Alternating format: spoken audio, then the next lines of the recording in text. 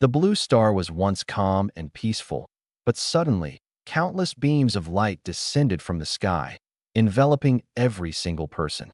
The world was thrown into chaos in an instant. The next moment, a cold, mechanical voice drilled directly into my mind. Even I, who just got my hands on a big demolition payout, could hear it loud and clear. Announcement: the battlefield of all races is about to begin. Announcement: all humans and beasts will enter the battlefield. Announcement: this is a land of slaughter, but also immense opportunity.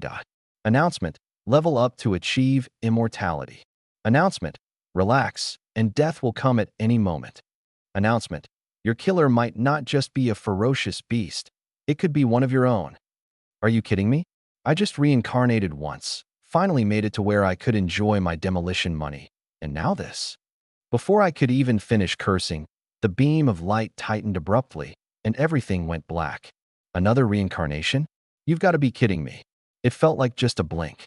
When I opened my eyes again, the glaring sunlight forced me to take a moment to adjust. Suppressing my frustration, I looked around. Trees surrounded me on all sides, their dense canopy creating shifting shadows, like something lurking and watching me. Beneath me, a translucent circle of light confined me. System announcements began flashing one after another. Announcement: welcome to the battlefield of all races. Region code: 800-8820. Announcement: initial population of the region: 10,000. Announcement: you are under novice protection. The moment you complete your class change, the protection vanishes in 10 minutes. Announcement: step outside the protection circle, and it disappears immediately. Announcement: personal data is viewable. An overwhelming flood of information crammed into my brain.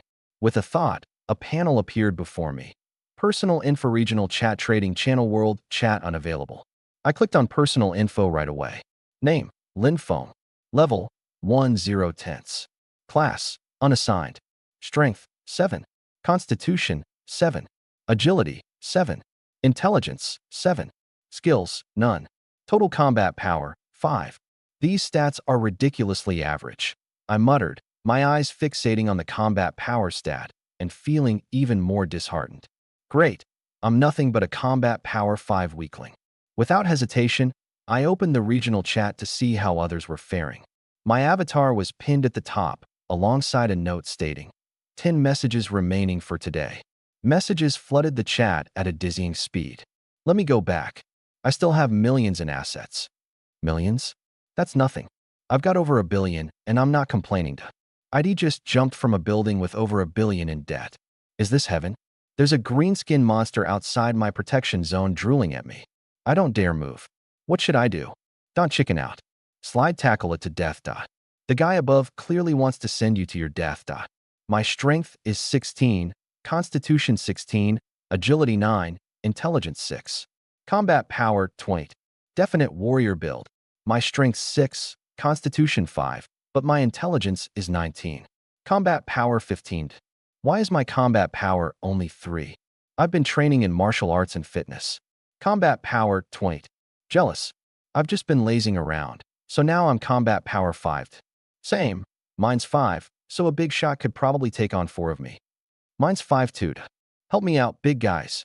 I stayed silent, but as I continued reading, my heart grew heavier. Clearly, attributes were linked to one's physical condition before all of this started. The difference in combat power could mean life or death. What was even more troubling, the announcement had specifically warned us, the deadliest threat may be your fellow humans. I casually opened the trading channel, but it was completely empty.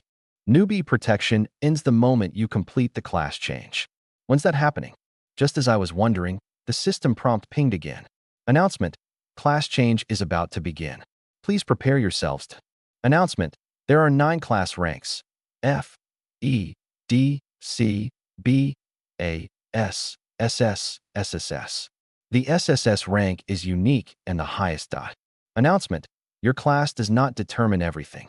If you want to survive, leave no stone unturned. Announcement: classes are related to your 4 attributes, but are not absolute. Class change countdown begins now. Announcement: 100, 99, 98.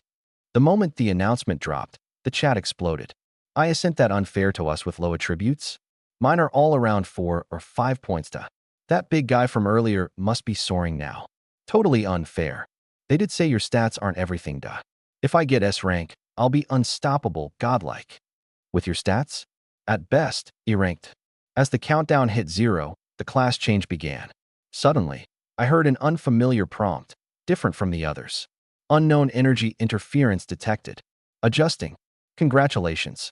You have achieved the unique SSS rank class, Shadow Monarch. Congratulations.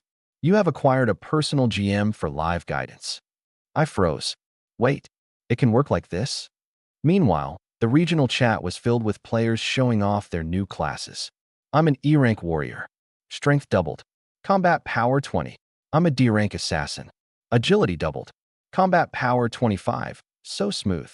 D-rank mage here. I can finally throw fireballs. I got F-rank life specialist. My hands are now more nimble. What's the point of that? Where's that big guy from earlier? Show us your class. I'm a C-rank berserker brawler. Strength and constitution doubled. Combat power over 60. 60? That's not even high. Third-person storytelling, translation with an American flair. At 3 p.m., I was considering jumping off a building. But then a thought struck me. Wouldn't it be better to give this crazy system a shot? I mean, I wasn't some random nobody anymore. The stats on my screen proved it. I glanced at the global chat. Anyone above C class, speak up, one user typed. While most were panicking, I skimmed over the other profiles. Nothing higher than C class showed up. I looked at my own stats and nearly dropped my device. SSS class, Knight Sovereign. The ability to summon shadow minions from corpses or decompose them into shadow energy. Minions retain their abilities from life. They can die, but cooldown resets allow for resummoning. You gain attributes and skills from your summoned minions. Shadow energy may enhance summoned creatures. Currently, you can only summon one minion. Unlock an additional slot every 5 levels. My heartbeat quickened. The highest announced tier so far is S, but I'm freaking SSS. And if I gather more minions, I could snowball my stats to an insane level. But the initial adrenaline subsided as reality hit me. I had 5 measly combat points. That wouldn't keep me alive, not even to take my first step forward. The problem is, where the hell do I find a corpse for my first summon? As if the system had been waiting for me to ask, a series of announcements echoed around me.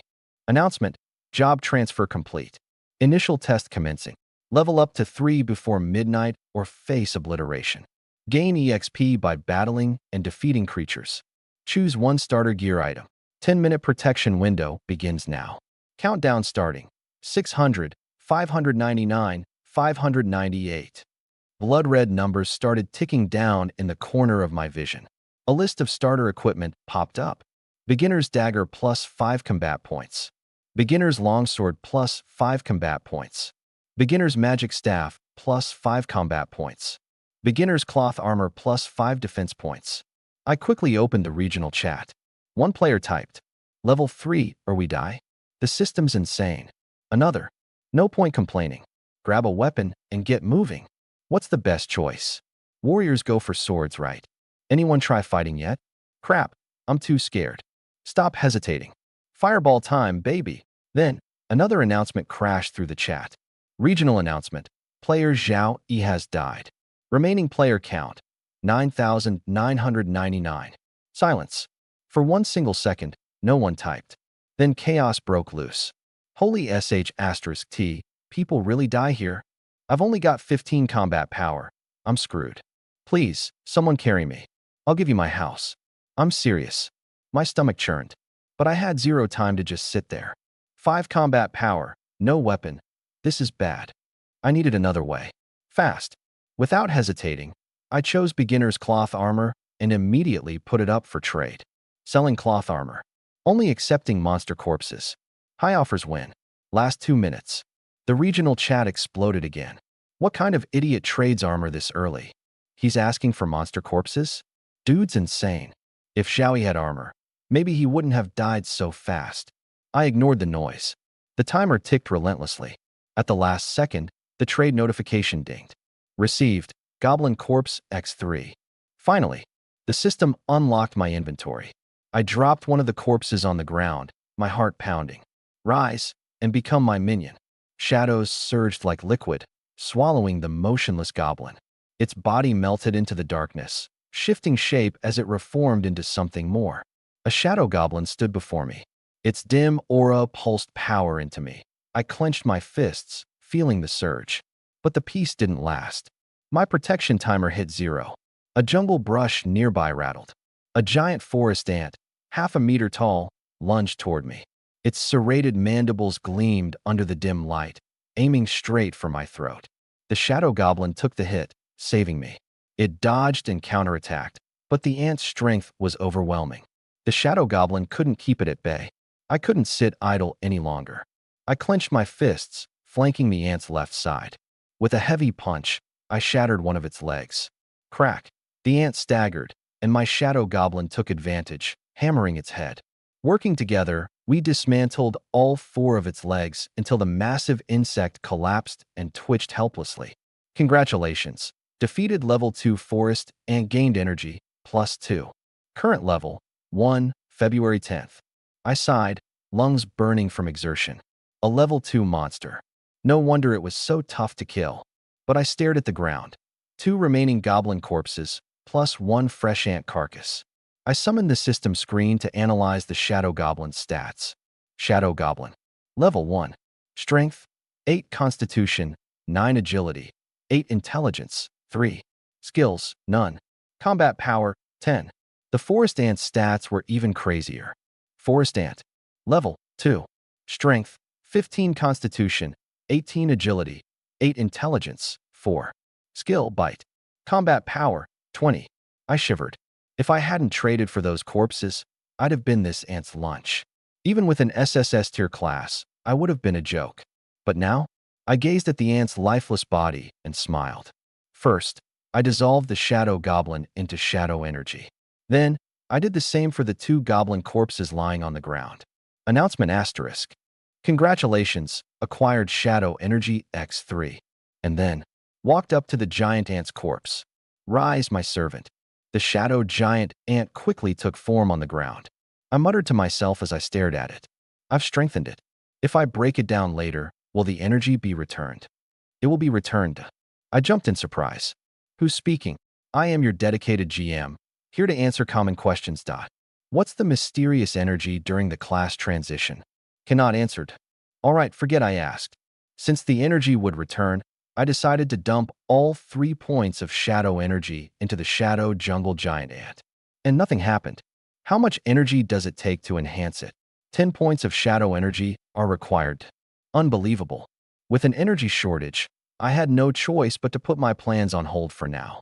I turned on the regional chat feature, with a system announcement popping up first. Regional announcement. Chien XX has died. Current number of players in the region, 9998. Regional announcement. Sun XX has died. Current number of players in the region, 9997. Regional announcement. Li XX has died. Current number of players in the region, 9489. The chat was in chaos, filled with panic and desperation. Some were too scared to move. Others claimed they'd rather fight than die. There were even people boasting about trading 3 goblin corpses for a piece of cloth armor. In just a few minutes, over 500 people had died, and the number kept dropping. But amid the noise, I caught on to one key piece of information. Goblins were social creatures. I glanced at my stats panel. With the bonus from the shadow jungle giant ant, my strength was 22, constitution 25, agility 15, and intelligence 11. Adding the shadow giant ant to the equation, my combat power shot up to 80. No more wasting time. I stepped outside with the shadow giant ant following closely behind. Before long, the shadow giant ant suddenly stopped, positioning itself in front of me with its antennae twitching rapidly. I understood what it meant. 3 ahead. You can sense them? All right. You go and draw aggro. I'll flank them and take one out instantly. The shadow jungle giant ant dashed toward the enemies. 3 goblins, who had been casually picking fruit, immediately dropped what they were doing and surrounded the ant. They didn't retreat or avoid confrontation, nor did they coordinate their attacks. They just stood there, like 3 wooden blocks. The shadow giant ant seized the opportunity and sank its jaws into one of the goblin's thighs, refusing to let go. That goblin could only scream and slap at the ant's head, which happened to be its hardest and most armored feature. I circled to the side and delivered a punch to the back of another goblin's neck. A strength stat of 22 was enough to send it sprawling to the ground. Congratulations on killing a level 1 goblin. You've gained 1 energy point. Current level 1, March 10th. Only 1 goblin remained. Seeing its comrade fall, it turned and swung its fist at me. I intentionally took the hit. With 9 strength going up against my 25 constitution, all it left me with was a dull ache. I didn't give it a chance to land a second hit. Using my higher agility, I struck first repeatedly, aiming for vital spots with every attack. The second goblin soon hit the ground. The one trapped in the shadow giant ant's jaws fared even worse. Its wounds were torn open again and again, bleeding profusely until it finally died on the spot. Congratulations on killing a level 1 goblin. You've gained 1 energy point. Current level 1, April 10th. Congratulations on killing a level 1 goblin. You've gained 1 energy point. Current level 1, May 10th. I immediately broke down their corpses into shadow energy. Gained shadow energy x3. The battle only took a few minutes, but one thing became even clearer to me. Fighting without proper equipment was a major disadvantage. Earlier, a C-rank powerhouse took down 3 goblins in 2 minutes flat. My combat power was 20 points higher, and yet I just barely matched their speed. It didn't help that I had traded away my beginner equipment. Frowning, I asked, "Are there other ways to get equipment?"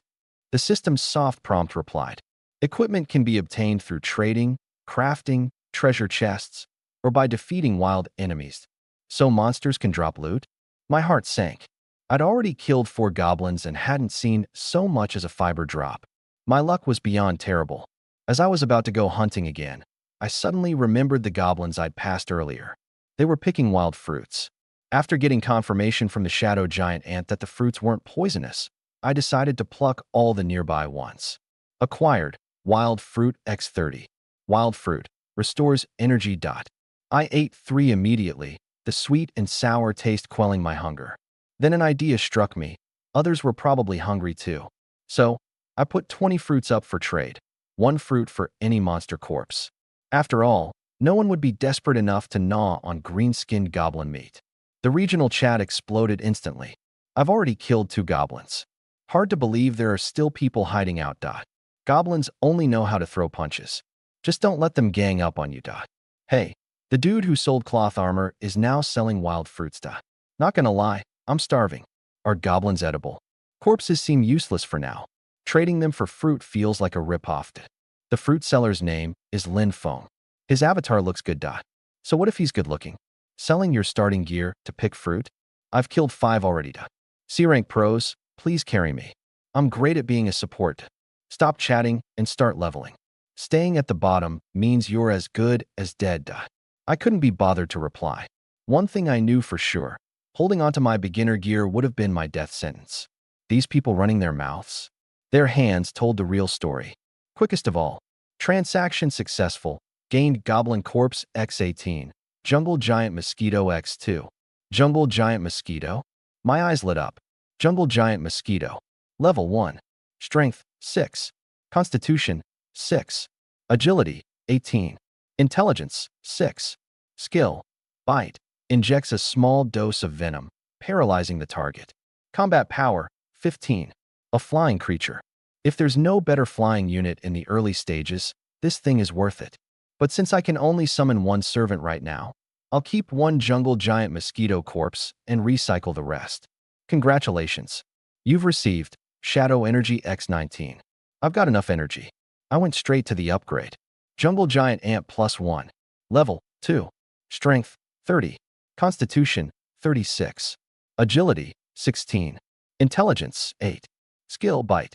Combat power, 60. The second upgrade requires 100 shadow energy.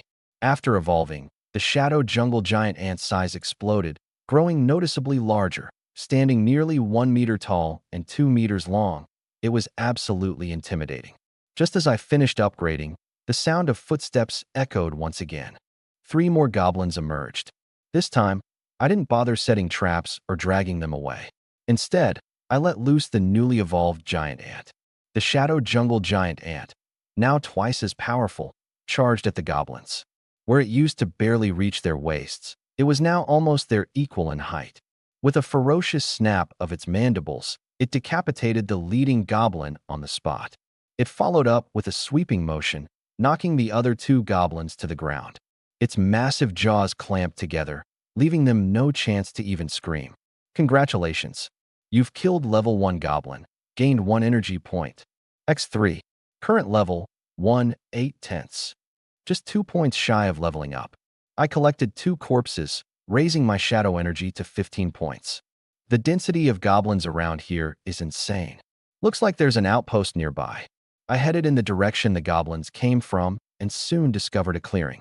Hiding in the distant underbrush, I observed my surroundings. The clearing was surrounded by a low stone wall, enclosing a cluster of short, shabby thatched huts. A few goblins shuffled out of the main entrance, chattering away in their gibberish language. These ordinary goblins were no longer much of a threat to me, but I didn't act rashly because there were strangers among them. Several bulkier goblins, carrying clubs and spears, were standing guard at the center of the outpost. The hut at the very center was clearly different, likely the chief's residence. Just then, an announcement rang out. Regional announcement. Since 10 players have now reached level 2, the regional ranking has been activated. Regional announcement. Rankings can be viewed in the regional chat channel. The chat channel instantly exploded. How are players already level 2? I've only killed 3 goblins. Where do we check rankings? I want to see where I stand. Is C-ranked Zhangde in the top spots? And is Lin Feng, the one selling cloth armor, still alive? The rankings were quickly shared. Ranking in Region 800820. First, Li Tsong, level 2. Second, Wu Shuang, level 2. Third, Zhao Shuai, level 2. Fourth, Zhou Zheng, level 2. Fifth, Sun Shan, level 2. Sixth, Wang Peng, level 2. Seventh, Zhang De, level 2. Eighth, Su Shan, level 2. Ninth, Jiang Lu, level 2. 10th, Shingung, level 2. 3008th, Lin Feng, level 1. Zhang De is only 7th? Are there stronger classes above C rank? Zhao Shuai's C-ranked spellcaster class explains how he's leveling so fast. 2 women made it into the top 10. Not too shabby. Lin Feng is sitting at 3008th place. That means he's ahead of half the players. But he's just chilling while experimenting on how to cook up a goblin. I glanced at the rankings and felt indifferent. Only ranked 3008. Hard to tell if there are higher classes than C rank yet. Before the discussions could wrap up, another barrage of announcements came down. Regional announcement. 100 players have now reached level 2, triggering the beginner reward mechanism. Regional announcement. The first player to reach level 3 will receive a C-grade treasure chest. Regional announcement. The second player to reach level 3 will receive a D-grade treasure chest. Regional announcement. The third player to reach level 3 will receive an E-grade treasure chest. Regional announcement. At the conclusion of day 1 tomorrow morning, the top 3 ranked players will receive additional rewards. Regional announcement. Rank 1 at day 1's and will receive a B-grade treasure chest. Regional announcement. Rank 2 will receive a C-grade treasure chest. Regional announcement. Rank 3 will receive a D-grade treasure chest. The chat channel went wild again. How are there already 100 level 2 players? Treasure chests for the first 3 to level 3? What can we get from them? Forget it. I'm grinding for levels right now.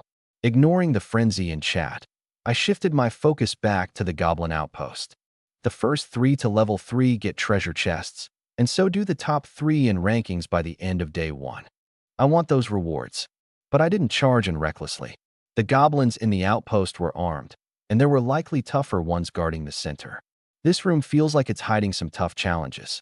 I first circled the perimeter wall, checking for exits and any patrol paths. The whole goblin tribe had about 8 thatched huts and roughly 20 goblins, give or take. My gaze locked onto the experience bar, just 2 points shy of leveling up.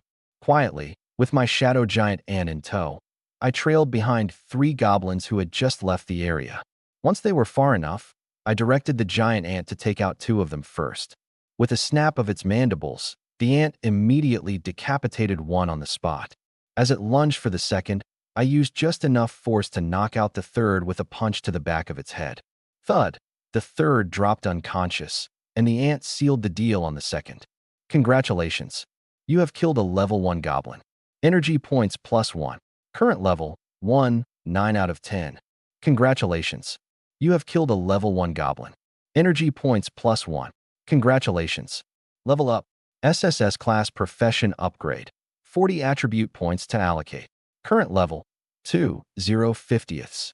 I dragged back the goblin corpses and looted them. Congratulations. You obtained Shadow Energy X2. Finally, I leveled up to level 2. With 40 attribute points at my disposal, I was well beyond the standards of ordinary professions. I evenly distributed the points, adding +10 to strength, constitution, agility, and intelligence. Name, Linfoam. Level, 2, 0 50ths. Profession, SSS class Shadow Sovereign. Follower, Shadow Forest Giant and X1. Strength, 17. Constitution, 17. Agility, 17. Intelligence, 17. Skills, none. Overall combat power, 200. With my boosted stats surpassing the goblins by a mile, I started setting up my strategy. I ordered the Shadow Giant Ant to drag the unconscious goblin back toward the tribe and, on the spot, broke its legs. It woke up in excruciating pain, wailing loudly. The noise was so close to the camp that 6 goblins rushed out to investigate. I hid with the giant ant by my side, blocking their retreat once they approached. The slaughter ended in an instant. Congratulations.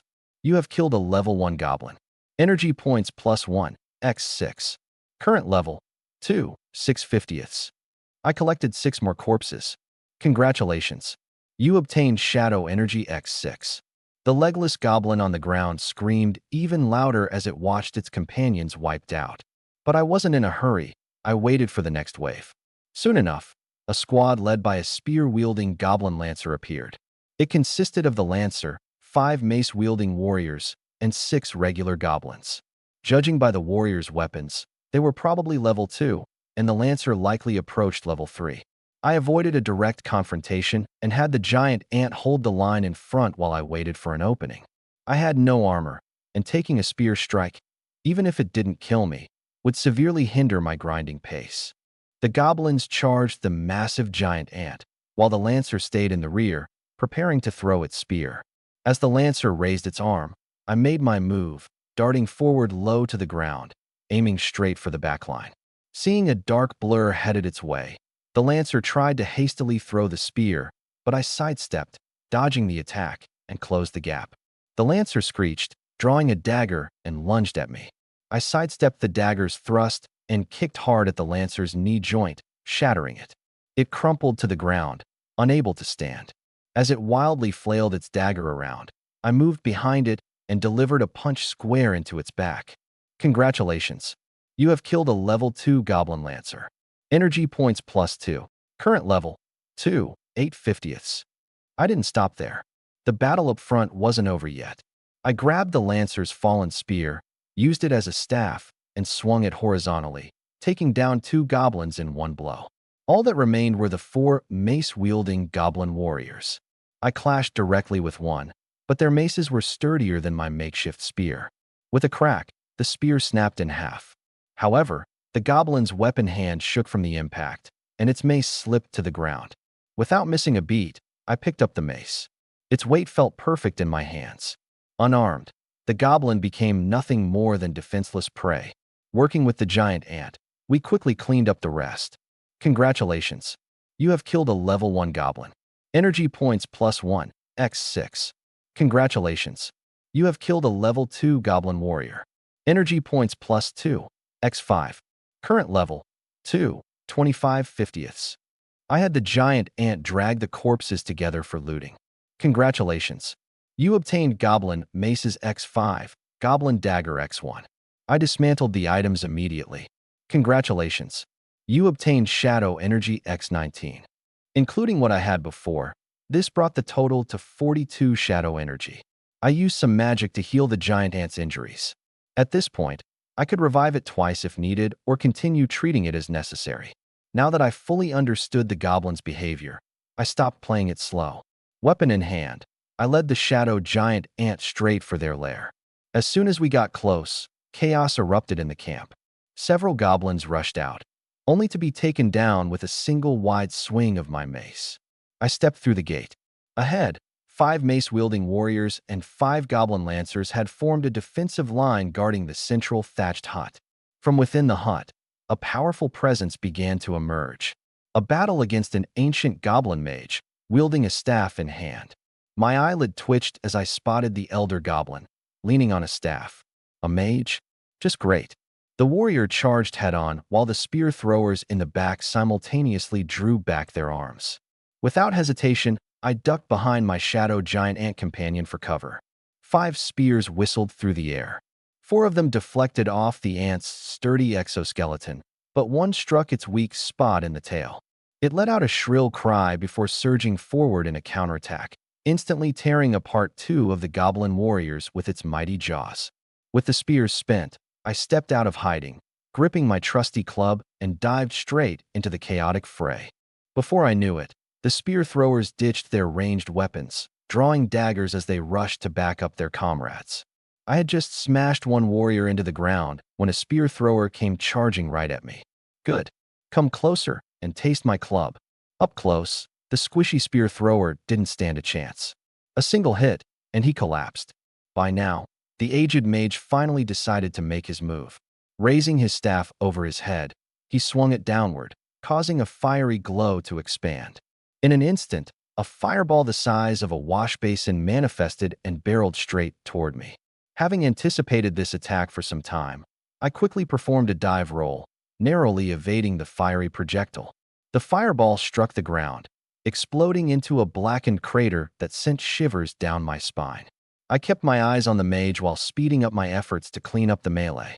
My final swing brought another goblin warrior down, just as another fireball came hurtling toward me. A second roll barely saved my skin, leaving me winded on the ground. This time, it wasn't just one fireball, it was a rapid double cast. The second shot left me no time to dodge, and I had to raise my left arm to block as my club remained mid-swing. Damn, that hurts. I gritted my teeth as pain flared, charging forward despite my injury. With one decisive swing, I smashed the last of the spear throwers to the ground before glancing at my hand. My left hand was covered in painful blisters, but luckily, no bones were broken. With my constitution, it wouldn't take long to recover. Finally, it was just me and the aged goblin mage now. I fixed my frosty gaze on him. Ignoring the next fireball entirely, I charged head-on and closed the gap, standing face to face with him. Die! My club came down hard. The mage tried to block with his staff, but the strike shattered it into pieces, snapping his right arm in the process. Without hesitation, I swung again, the second blow silencing his resistance completely.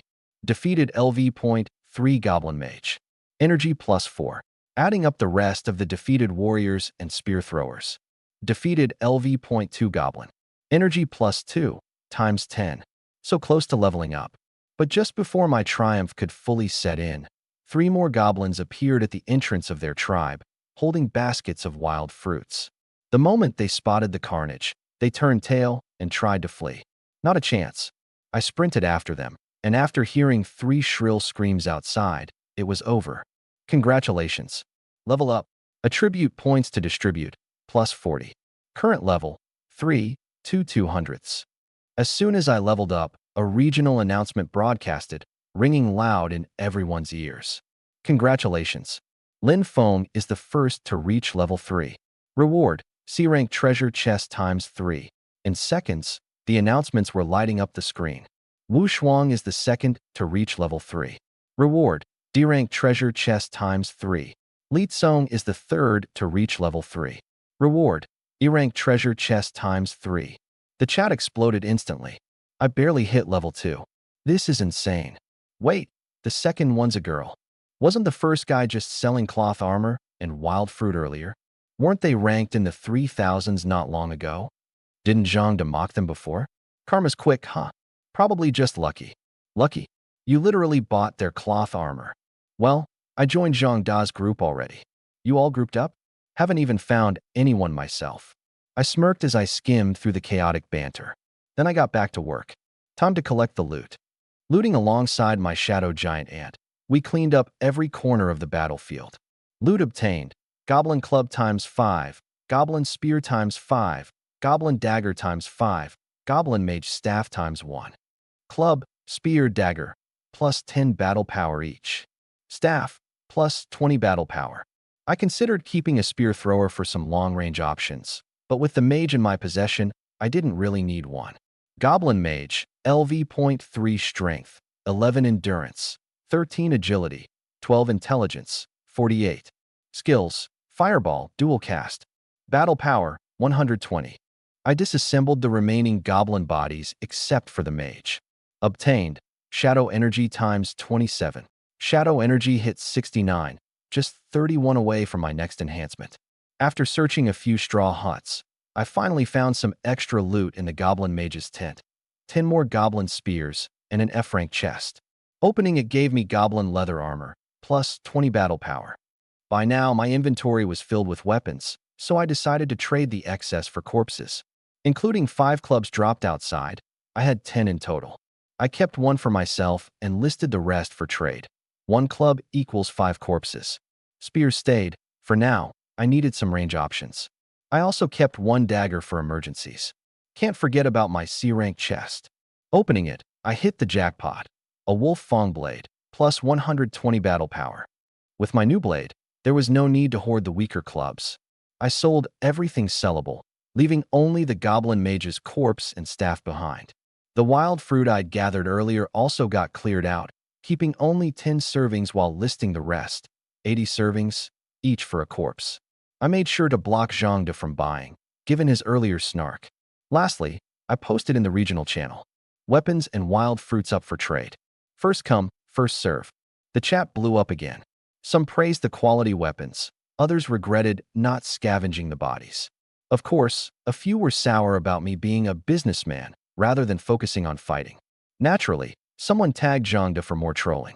Being jealous won't get you anywhere. On the other side, Zhang De was so mad he threw his beginner long sword to the ground. Lin Feng, just you wait. You actually dared to block me from buying stuff. He sent his lackeys to the trading channel to buy some weapons, but they came back saying everything was sold out. Zhang De then asked for wild fruit, only to hear the same response: sold out. He started cussing on the spot and had no choice but to have someone pick up the longsword he just threw away. Meanwhile, I sold out my weapons and wild fruits completely, trading them all for a bunch of level 1 corpses. I broke down all the corpses, accumulating 224 shadow energy points. I debated whether to use the points to summon a goblin mage, but decided to stick with my shadow giant ant. The ant was built for both tanking and dealing damage, and it could even dig out hiding spots for me at night. A mage, on the other hand, would collapse the moment enemies got up close. Definitely not what I wanted up front. I spent 100 shadow energy points to upgrade my shadow jungle giant ant. The ant suddenly grew to 1.5 meters tall and over 3 meters long, its legs now covered in barbs oozing sheer intimidation. I checked its stats. Level 2, combat power of 500. Feeling great, I distributed its attribute points evenly, then equipped it with a wolf tooth blade and goblin leather armor, further boosting its combat power. Name: Lin Feng. Level: 3, 2/200ths. Class: SSS Grade Shadow Monarch. Subordinates: Shadow Jungle Giant Ant +2. Strength: 27 plus 60. Constitution: 27 plus 72. Agility: 27 plus 32. Intelligence: 27 plus 16. Skills: none.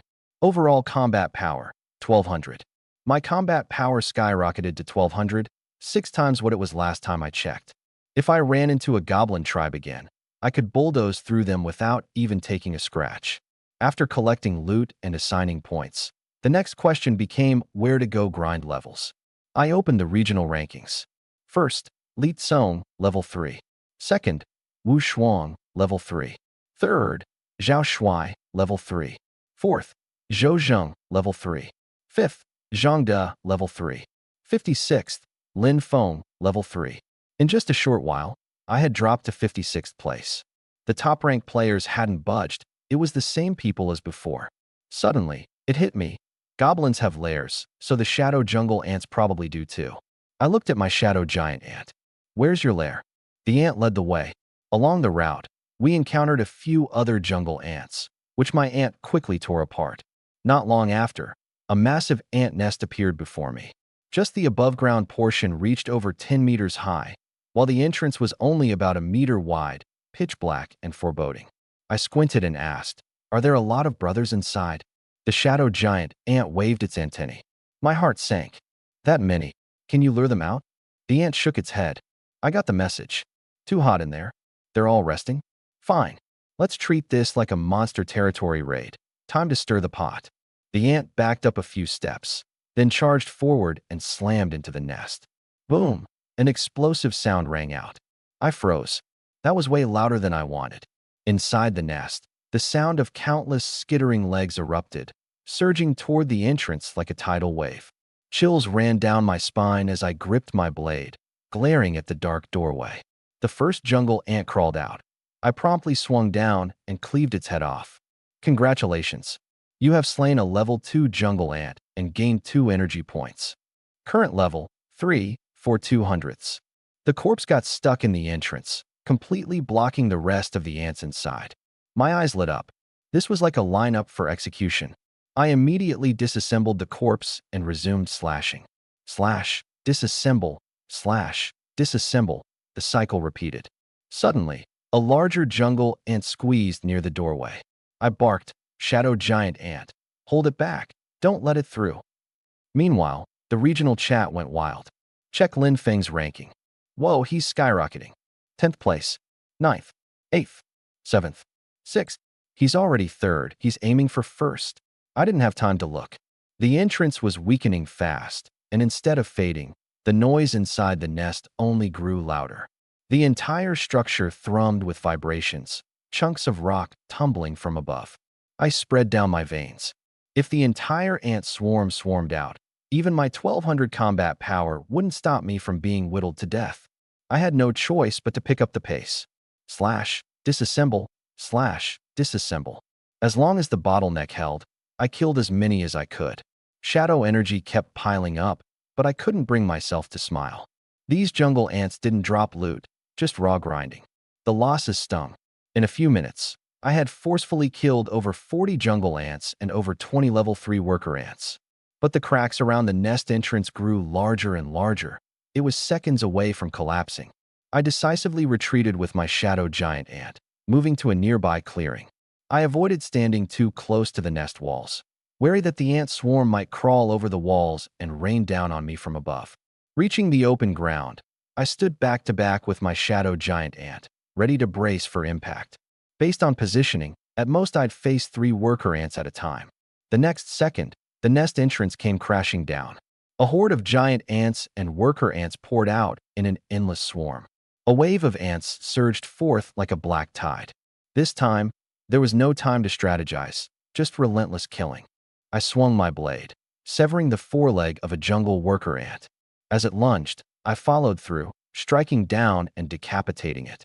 Dropping into a crouch to dodge another's pincers, I countered with a backhanded upward strike, splitting it in half. If it weren't for the spiked wolf fang blade I drew, I'd have become ant fodder long ago if armed with just a club.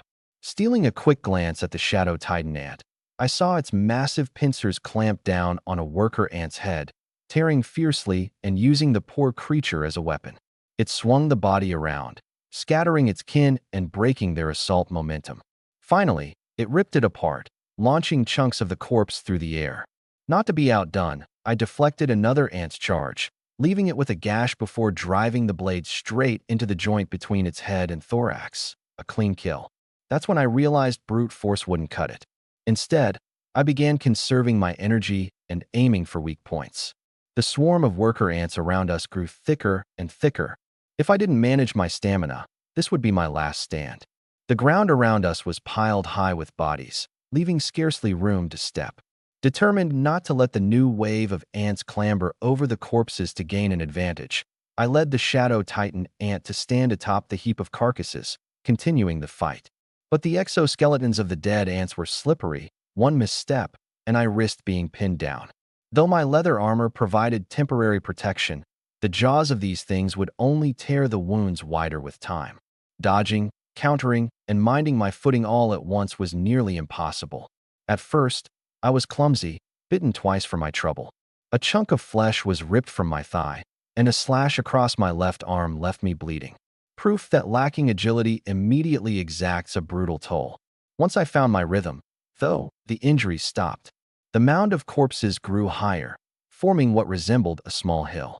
At the peak, the Shadow Titan ant and I continued to massacre the horde.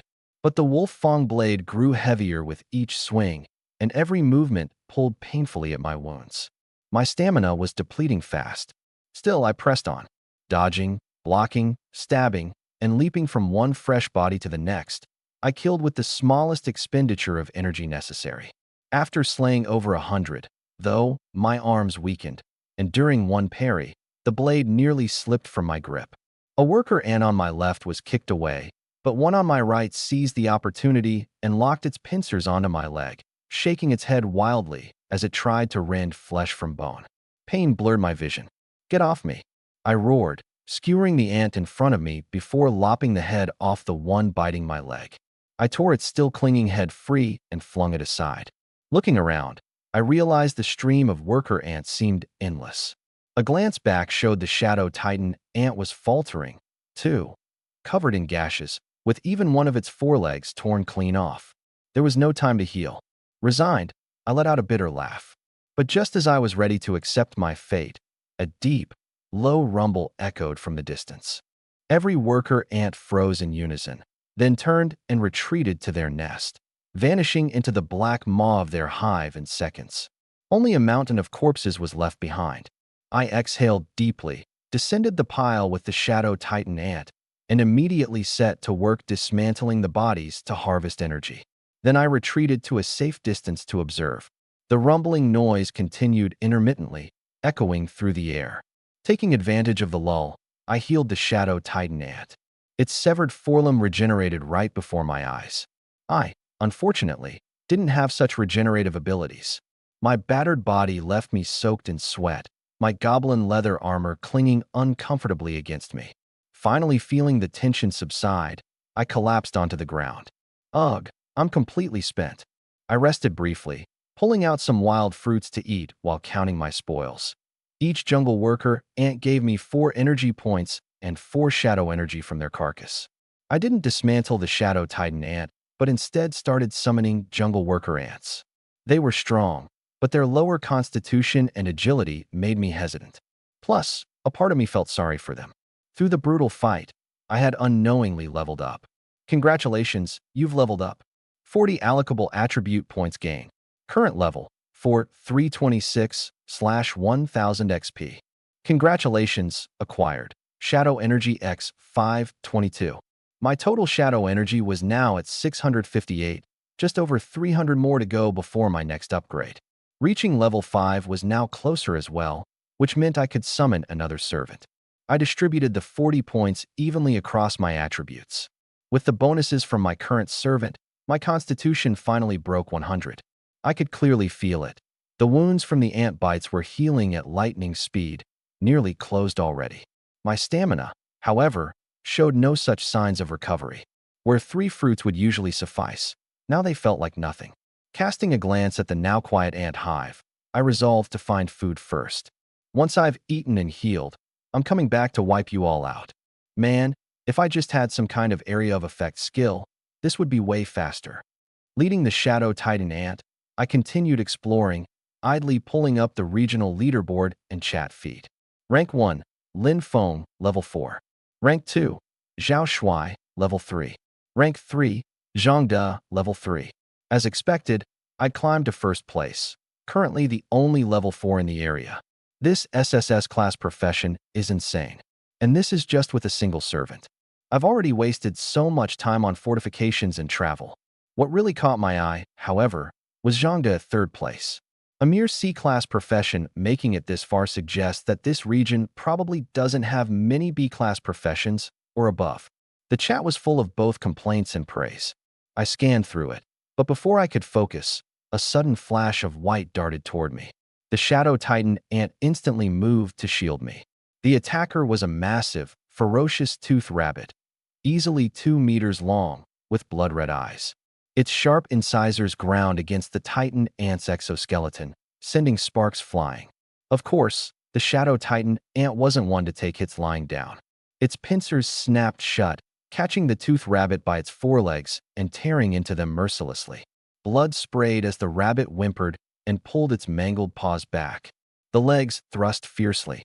The sheer strength of its hind legs launched the shadow ant into the air, slamming it to the ground with 2 of its abdominal legs on one side snapped. I rushed forward to help, but the shadow ant shook its head, signaling me to stay back. Clearly furious now, the shadow ant readied itself, so I decided to stand aside and observe. It almost seemed like my summoned companion had become smarter after being called forth. The razor-fang rabbit charged again, while the shadow ant, dragging its injured leg, barely managed to sidestep, narrowly avoiding the attack. A second charge followed, this time even more aggressive, skimming so close to the shadow ant that it was almost hit. The razor-fang rabbit's blood-red eyes glimmered mockingly, as if ridiculing its opponent's distress. On the third charge, the razor-fang rabbit coiled up all its strength, confident in its victory. But this time, the shadow ant moved with surprising agility, sidestepping smoothly. Behind it stood a towering old tree, at least 10 meters tall. Wham! The razor-fang rabbit's skull smashed hard into the tree trunk, one of its front incisors cracking clean off as it stumbled around, dazed. The shadow ant seized the opportunity, climbing on its back, firmly pinning it down with its barbed legs, and ferociously tearing into it. The razor-fang rabbit, stunned and immobilized, didn't even have time to struggle. Congratulations! You've defeated a level 4 razor-fang rabbit and gained 8 energy points. Current level, 344/1000. It left me dumbfounded. Feign weakness to provoke overconfidence. Use the environment for a counterstrike, then maintain control for a clean kill. It all played out so precisely, as if choreographed. I approached to heal the shadow ant with magic, then inspected the razor-fang rabbit's corpse. Razor-fang rabbit. Level 4. Strength, 52. Constitution, 42. Agility, 78. Intelligence, 20. Skills asterisk. Charge asterisk launch a powerful hind leg-driven strike. Bite asterisk tear into opponents with sharp incisors. Rear kick asterisk strike opponents with a powerful hind leg kick. Combat power, 550. Despite its higher combat stats, the razor-fang rabbit was swiftly taken down. Numbers clearly don't guarantee survival. Just as I prepared to dismantle the corpse, I paused, realizing this was meat. Instinctively, I set about making a fire. With nearly 100 strength points, rubbing sticks together to start a flame was effortless. After skinning the rabbit, removing its head, and gutting it, I carefully set aside the edible parts. Slicing the meat into portions, I skewered it and placed it over the fire. The tantalizing sound of sizzling fat soon filled the air. The rabbit leg turned a golden brown. Picking up the largest leg, I hesitated, planning to toss it to the shadow ant, before realizing it no longer needed sustenance. It hadn't been alive for a while. That takes away some of the fun, I muttered. I saved enough for myself to eat and set the rest up for trade. Splitting the rabbit meat into 50 portions, I listed each piece in exchange for 1 level 2 corpse. Lin Feng has listed rabbit meat again, this time from a level 4 razor-fang rabbit. While we're sweating to survive and pass the trials, he's out here grilling meat. 1 piece of meat for a level 2 corpse? Why not just rob us? What would you even do with the corpse? Make it your pillow? Stop arguing. Every second counts out here. It's getting dark. The night will only get more dangerous. Damn, the trade is already over? Leave some for me next time. Smells amazing, though. Somewhere else in the zone, Zhang De held a roasted giant ant leg in his hand, fuming as he smashed it into the ground. I told you to monitor the chat. Where's the rabbit meat? Trembling, his underling stammered. They bought it too quickly. Then what are you waiting for? Go roast me another ant leg now. Zhang De roared. I looked up at the sky. The night was closing in. But as the Lord of Shadows, darkness didn't hinder me. With a few bites, I quickly finished off the rabbit leg, feeling my stamina and wounds recover. The 50 level 2 corpses from my trades were fully dismantled, yielding 100 more shadow energy. Time to return and settle the score with those worker ants. As for eating giant ant legs, that thought never even crossed my mind. Winding my way back to the ant's nest, I noticed the usual noise-making tactics of the shadow ant were ineffective this time. The nest's entrance was messy and partially caved in, but the passage itself was tall enough for me to enter directly. The darkness within posed no threat to me. If they wouldn't come out, I would go in to face them myself. I kept the shadow ant behind me, not wanting its body to block the exits if things went south. Blade in hand, I ventured forward. Turning a corner, I encountered the first jungle worker ant. It was a clean, single strike to finish it. I dismantled its body immediately. Without their numbers, the worker ants were merely fodder now. Deeper inside, the path branched out into multiple directions, a confusing labyrinth for anyone unfamiliar. Luckily, I had the shadow ant to guide me. As we moved, I cleared out scattered workers with ease, each one falling and being dismantled in quick succession, keeping the paths unobstructed. Before long, we reached a massive cavern about 20 meters in diameter. At its center coiled a monstrous creature, 4 meters wide, 6 meters long, a colossal throbbing worm. The Ant Queen. Surrounding her stood a new type of ant, jungle soldiers. With oversized heads and menacing jaws resembling guillotine blades, they looked far more formidable than the workers. I counted 16 bodyguards in total. Eyeing their sheer size and their intimidating jaws, I felt a wave of caution wash over me. Charging in recklessly could spell disaster. Having moved too fast while clearing the workers earlier, it seemed I hadn't yet alerted these elites. Deciding not to risk it, I quietly retreated with the shadow ant and took another passage to hunt more workers. At the moment, I had 758 points of shadow energy, 242 short of the amount needed for my next upgrade. Another 61 level 3 worker ants should do the trick. Thus began a calculated hunt, targeting scattered worker ants for their energy. But I hadn't noticed the chatter in the area's communication panel. Area announcement. Over half of the contestants have reached level 3. The dungeon spider, asterisk asterisk. The hive tragedy begins. Daily dungeon rewards based on completion time. First place, B rank chest. Second place, C rank chest. Third place, D rank chest for time completion. You can only enter the daily dungeon once. Choose wisely. The dungeon is out. Who wants to test it and share a review? Half the players are already at level 3. I'm so behind. It's already dark outside, can't see a thing. Might as well grind mobs in the dungeon. It's too dark, I'm scared. Any big shots willing to carry me? How does Lin Phone clear so fast? Dude levels up like he's hacking. And you can't party up for this dungeon? Why can't I tag along with my carry? Honestly, I wasn't paying attention to the chat. I was too busy farming shadow energy from ant swarms. The more ants I killed, the fewer there were, which ironically made it take even longer. When my shadow energy bar filled up, I immediately went to enhance my summon. Rise, my servant. Black mist surged, and my shadow forest giant ant leveled up to +3. Its stats skyrocketed, its battle power surged to 900, and its body expanded to over 2 meters high and 4 meters long.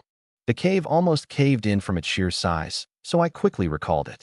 The giant ant turned into a shadow and merged into my own. The feedback hit me instantly. I leveled up to 4, and my combat power shot to 2000. Clenching my fists, my gaze turned icy cold. Asterisk Queen Ant. Your time has come. Asterisk. Returning to the Queen Ant's lair, I summoned the shadow giant ant without hesitation. The queen was sluggish, but I needed to deal with her 16 guard ants first. As soon as we approached, the guards swarmed us, ready to fight. The shadow giant ant clashed head-on with them, but was shockingly overpowered. I stepped in immediately, my wolf fang dagger slicing through legs and torsos. One swipe to disable, another to finish. The giant ant flung a guard's head away, but more rushed in. In the distance, the queen ant began frantically vibrating, letting out warning buzzes. From every direction, worker ants began pouring into the room. Not too many, thankfully. I exhaled in relief. Good thing I'd wiped out most of the worker ants before, or I'd be buried alive right now. While fighting, I started noticing the guards' weaknesses. Their heads were unbelievably hard, but their bodies and legs were fragile, and their turning speed was awful. With my high agility, Handling 16 guard ants wasn't impossible. Fixing my gaze on the queen, I pulled out my stash of goblin spears. Dodging left and right, I flung one spear after another, each landing clean hits. 15 spears drove into her body like blurry shadows. Green goo seeped from her wounds as she vibrated even harder in pain. I didn't clash head-on with the guards, darting around them and slashing at legs and soft abdomens. One cut to the leg, two to the wound. Down they went, dead in moments. But I was cautious. Their heads were way too hard. Striking them would probably just wreck my wolf fang dagger. Without my shadow giant ant as a distraction, trying to outright decapitate them would have been nearly impossible. Taking down a guard, ant meant slicing through its legs first, then gutting its abdomen. I avoided prolonged fights, systematically dismantling the guards one by one. When the ants crowded me, I backed off, patiently dismantling wave after wave until all the guards sprawled on the ground, lifeless. By then, the lair reeked of metallic green blood and severed limbs. I could barely stomach it. At last, only the queen was left. Without her guards, the jungle queen was nothing more than a panicked, hulking target. Her exoskeleton was weak, her movements unbearably slow, no match for my wolf fang dagger. Circling her, I delivered cut after cut, green ichor pouring like a waterfall. Suddenly, the queen ant coiled into herself, shrinking rapidly before diving straight into the ground. The hidden pit she dove into was about a meter wide. Within seconds, she was nearly out of sight.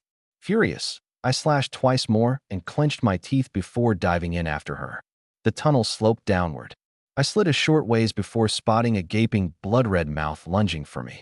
Scrambling to a stop, I barely avoided getting swallowed. Turns out, in these narrow tunnels, the worm-like queen ant was surprisingly agile, wriggling forward and backward with ease. Blocked in by the sheer slope, I had no choice but to fight. I hammered the dagger handle into the slope wall, carving out footholds for support. With a swift kick, I switched positions, hooking my feet into the foothold so I could hang upside down and face her head-on. The queen struck repeatedly, her jaws snapping wildly. I deflected as I stabbed furiously at her head. After several rounds, she gave up trying to bite me and turned to flee again. Sticking to her tail, I tracked her downward, eventually emerging in a smaller chamber. There were only 3 exits, and she was wriggling toward one of them. Before she could vanish, I sent my shadow giant ant barreling after her. Its jaws clamped down on her body, pinning her in place.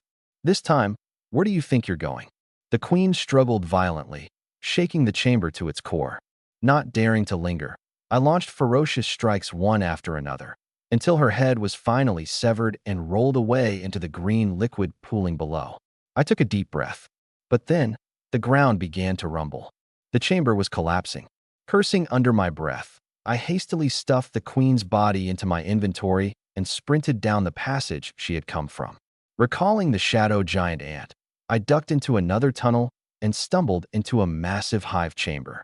Above me, countless eggs and larvae clung to the roof, their numbers staggering. That's not just eggs, that's levels and shadow energy waiting for me. I muttered, smirking. Collapsing from exhaustion, I let my shadow giant ant do the grinding. Might as well check the chat while I recover. Lin Feng's no big deal. I cleared the dungeon in 20 minutes, and he's still not out. Maybe he can't handle it. The boss is right. Lin Feng's just chickened out. No way he's doing the dungeon yet. Where's Lin Feng, the Great One? Is he napping? Seems like he's given up the crown. What's up with him? I think he's busy with something else. Something else more important than the dungeon? First place has a B-rank treasure chest as a reward. He's just too slow. Look, my boss cleared it in 20 minutes. Second place is in the bag for sure. Oh, what's this dungeon thing? I couldn't even be bothered to deal with Zhang Da and his lackeys. They're nothing but a couple of clowns in my book. I flipped through the zone announcements, noticing over 10 people had already cleared the dungeon. Others had gone in and were killed right away. Got it. I squinted my eyes. Shadow giant ant, pick up the pace. Time to get to work. A B-rank chest? That's mine. I stood up and walked over to clear out a batch of practically defenseless larvae with swift efficiency. Level up. You obtained 40 allocatable points. Current level, 5, 125/5000. I casually distributed the 40 points evenly, and then worked on cleaning up the pile of remains on the ground. After breaking it all down, I amassed a total of 557 points of shadow energy. Something caught my eye, a D-rank chest. I stashed it for now and planned to focus on getting my second minion sorted first.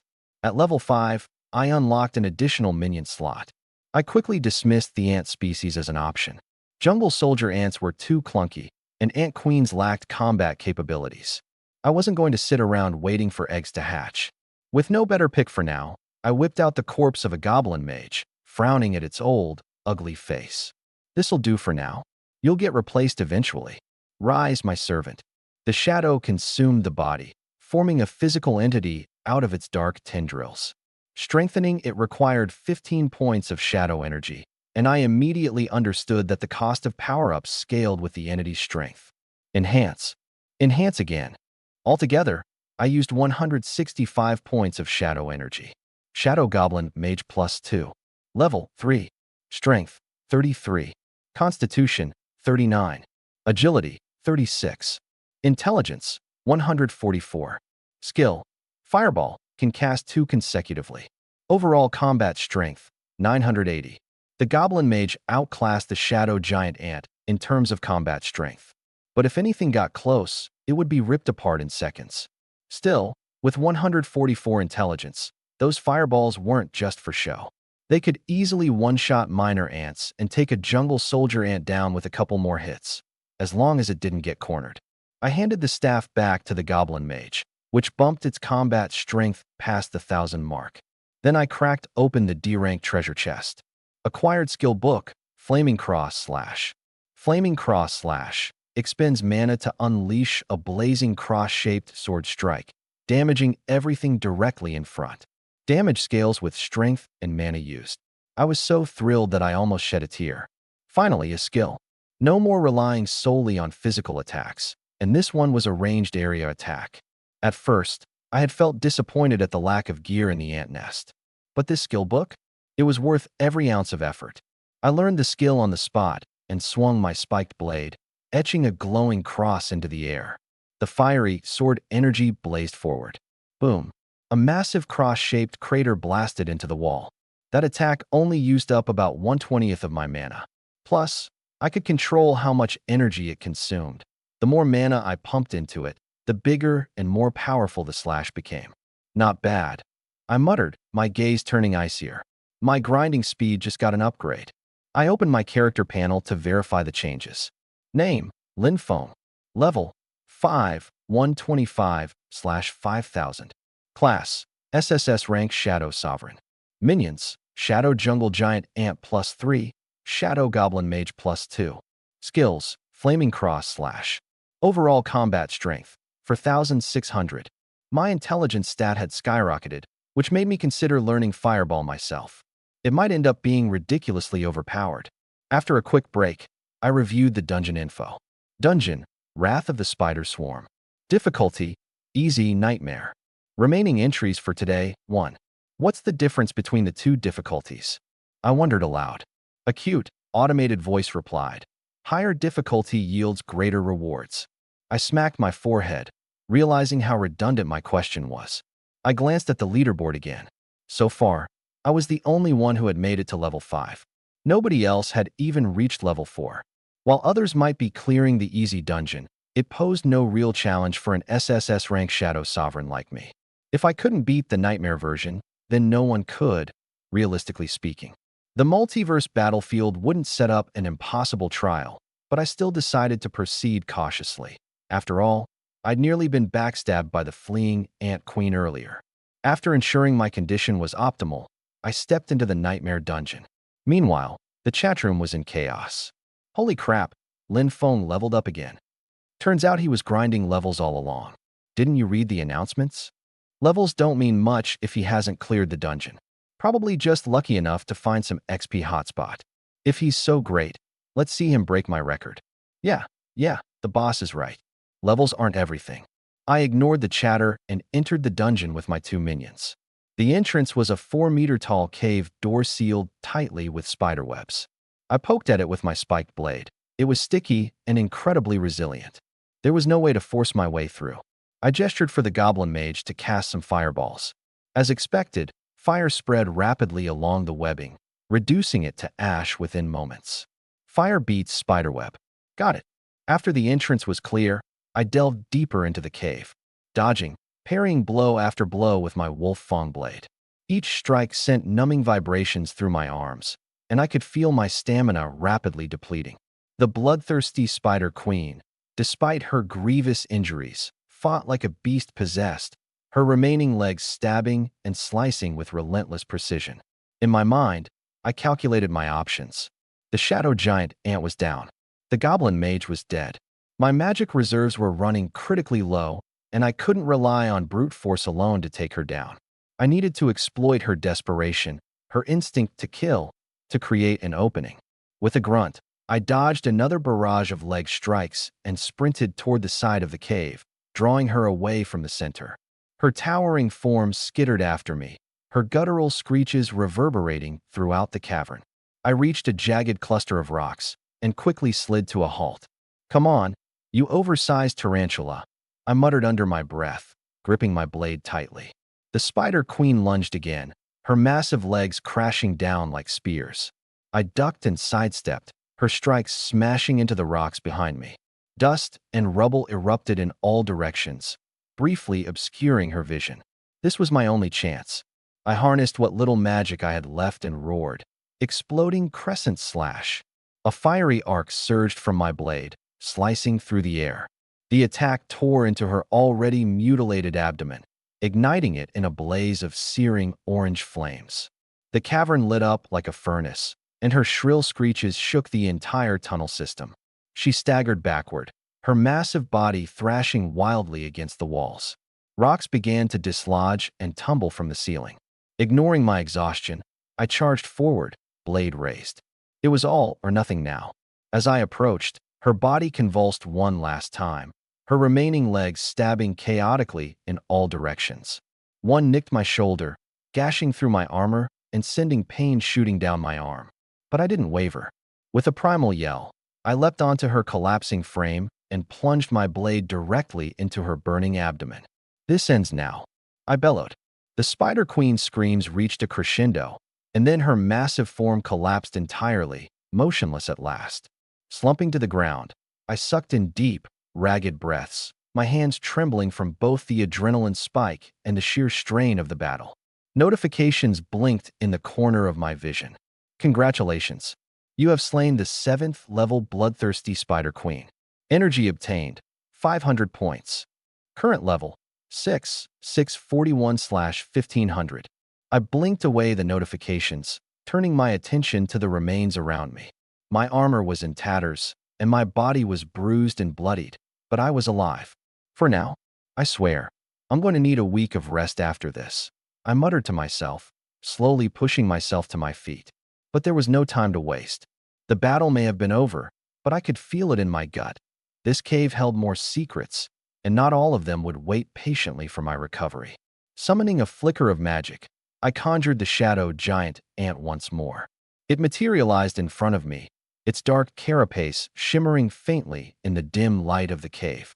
"We're not done yet," I said, gripping my blade tightly as I prepared to push forward. Blocked, counterattacked a few times, but all it did was chip away at the barbs, no real impact. "Crap, it's too fast." I backed away while trying to block, my arms going numb from the vibrations.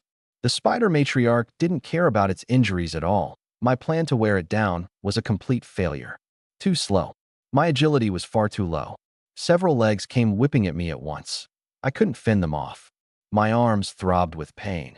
If this dragged on any longer, I wouldn't even be able to grip my spiked blade. Barely hanging on, I retreated further and eventually reached the narrow passage I had entered the cave through earlier. Flaming cross strike. I unleashed another fiery cross slash. The spider matriarch had evidently learned my tactic by now. It simply retracted its legs, tanking the explosion of flames without much damage. Without lingering, I spun around and dashed back into the narrow passage. The spider matriarch instantly gave chase, but its body was too large.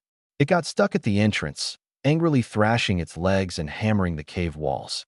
Shards of rock crumbled down like clay under its relentless attacks, The passage visibly wouldn't last much longer. I remained calm, though. Reaching back, I retrieved the jungle giant mosquito corpse I'd saved earlier. I quickly dismantled the shadow goblin mage, gathering a total of 1,117 points of shadow energy. The spider matriarch pressed closer. I muttered under my breath, "Rise, my servant." Before me, a shadow jungle giant mosquito, the size of a wash basin, materialized. I used 3 consecutive enhancements, dumping all 1,117 points of energy into it. The mosquito instantly got a +3 boost to its agility, which also raised mine to 203. I'd actually been decently fast before, but with the matriarch attacking from 4 sides at once, I'd been overwhelmed. Now things were different. I fixed my eyes on the spider matriarch stuck in the passage and spoke coldly. "Your end is here." Flaming cross strike. Pouring the last of my mana into it, I unleashed the fiery slash, striking hard at the matriarch's leg. The beast roared in pain, retreating slightly, and, finally, a leg was severed.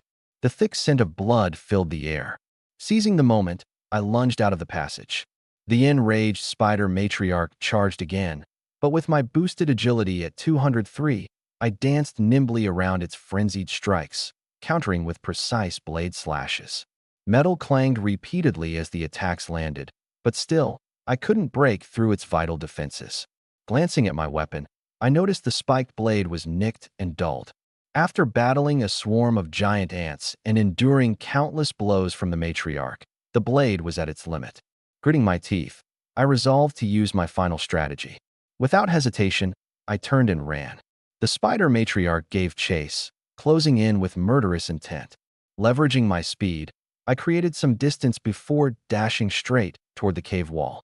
Using the wall as a springboard, I leaped into the air. The matriarch lunged after me, but its bulky frame slowed its reaction. It missed. Twisting midair, I landed squarely on its head, crushing several gooey eyes beneath my feet. Raising my spiked blade high, I plunged it downward with all my strength. "I couldn't break your legs. Let's see if your head's just as tough." The blade pierced deep into the matriarch's brain. It thrashed madly, desperate to shake me off, and even tried climbing the wall. But as it exerted itself, I abruptly let go of the hilt and stomped down hard on the embedded blade. The spiked blade sank entirely into its brain with a sickening squelch. As its legs clawed at the rock, the spider matriarch gave one final violent spasm before collapsing lifelessly to the ground, its massive body going rigid. Congratulations on slaying bloodthirsty spider matriarch. Energy gained, 64 points. Current level, 5,699/5000. As the matriarch crumpled, I was flung to the side. It wasn't until the system notification rang that I exhaled in relief. Congratulations, contestant, for clearing Wrath of the Spider Swarm, Nightmare difficulty. Clear time, 17 minutes, 50 seconds. Rewards earned, Tier A treasure chest. Under 18 minutes, dungeon cleared. But I was completely drained. Nightmare difficulty was no joke. 2 of my summoned creatures had perished. My weapon was on the verge of breaking, and my arms were numb from overuse. A buzzing sound echoed near my ears. It was the shadow jungle giant mosquito. It had been harassing the spider matriarch earlier, but its attack power was too low to really matter. I stored the spider matriarch's corpse, only to find myself forcibly ejected from the dungeon. Back in the ant nest, I collapsed on the ground. Looking around, the cave now resembled a ruin. Summoning a shadow giant ant to guard the entrance, I lay down and passed out immediately. Little did I know, the regional chat was in chaos. Why hasn't Lin Feng started his dungeon run yet? Did he go to sleep? He doesn't need the treasure chest, probably doesn't even care. Are you guys level 3 yet? How do you have time to worry about others? I'm still halfway short on energy, freaking out here. Then why are you even chatting? Do you want to die? I think Lin Feng's just scared and doesn't dare to run the dungeon. He's already level 5, what about you guys? Level doesn't equal power. No strength means you'll just die a little later. If that sneaky witch Wu Shuang hadn't played dirty tricks, I'd have taken first place by running the dungeon at level 4. You're the boss. Take back the record tomorrow. The later it got, the noisier the conversations became, as if no one needed sleep. But I slept like a log, protected in the deepest part of the ant nest by my shadow giant ant and mosquito. Elsewhere. Damn, why are there so many jungle giant mosquitoes? Zhang De, clearly lacking common sense, didn't think twice, and he lay on the open ground, trying to rest. Keep watch for me. Don't disturb me unless it's life or death. He had just been overtaken by Wu Shuang on the rankings, falling to 3rd place. Seeing the treasure chest slipping out of reach, he couldn't contain his frustration. Glancing at the leaderboard again, he was only in 5th place now. Climbing back to the top 3 seemed unlikely. Forget it. As long as I can keep the reward from the dungeon ranking, it's fine. After a long day, he decided to sleep for now and fight again tomorrow. His underling had no choice but to bite the bullet and keep watch. They had thought they snagged a golden opportunity by following a strong player, yet it felt more like they were serving a demanding boss.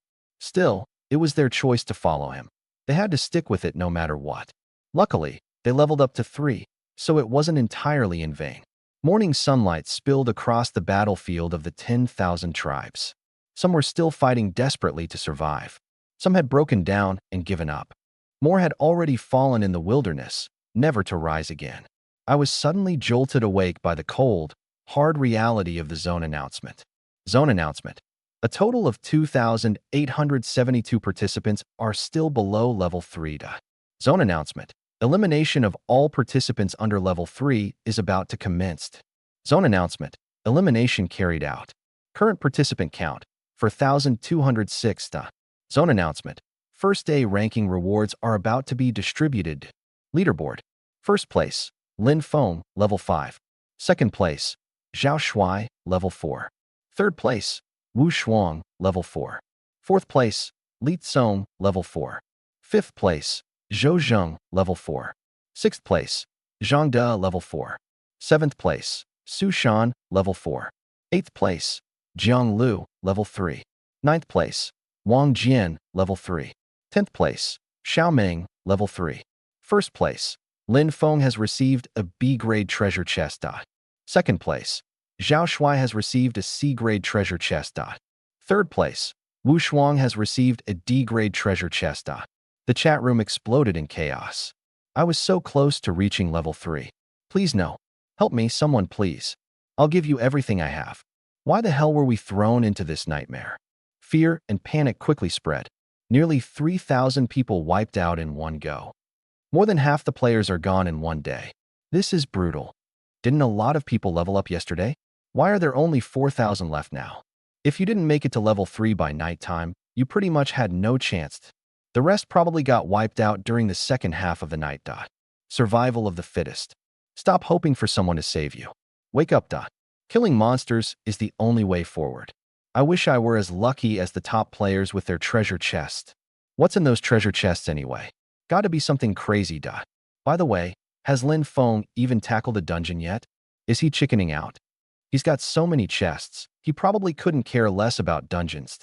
Oh please, it's just dumb luck. Give me a decent spot to farm monsters, and I'd outlevel him too. Really? What's your class again? You mean the quick fingers gimmick class? The fact you survived the wipeout is a miracle. Don't act tough. At that moment, a new announcement popped up. Zone announcement. Instance Dungeon, Wrath of the Spider Swarm. Ranking has been released. First place, Nightmare Difficulty. Lin Feng, 17 minutes and 50 seconds. B-grade treasure chest rewarded. Second place, Simple Difficulty. Zhao Shuai, 18 minutes and 55 seconds. C-grade treasure chest rewarded. Third place, Simple Difficulty. Wu Shuang, 19 minutes and 20 seconds. D-grade treasure chest rewarded. Holy crap, when did Lin Feng even complete it? He beat Zhao Shuai by over a minute. What's wrong with you? Can't you see he completed it on Nightmare Difficulty? The Simple Difficulty rankings are down below. Clearing Nightmare faster than Simple? That's first place material right there. Respect. Lin Feng is legit unstoppable. Another announcement. Zone announcement. Participant count insufficient. Combining zones for chat. Zone announcement. Player Lin Feng has leveled up to level 5. Difficulty increased for the zone. Zone announcement. Monster levels and spawn rates increased. Outdoor treasure chest numbers increased. Exam task. Reach level 10 within 5 days or face elimination. Task reward. First to reach level 10 earns an S-class treasure chest. Second earns an A-class treasure chest. Third earns a B-class treasure chest. Final day rewards. First place, S-class times 3. Second place, S-class times 1. Third place, A-class times 1. The chat descended into chaos again. Difficulty just spiked after the merge. Can we even survive at this point? Who the hell is Lin Feng? Come out and explain yourself. More monsters? How are we supposed to fight them? I demand compensation. More treasure chests too. Not gonna mention that. More monsters just means you won't have to hunt far. Oh, so we're supposed to thank him for leveling up so fast. Weak is weak. Even without the spike in difficulty, you wouldn't last long. Lin Feng, come out. You made things harder for the whole zone. Hand over your nightmare dungeon guide and treasure chests while you're at it. I skimmed through the chat, but couldn't be bothered to respond. Arguing on the chat wasn't going to make me stronger. Better to sort through my spoils. This time, I gained an A-grade treasure chest and a B-grade treasure chest. I opened them both immediately. Acquired skill book, frenzied heavy strike. Skill, leap into the air and strike hard, causing a stun. Stun duration scales with strength stat. Acquired weapon, gilded axe, plus 1800 combat powered. Acquired accessory, charging ring, enhances damage on next attack after charging, plus 800 combat powered. I learned the skill on the spot. The dark gold axe alone was worth celebrating. My old wolf fong blade was already dented from overuse. This was a perfect upgrade, and it felt much smoother to wield. I slipped the ring on as well, but decided not to test it yet. Better to stay cautious in the safety of my hideout. Don't act recklessly and end up burying yourself alive. I released the corpse of the bloodthirsty Spider Queen to examine it. Bloodthirsty Spider Queen, level 7, total combat power 7,700. Dungeon monsters are always stronger than usual. This one's stats are 50% higher than regular monsters. I silently celebrated my luck that the goblin mage had destroyed its massive mandibles earlier. I had also used Flaming Cross Slash to sever its abdomen, preventing it from spewing webs. Otherwise, it would have been a toss-up who'd end up dead. Now, with such a powerful servant right in front of me, my eyes lit up. Immediately, I disassembled the corpse of the Shadow Jungle Mosquito. Shadow Energy acquired X1, 111. Current Shadow Energy, 1,117. Rise, my servant. In the swirling black mist, the shadow bloodthirsty Spider Queen took shape, every bit as ferocious as a killing machine.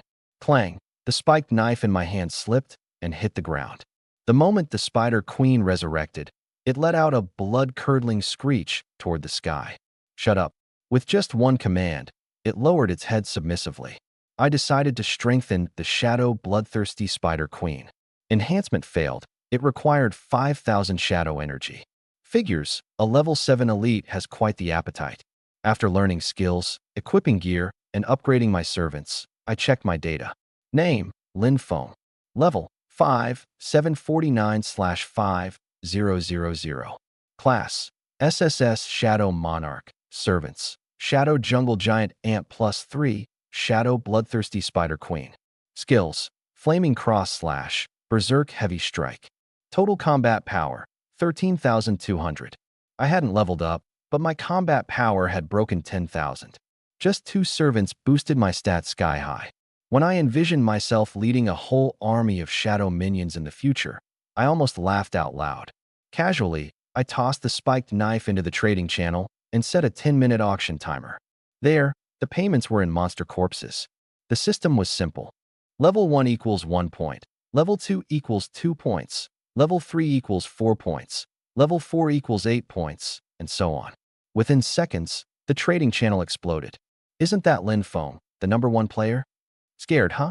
He finally put the good stuff on auction. A weapon with a 100 rating. My combat power is only 90. That knife is worth more than my life. How do you even trade with corpses? Is this the weird fetish? New guy, huh? Lin Feng only deals in monster corpses, so don't waste them. I'm hoarding corpses right now.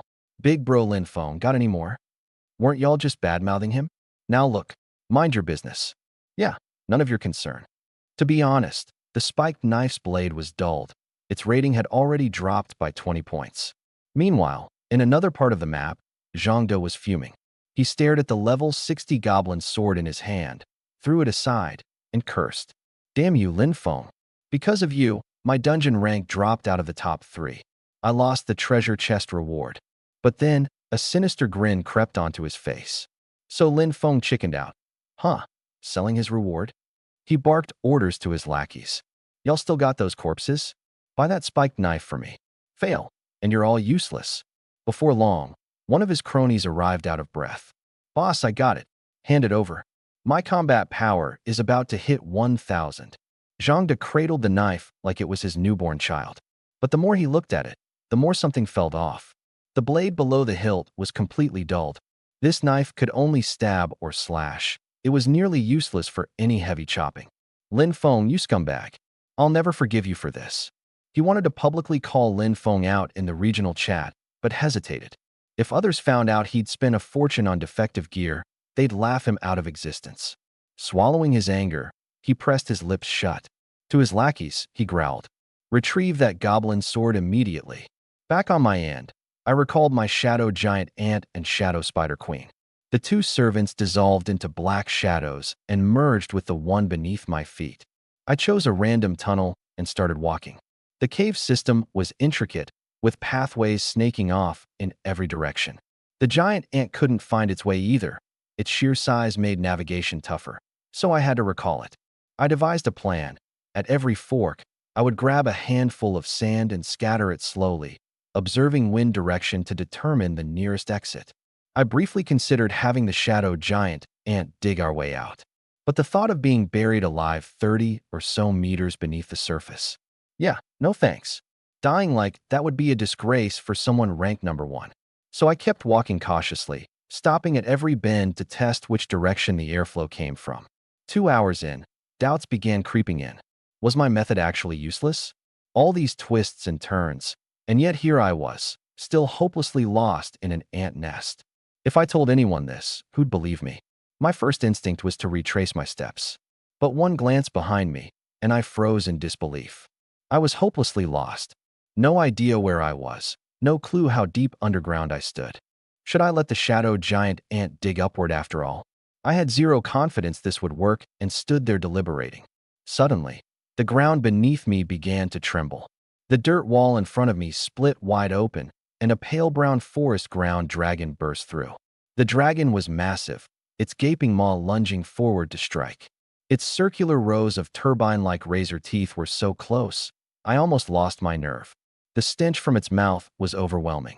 I swung my golden axe with full force, landing a deep, gashing wound that nearly cut the ground dragon in half.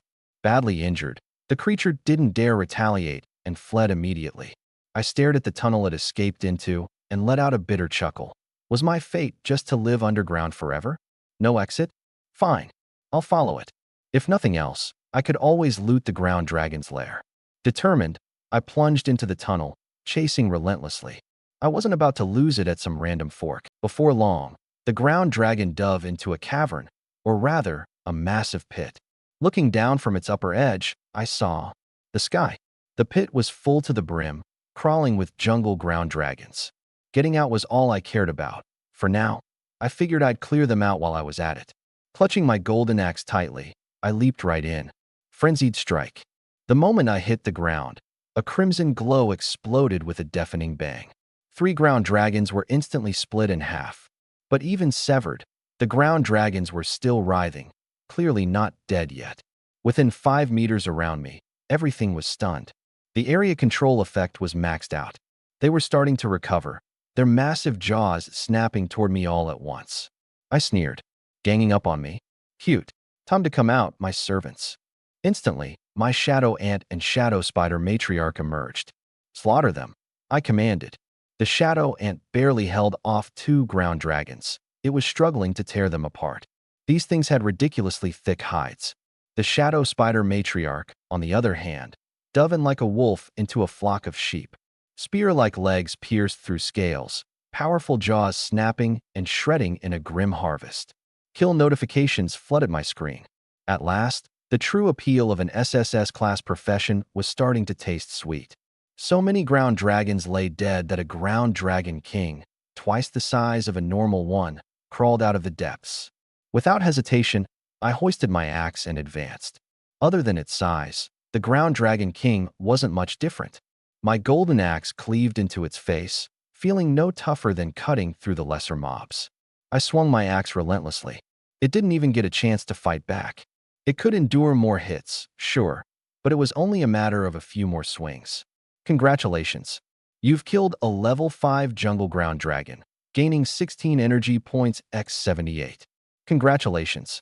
You've killed a level 6 jungle ground dragon king, gaining 32 energy points. Current level 5, 2029/5000. I still felt repulsed by bug-like creatures, but they came in overwhelming numbers and gave tons of energy. Gross or not, they had to die. I disassembled all the ground dragon corpses. Congratulations. You've obtained Shadow Energy X 1280. Not bad at all. Then, something else caught my eye. A D-rank treasure chest lying in the pit. I opened it up. Congratulations. You've obtained Ground Dragon Shedding. Ground Dragon Shedding slowly recovers injuries, adds 320 combat powered. At long last, some armor. I swapped out my goblin leather armor, pulling on the Ground Dragon Shedding. The used leather armor went straight onto the trade channel for auction. Oh right, the wolf fang blade I previously auctioned? I hadn't yet collected the trade materials for it. When I checked the transaction history, I was dumbfounded. The buyer was Zhang De, a big shot ranked C-class. The guy exchanged it for a haul totaling over 900 points in data corpses. Must be nice being rich. I kept 2 particularly unique-looking bodies, just in case they'd be useful later. Then I set aside a fierce fang rabbit, planning to roast it. I was starving after everything that had happened. As for the rest, all disassembled. Congratulations. You've obtained Shadow Energy X 976. Shadow Energy total 3373. If I put in some extra effort today, I could probably strengthen the Shadow Spider Matriarch again. I glanced up at the exit, then mounted the Shadow Spider Matriarch, climbing out. The vertical wall might as well have been a flat road under its legs. As cold wind brushed my face, I emerged from the depths at last. No more stench of bug corpses. I could finally breathe freely again. With ease, I skinned and gutted the fierce fang rabbit, started a fire, and set the meat over it to roast. As the aroma of sizzling meat wafted into the air, I casually opened the region's chat. Lin Feng's listed another item. This time it's defensive gear. Seriously, what's with all the gear? Can't wear them all at once, huh? Anyone else running into others out here? We're duo NG monsters so fast now. Jealous. I want to team up with a pro too. Ran into someone in the top 10. Didn't even glance at me. Has anyone actually seen Lin Feng? Hear about summer break on the rankings? Level 5 in an S-class profession, apparently. S-class. Makes sense why they cleared nightmare difficulty. Took just over 40 minutes. Summer break started tackling nightmare at level 4. Impressive. Even with that head start, no way they're beating Lin Feng in terms of timing. Lin Feng could probably smack the crap out of summer break. No need to stir the pot. Weary just discussing who's stronger. Relaxed.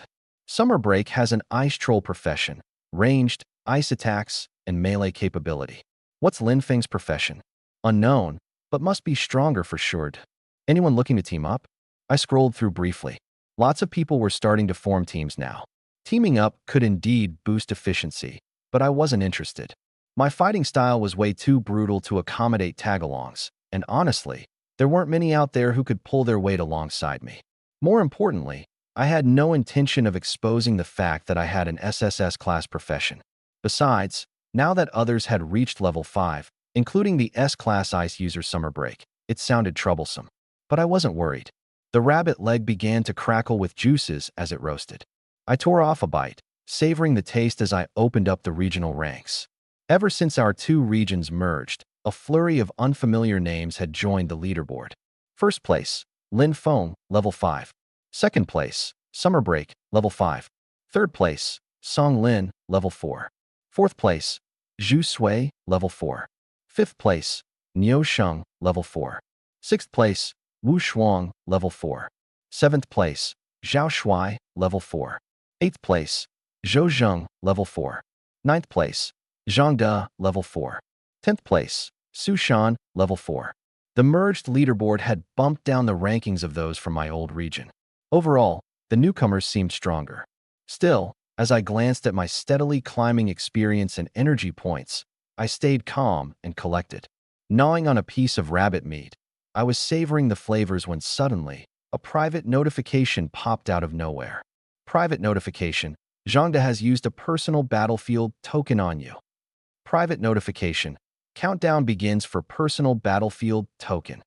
Private notification: countdown: 600, 599, 598. Personal battlefield token? I blinked, momentarily stunned. Then, that familiar, cutesy system voice chimed in. Personal battlefield token. Upon activation, both parties are transported to the ancient duel arena. Once in, only one leaves alive. The winner claims all data and items of the defeated party. My brow furrowed.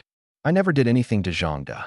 He's a mere level 4 player, someone who takes over 20 minutes to clear even the simplest beginner dungeon. Where did he get the nerve to challenge me? Did he acquire some game-breaking item? Or is he backed by someone stronger? It didn't matter. If he dared to drag me into a life-or-death match, he'd better not cry about being completely obliterated. The victor claims all data and loot. I couldn't lose, not against a nobody like him. If a top-tier SSS class professional like me couldn't beat him, I might as well find a rock to smash my head against. With 10 minutes left, there wasn't time for any last-minute grinding. It's not like I could level up that quickly anyway. I might as well finish my meal and give him a swift death. When the countdown hit 0, I was teleported straight to the ancient battlefield. Massive stone stands stretched around the perimeter, walls marred by countless blade marks. The ground, stained with dark red traces, seemed to scream of lives lost and bloodshed.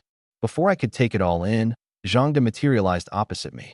He was decked out in a striped beast-hide armor and wielding a wolf fang blade, the very one I'd sold off earlier. The blade had been repaired. He saw me and grinned, that unsettling, foolish grin sending a shiver down my spine. I asked, "What grudge do you have against me? Why use a personal kill token on me?" His smile twisted into something grotesque and feral. "Why? Because you cost me 2 treasure chests, that's why. You sold me beginner cloth armor. I went to fight the jungle giant ant, but my sword broke, and I lost out on my first level 3 chest. Then you cleared the nightmare dungeon and knocked me off the rankings, costing me another chest. I'm stuck eating ant legs while you're dining on rabbit meat. And the final straw? You sold me a dull, useless wolf fang blade to humiliate me." I was speechless. "That's what you hold a grudge over? And what makes you think you can take me on?" His grin grew unhinged, insanity shining in his eyes. "You think this blade is worthless? I fixed it, and I enhanced it too. It now adds 200 combat power. Plus, I'm not an idiot. I've got a restriction charm from a treasure chest. For 30 seconds, it limits any opponent whose strength is no more than double mine. My strength stat is 78. No way yours is much higher. 30 seconds is more than enough for me to chop you to pieces and claim all your treasures, data, and items." I glanced at my weapon, a gold-infused axe that added 1,800 combat power, before looking at my stats, 360 in strength. I gave only a calm reply. "Go ahead and try." That attitude was the final trigger for Zhang de redder with rage. He cackled, then hurled the restriction charm straight at me. Golden light enveloped me, and Zhang de swaggered closer, his expression one of triumph. "Too late to beg for mercy now. I think I'll slice off your arms and legs first. Then I'll take my time with you." I yawned, twirling a finger in my ear, utterly unimpressed. Staggered, his confidence cracked, and yet he lunged at me with his blade aimed for my arm. Clink! The clash of our weapons resounded in the silent battlefield. My gold-infused axe hadn't even flinched, but his supposed enhanced wolf fang blade snapped clean in two, the pieces clattering to the ground. Zhang de froze, his face pale as if his soul had fled. "Why can you move? Why didn't the restriction charm work? And how? How did my blade break?" He collapsed to the ground, defeated without a fight. Eyes wide in disbelief, his voice broke. "How much combat power does that axe have? How strong are you?" I calmly responded. "The gold-infused axe adds 1,800 combat power.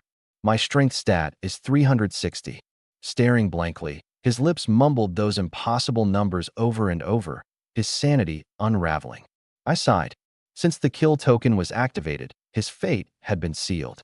This grudge could only be resolved in blood.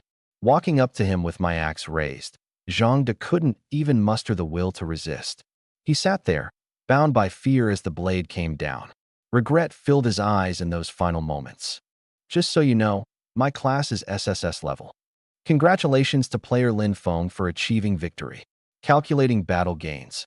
Acquired attributes: Strength plus 78, Constitution plus 69, Agility plus 56, Intelligence plus 28.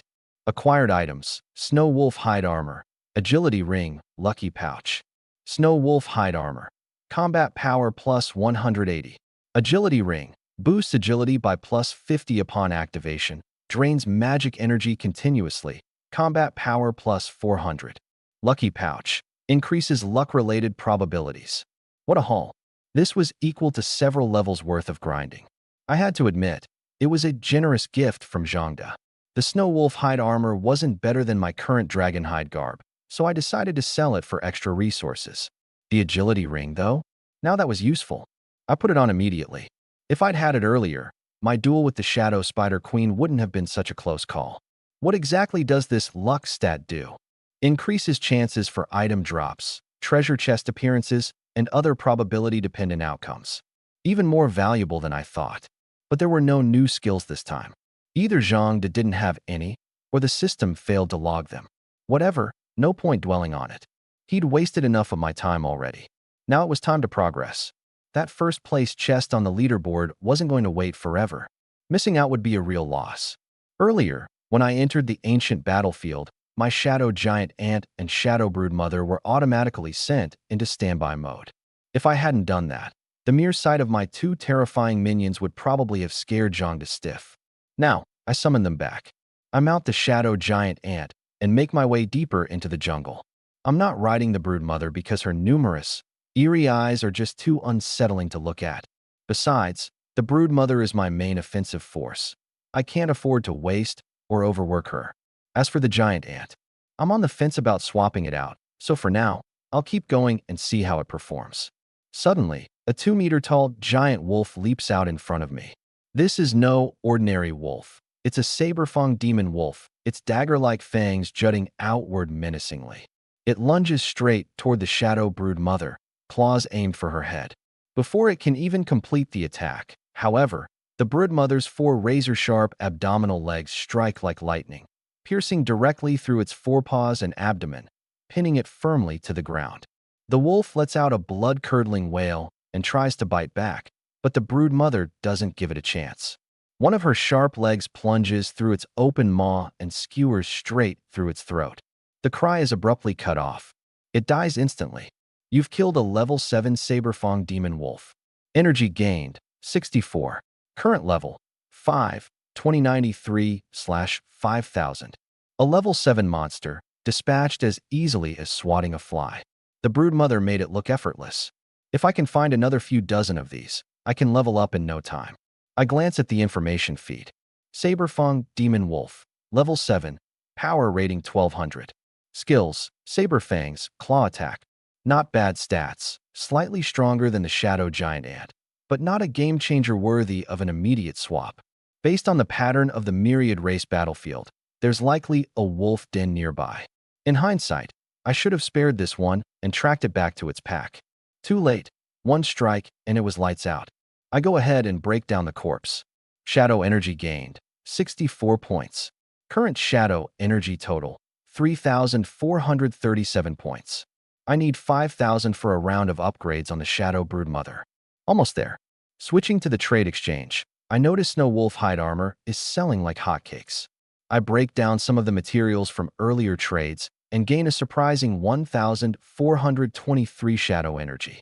New total, 4,846 points. Now I'm just a little over 100 points away from unlocking the first enhancement. Time to find more prey. What I didn't realize then was that, after Zhang Da's death, the regional chat had already blown up. Region announcement: Zhang Da has been eliminated. Current region population, 8,675. Wait, am I seeing things? Did Zhang Da just die? Are we talking about that Zhang Da, the one on the leaderboards? Or just someone with the same name. I've been following that guy all day. I look away for 1 second, and he's gone. Poor Zhangde. No way. He's a front runner on the rankings. It doesn't make sense for him to go down like this. Could he have choked in a nightmare-ranked dungeon? Probably. Even on easy mode, I barely made it out alive. I still haven't fully recovered. Nightmare dungeons? Forget it. Anyone got healing potions? My constitution's only 30. I don't think I can hold on much longer. I've just been toughing it out. With an 80 constitution, the Regan's faster.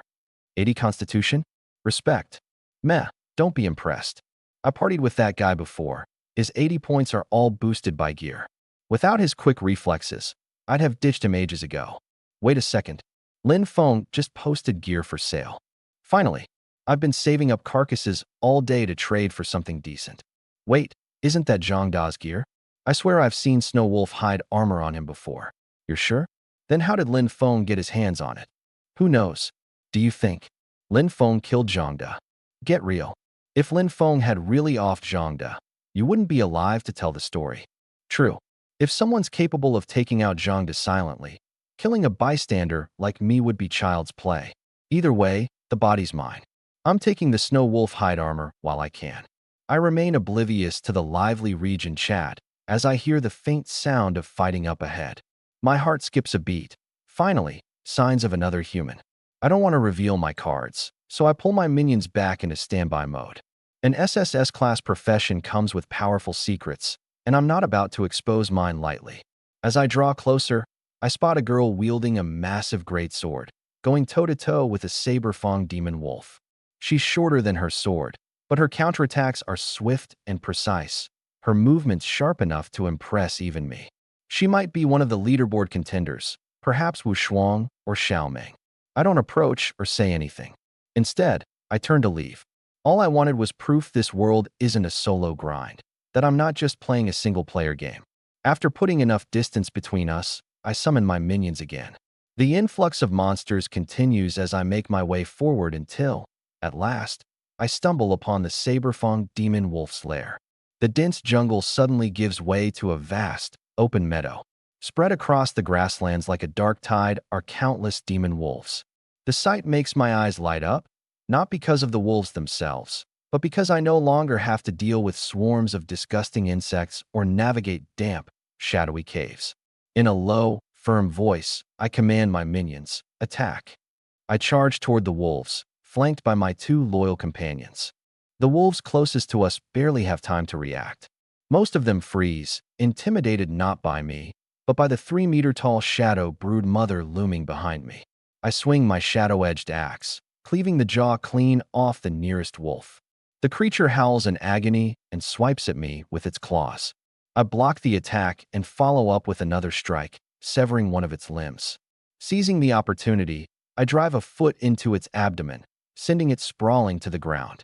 I step forward and finish it off with a powerful axe swing, severing its head.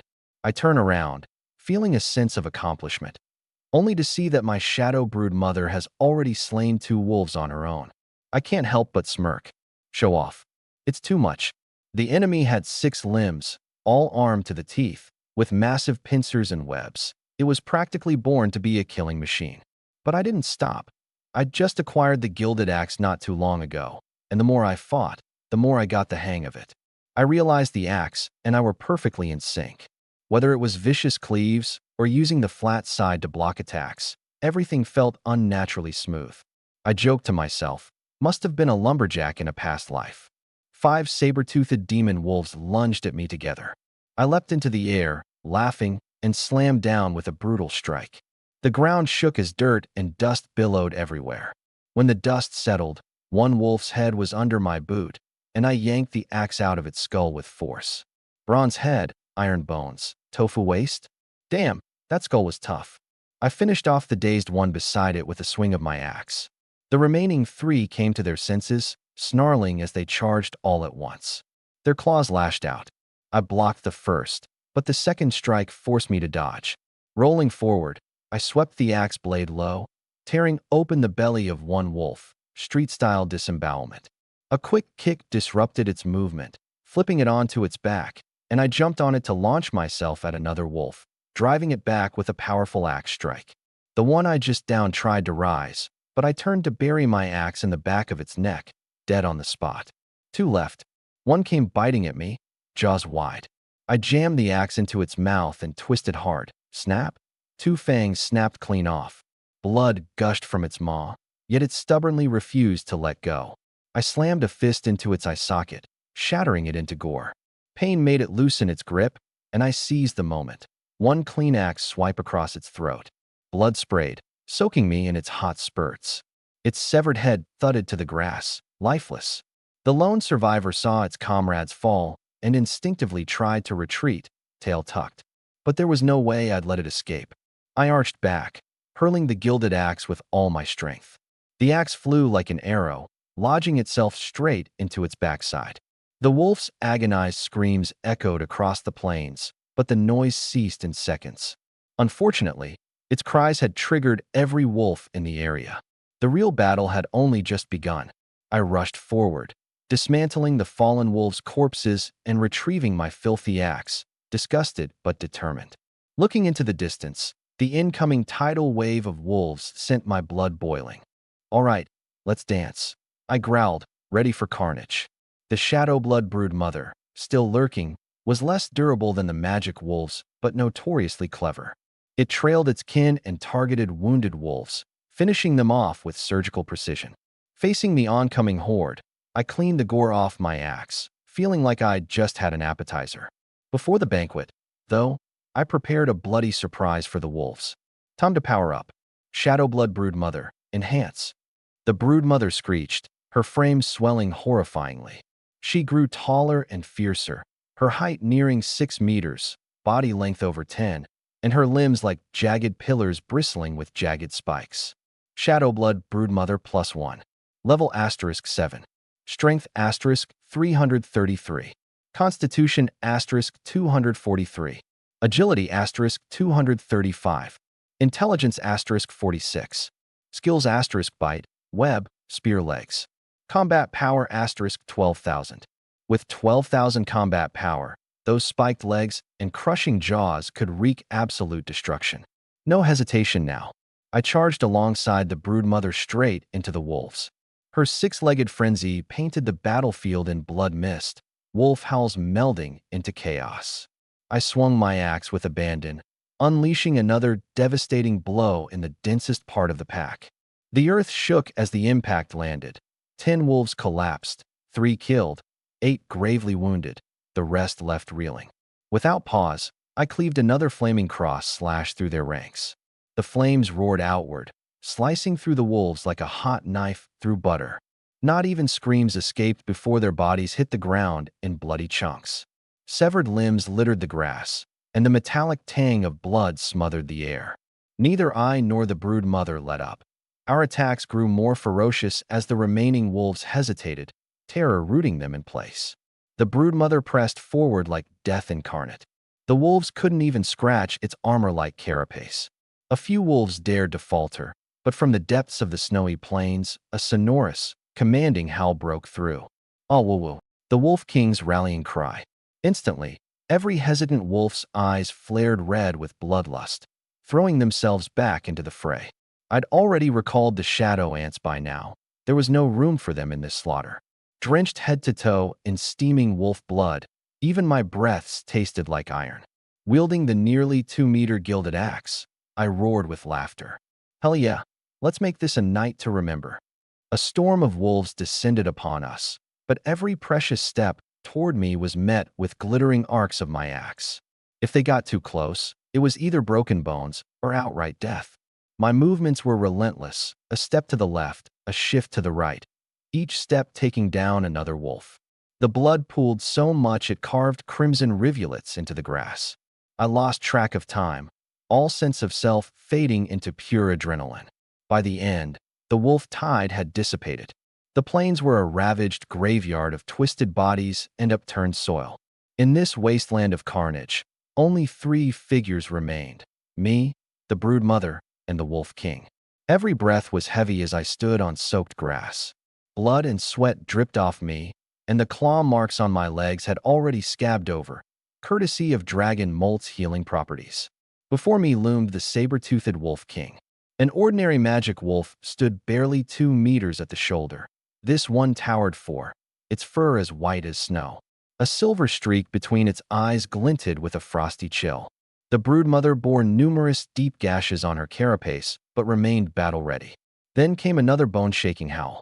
The Wolf King's silky fur rippled in the wind with an unnerving grace before it disappeared entirely, leaving only an afterimage. My heart sank.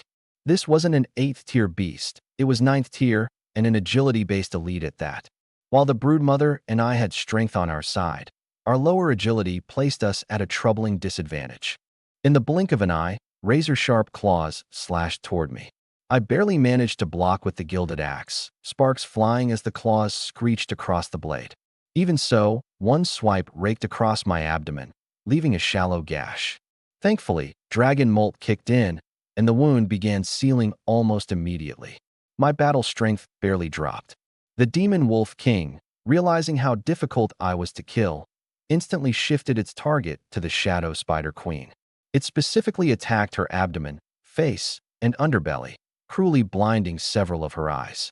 The Spider Queen shrieked in pain, her wounds tearing wider with every hit. Fighting back, she lashed out with 6 leg spears aimed at the Demon Wolf King, forcing it to dodge. The Wolf King wasn't left unscathed. A few wounds streaked across its body before it retreated to put some distance between them. The two stood locked in a tense standoff. Meanwhile, not far away, Wu Shuang was struggling to chop down 2 saber-toothed demon wolves. Panting heavily and leaning on her massive sword, her sweat-soaked back glistened as she silently celebrated her hard-won victory. Suddenly, the howls of the Wolf King echoed through the air. Immediately on high alert, she scanned her surroundings, finding nothing unusual. Curiosity got the better of her, and she cautiously moved in my direction. Then, she saw something she would never forget. The battlefield underfoot was littered with dismembered demon wolf carcasses. A fog of blood filled the air, leaving her breathless. The pride she felt seconds ago for defeating 2 saber-toothed demon wolves evaporated, replaced by a deep chill running through her. In the distance stood a towering man, me, with a long-handled battle axe in my hands, looking like a god of war descended to earth. The very demon wolves that Wu Shuang had barely managed to kill were falling before me like fragile chicks, one swing of my axe for each wolf. Hundreds of saber-toothed demon wolves surrounded me, yet not a single one could leave a scratch. To top it all off, the terrifying Shadow Spider Queen wasn't my enemy. It was my pet. Wu Shuang froze on the spot, too stunned to move. But I didn't notice her watching. I was entirely fixated on the saber-toothed demon Wolf King. The Wolf King lunged again. I seized the moment, unleashing a blazing cross slashed straight at its front paw. But the blade cut through what seemed like air. A split second later, I felt a bone-chilling draft behind me. I rolled out of the way just in time, but the Wolf King still managed to rake 2 deep gashes across my back, exposing bone. Its claws narrowly grazed the back of my head, peeling off a chunk of scalp. Blood poured out instantly. That's when I realized what I had struck earlier was nothing but an afterimage. The pain didn't drag me down. Instead, it ignited my fighting spirit. Energy surged through me. Even my hair whipped around from the force. The enraged Spider Queen tried to rush forward, but I raised a hand to stop her. This Wolf King, I would kill with my own hands. The Wolf King, puzzled that a human could become even fiercer while injured, didn't understand and continued attacking. Activating my agility ring, I went in for another blazing cross slash. This time, I saw it clearly. Just as the slash descended, the Wolf King slipped out of the way as though shedding its own skin, materializing behind me in an instant. I turned with a gold-edged axe block, but it still tore into my arm. Blood splattered onto the ground. Again, on the third attempt at the cross slash, I refused to remain on the defensive. As the blade flashed, I preemptively smashed a wild, heavy strike into the empty space behind me. Sure enough, the Wolf King reappeared in that exact spot. In the next moment, its head collided head-on with the point of impact. Fueled by wrath, I slammed my gold-edged axe down, cleaving half its skull clean off. The Wolf King's anguished howl echoed across the plains. Though not yet dead, it was left dazed. Without giving it a moment's reprieve, I advanced, swinging my axe repeatedly at its gaping wound as if to settle the score for the chunk it had torn from my scalp. Congratulations. You have slain Saber-Tooth Demon Wolf. Energy gained, 64 points. X2 18 ***. Congratulations. You have slain Saber-Tooth Demon Wolf King. Energy gained, 256 points. Level up, 40 attribute points available for allocation. Current level, 6, 11304/20,000. Congratulations. You have unlocked a passive skill, Beginner's Battle Spirit. Beginner's Battle Spirit. During combat, feel no pain and maintain absolute focus. After killing so many wolves, I finally leveled up. As usual, I distributed my points evenly across attributes, and I unexpectedly unlocked a skill. No wonder the wounds hadn't hurt much earlier. Instead, fighting seemed to pump me up even more. Being able to stay calm in the heat of battle was the only reason I saw through the Wolf King's tactics and found an opportunity to kill it. Before this, I probably would have relied on the Spider Queen to spread webs across the battlefield. But that would have taken too long, and the Wolf King wasn't the type to just stand there waiting. Even if the web slowed it down, it wouldn't have stopped it from retreating. I was still admiring my new skill when I accidentally tugged at one of my wounds. Damn, passive skill or not, why doesn't it kick in outside of battle? Hurts like hell. But I didn't rest. I claimed the Wolf King's corpse and scanned the battlefield strewn with demon wolves. All of this was brimming with shadow energy. I couldn't afford to waste it. I spent over an hour harvesting every last corpse before turning my attention to the enormous wolf den made of dried grass. Inside, I found a B-rank treasure chest. Jackpot. I opened it without noticing that the luck charm on my waist faintly glowed. Congratulations. You have obtained Shadow Crystal. Good stuff. With this, I wouldn't have to release the Shadow Giant Ant. Shadow Crystal, exclusive, enhances one's servant and adds an additional servant slot. It was as if this item were tailor-made for me. Without hesitation, I summoned the Shadow Giant Ant and used the Shadow Crystal on it. Its body instantly grew larger. Its mandibles gleamed with a metallic sheen, its back sprouted forth thin wings, and its front legs evolved into scythe-like blades. It now looked more like an oversized mantis, or maybe even a queen wasp. Shadow Jungle Ant King. Level 2. Strength, 356. Constitution, 460. Agility, 1. Intelligence, 81. Skills, Bite, Sickle Clawed. Overall combat power, 16,000. This data completely surpasses that of the Shadow Spider Queen. I feel a rush of excitement. The veteran has finally ascended to a king. And now that I have one additional follower slot, it's time to fill that vacant spot. I retrieve the corpse of the Shadowfang Wolf King from my bag and speak coldly. Rise, my servant. The Shadow Saber-Tooth Wolf King slowly stands, its crimson eyes scanning its surroundings menacingly. Shadow Saber-Tooth Wolf King. Level 9. Strength, 279. Constitution, 288. Agility, 421. Intelligence, 270. Skills, Claw Attack, Wind Chase, Speed plus 30%. Phantom Shift, instantly teleport behind the enemy and leave a shadow clone behind. Overall combat power, 14,000. Seeing Wind Chase made me realize why the earlier fight had been so brutal. But, in the end, it was worth it. With the Wolf King under my command, my fighting spirit has been reignited. Now I have a complete trio of powerful followers: Shadow Forest Ant King, Shadow Bloodthirsty Spider Queen +1, and Shadow Saber-Tooth Wolf King.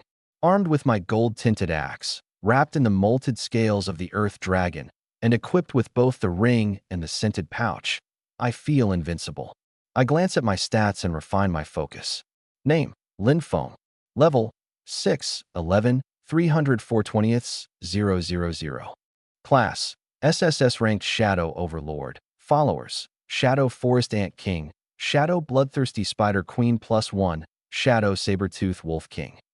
Strength, 57, plus 356, plus 333, plus 279. Constitution, 57, plus 460, plus 243, plus 288. Agility, 57, plus 127, plus 235, plus 421. Intelligence, 57, plus 81, plus 46, plus 270. Skills: Flaming Cross Slash, Berserk Smash, Beginner's Fighting Spirit. Overall combat power, 52,100. At just level 6, my stats are outright absurd. Strength, 1,025. Constitution, 1,048. Agility, 840. Intelligence, 454. Combat power, 52,100.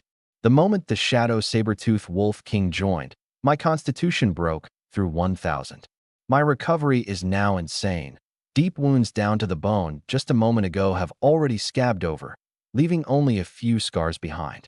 I figure if I wait a little longer, even those scars will fade completely.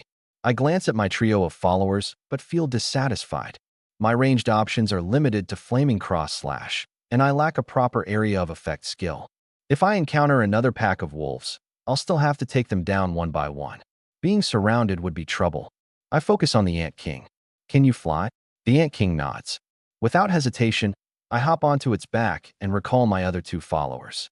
With a powerful flap of its wings, we take off into the sky with a near-deafening buzz, like a tank forcing itself airborne. The wind stings my face, but the higher I fly, the more exhilarated I feel. My curiosity peaks. I want to see what lies beyond the edge of the grassland.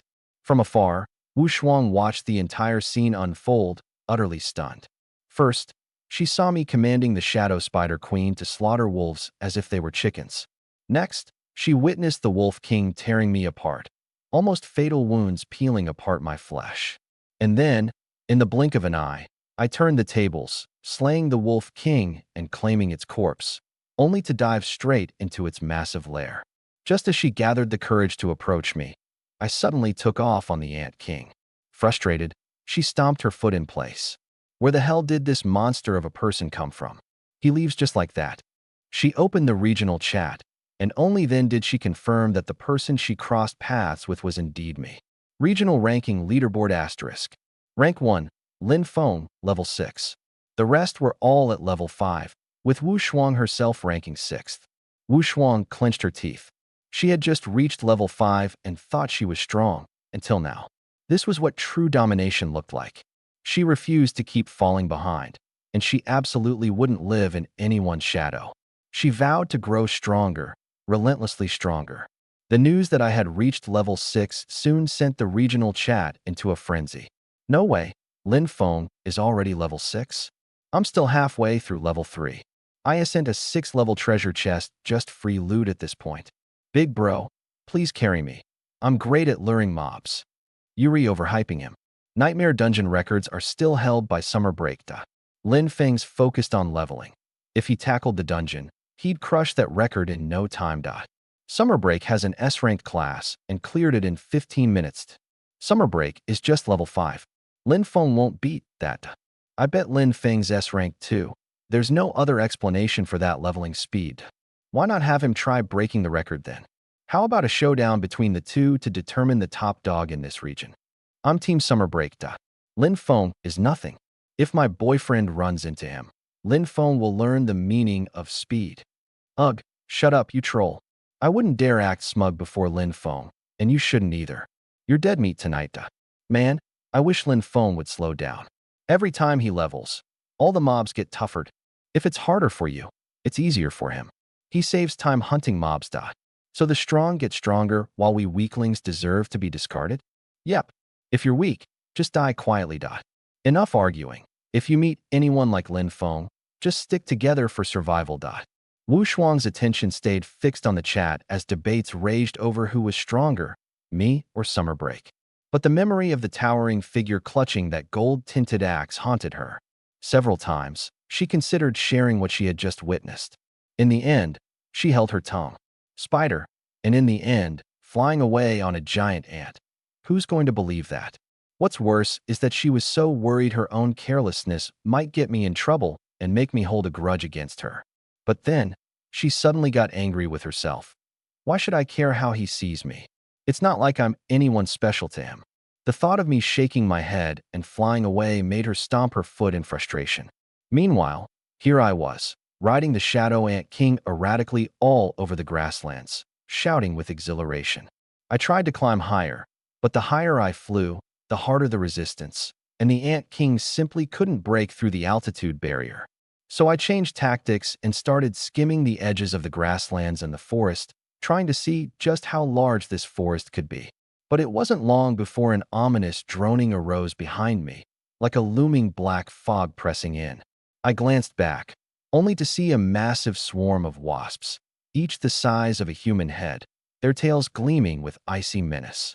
There were tens of thousands of them, at least, and some even more colossal ones were mixed among them. My scalp went numb. I urgently commanded the Ant King to speed up, but it wasn't exactly the fastest mount to begin with. The buzzing grew louder and closer. My heart sank. If they caught up, I wouldn't just be in for a beating, I'd be obliterated.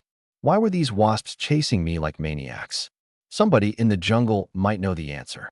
Back in the forest, in front of a massive hive as tall as a 6 to 7-story building, Xiaoxiu was cursing under his breath, signaling to two of his lackeys to keep quiet. He instructed one lackey to release poisonous mist aimed to stun, not massacre. The other was told to guard the perimeter and stop anyone daring to approach. Once the mist took effect, he planned to freeze the wasp's wings with icy fog, then give the signal to harvest energy together. He repeatedly warned, "This hive has at least tens of thousands of level 2 jungle wasps inside. If we make too much noise, we're all dead men." As the poisonous mist began to quietly permeate their territory, the droning of the hive gradually diminished. As the group exchanged hopeful grins, whoosh! All of a sudden, an ear-splitting flapping sound tore through the air directly overhead.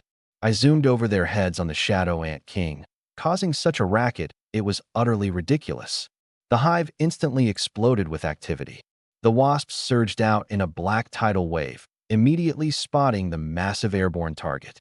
With a wingspan over 6 meters, the Shadow Ant King's every wing beat echoed like drum strikes, all audible from half a kilometer away. The entire swarm veered toward me, descending into a frenzy as they chased me down.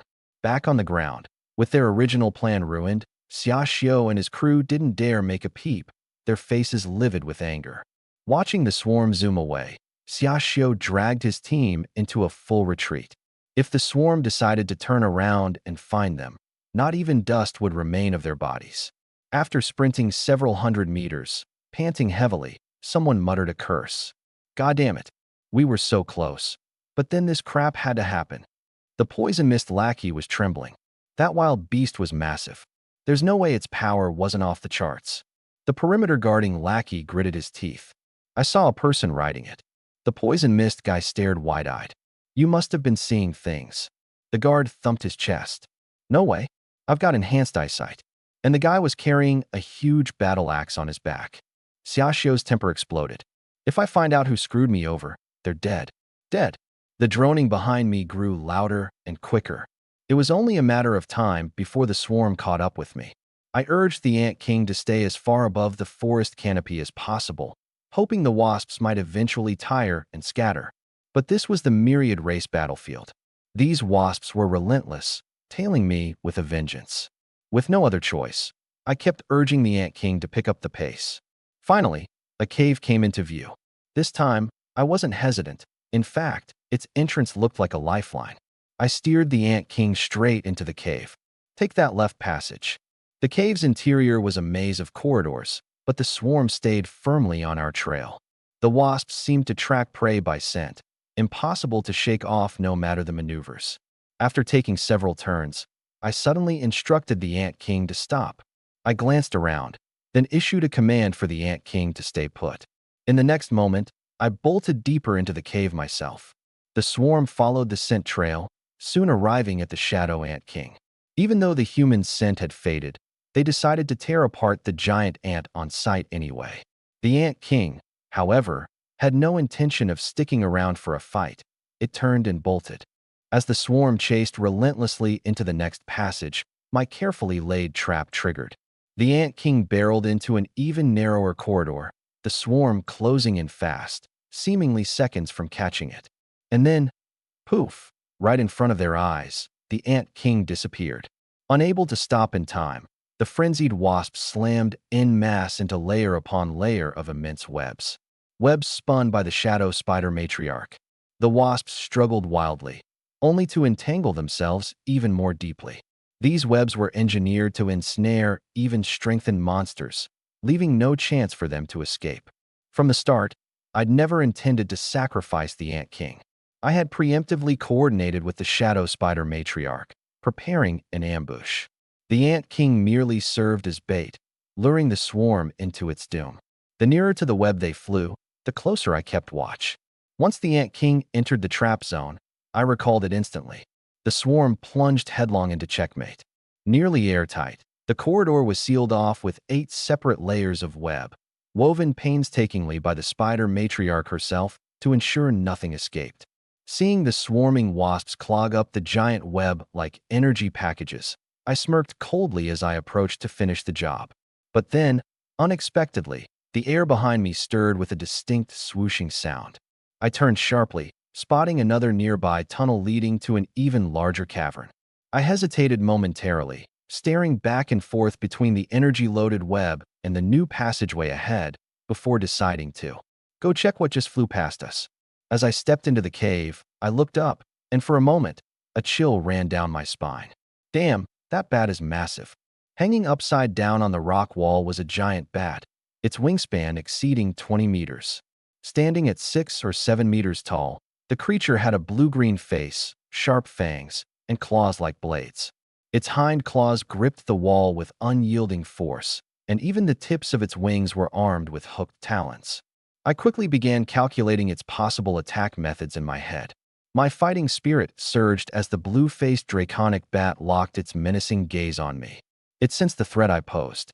The cavern was deathly silent, so much so that even the sound of breathing seemed to dissolve. The next second, the blue-faced bat made its move. I understood right away. If I summoned the Shadow Ant King, its bulk would only slow it down, rendering it an easy target. The draconic bat folded its wings and dove downward. Releasing its grip on the wall, it hurtled directly towards me and the Shadow Spider Queen. I didn't call out the Shadow Ant King or the Shadow Demon Wolf King just yet. I was waiting for a chance, a vulnerable moment when it might land. But as the bat neared, it suddenly spread its wings wide while its hind claws targeted the Shadow Spider Queen. With a devastating swipe, it left fresh, gaping wounds. A single hit, and then it retreated, turning midair to flee. The Shadow Spider Queen shrieked in rage. I raised my hand and unleashed a flaming cross slash. But the flaming attack was too slow. The draconic bat easily twisted midair, evading the strike entirely. It was too agile up there. I needed to force it to the ground. The draconic bat began circling again, then dove once more, releasing a piercing scream. The sound wave was visible, as if sharp-edged ripples were slicing through the air. In an instant, slashes appeared all over my body, and I collapsed to the ground. The Shadow Spider Queen was also thrown back, her legs fractured, her body practically falling apart. Still, she raised her head, letting out a fierce, defiant howl, shielding my prone form. The bat circled again, its sinister presence filling the cavern, before unleashing another sound wave. This time, the attack nearly finished the Shadow Spider Queen, leaving her tattered form barely clinging to existence. Blood oozed from every crevice of my own body. One more strike, and it would be over for us both. The air trembled as another wave detonated toward us. My wounds deepened, blood rapidly spreading across the ground. The Shadow Spider Queen's legs shattered completely. The dozens of pale eyes across her face burst one by one, until her head drooped low. Only her trembling mandibles showed any sign of life. She was fading quickly, ready to vanish any moment. And still, the draconic bat didn't relent. Its third soundwave attack was already forming. Just as the sonic tide bore down on me, I sprang from the ground, feigning death no longer. I immediately withdrew the severely injured Shadow Spider Queen and turned to flee. Damn it, really? Does this thing enjoy tormenting corpses? All my plans to bait it into landing were wasted. It wasn't falling for the tactic. I barely dodged the third sound wave, glancing up to see the draconic bat's mocking eyes. Son of a... It figured out I was faking. We were stuck again. A brutal stalemate.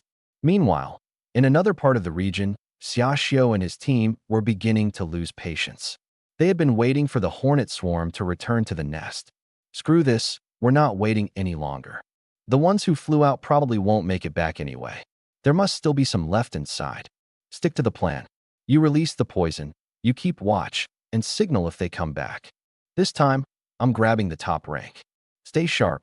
As the designated poison user set to work, Xiaoxiu's level began to skyrocket shortly after. Hell yeah, I finally overtook Lin Feng. Xiaoxiu shouted.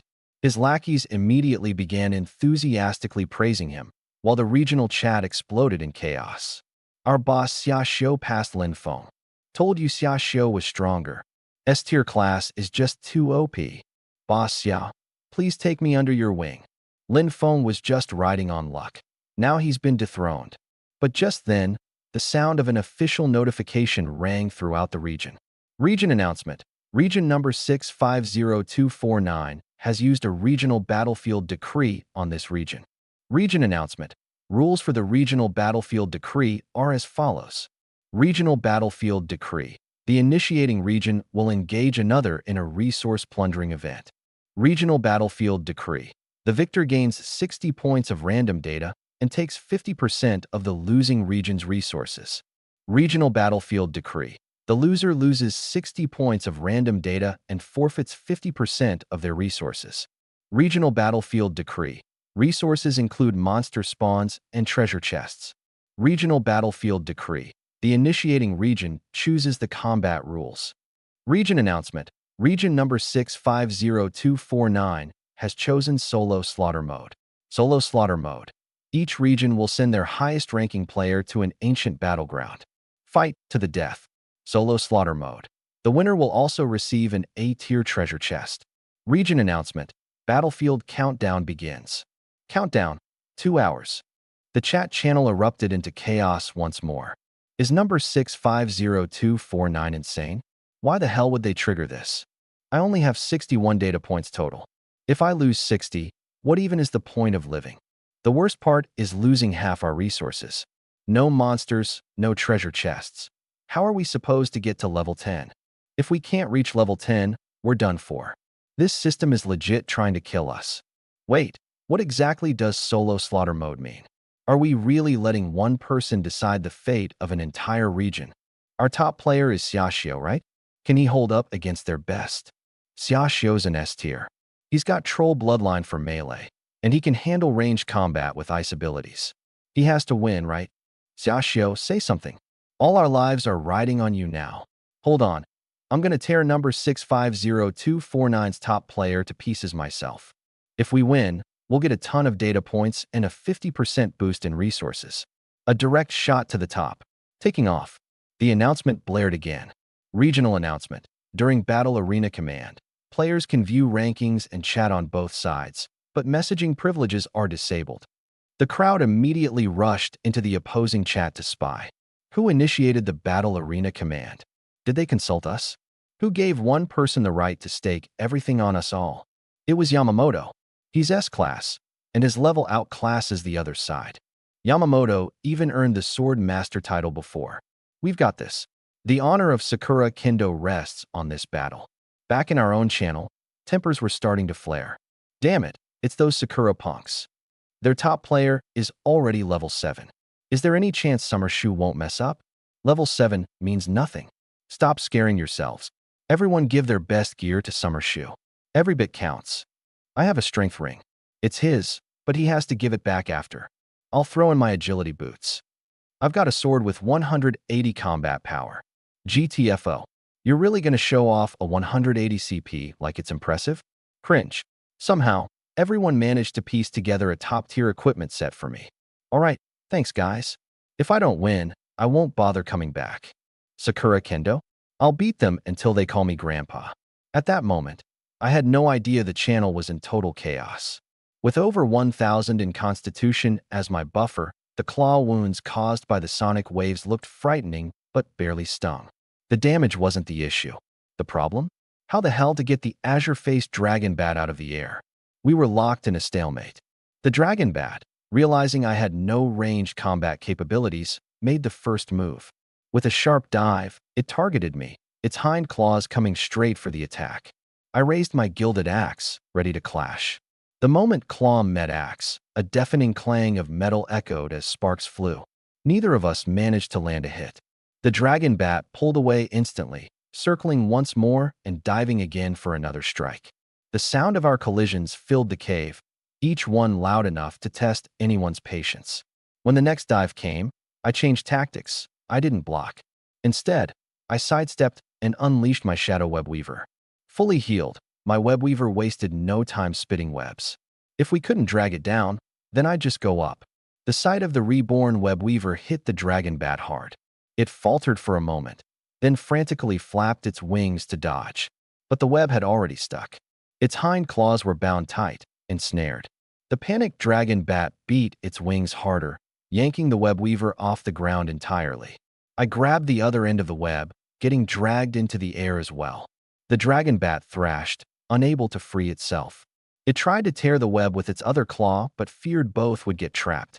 So, it resorted to brute force, rocketing toward the cave wall with deadly speed, hoping to crush me on impact.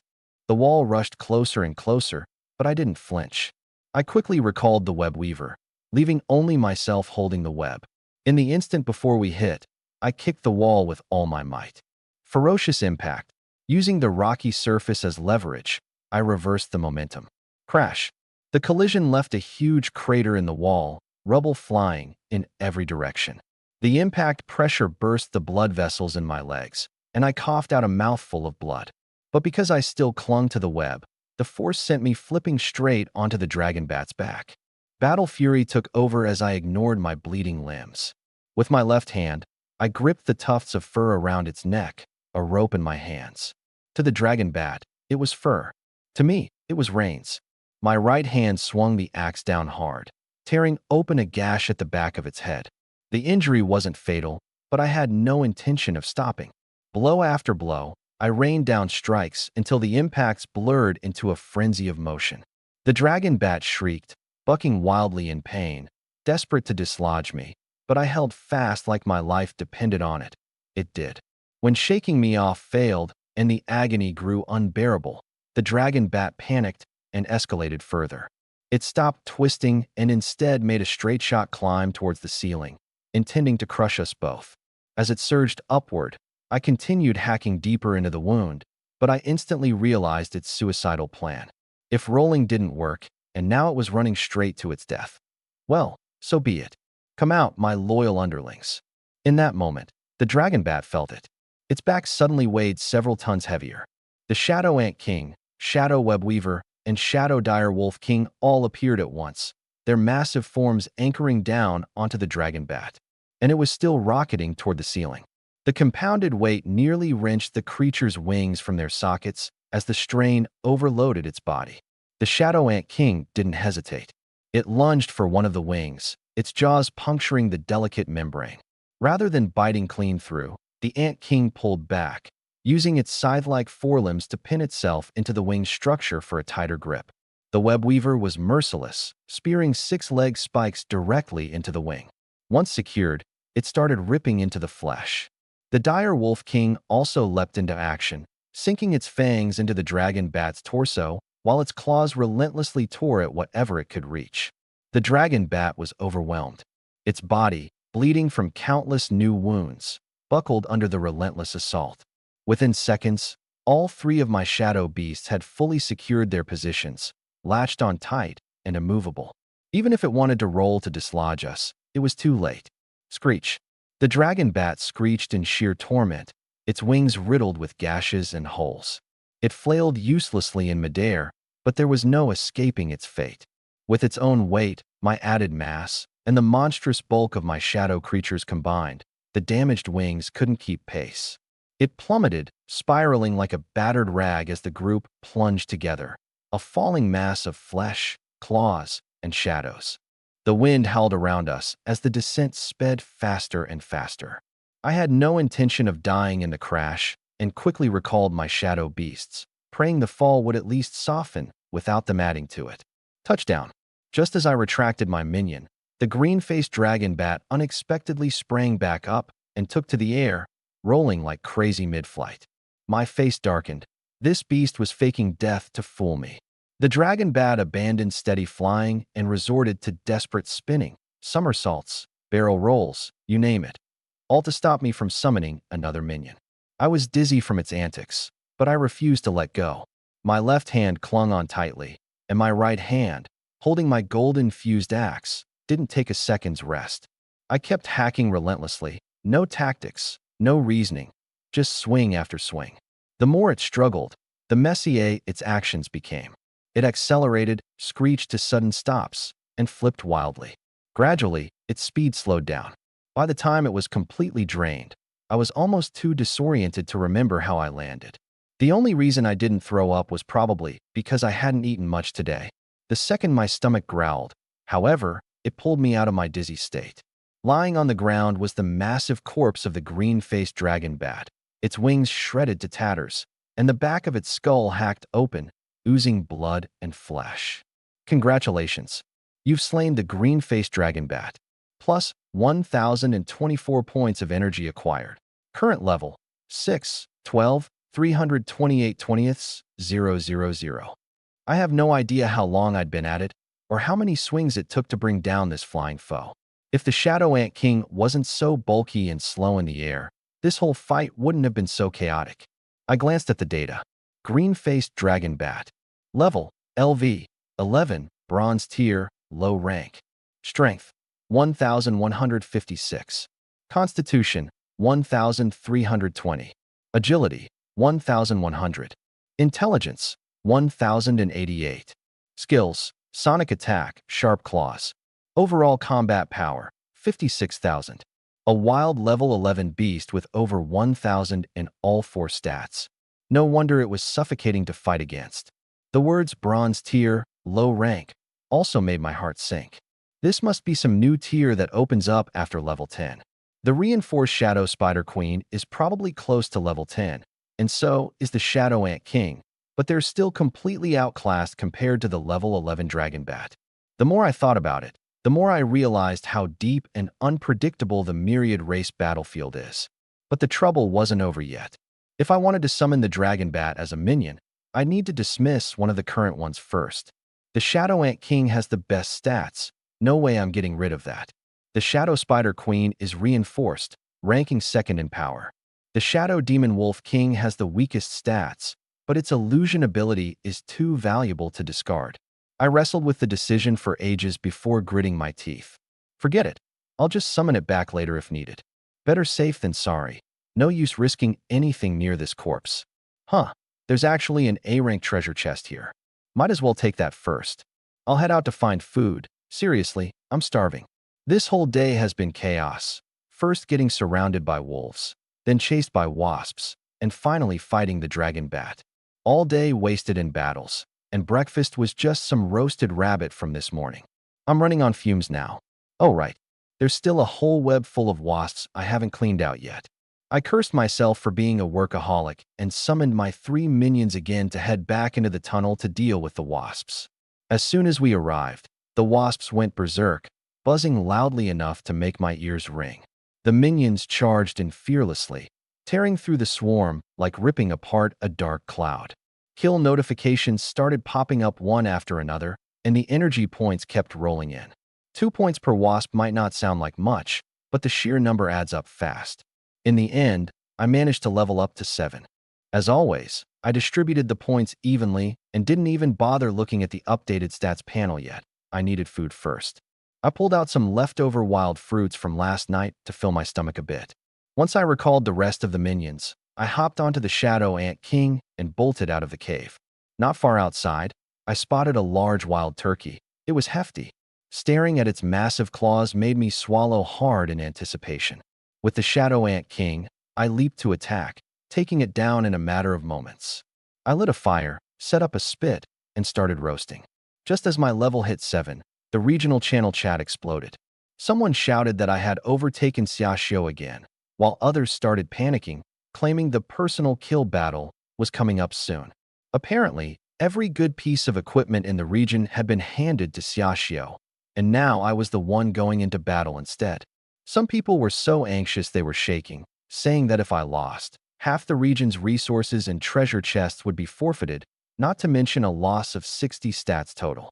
A few even suggested it'd be better for me to just die beforehand. Others speculated that I wasn't even reading the channel. Otherwise, I wouldn't have deliberately overtaken Xiaoxiu and sent myself into the fray.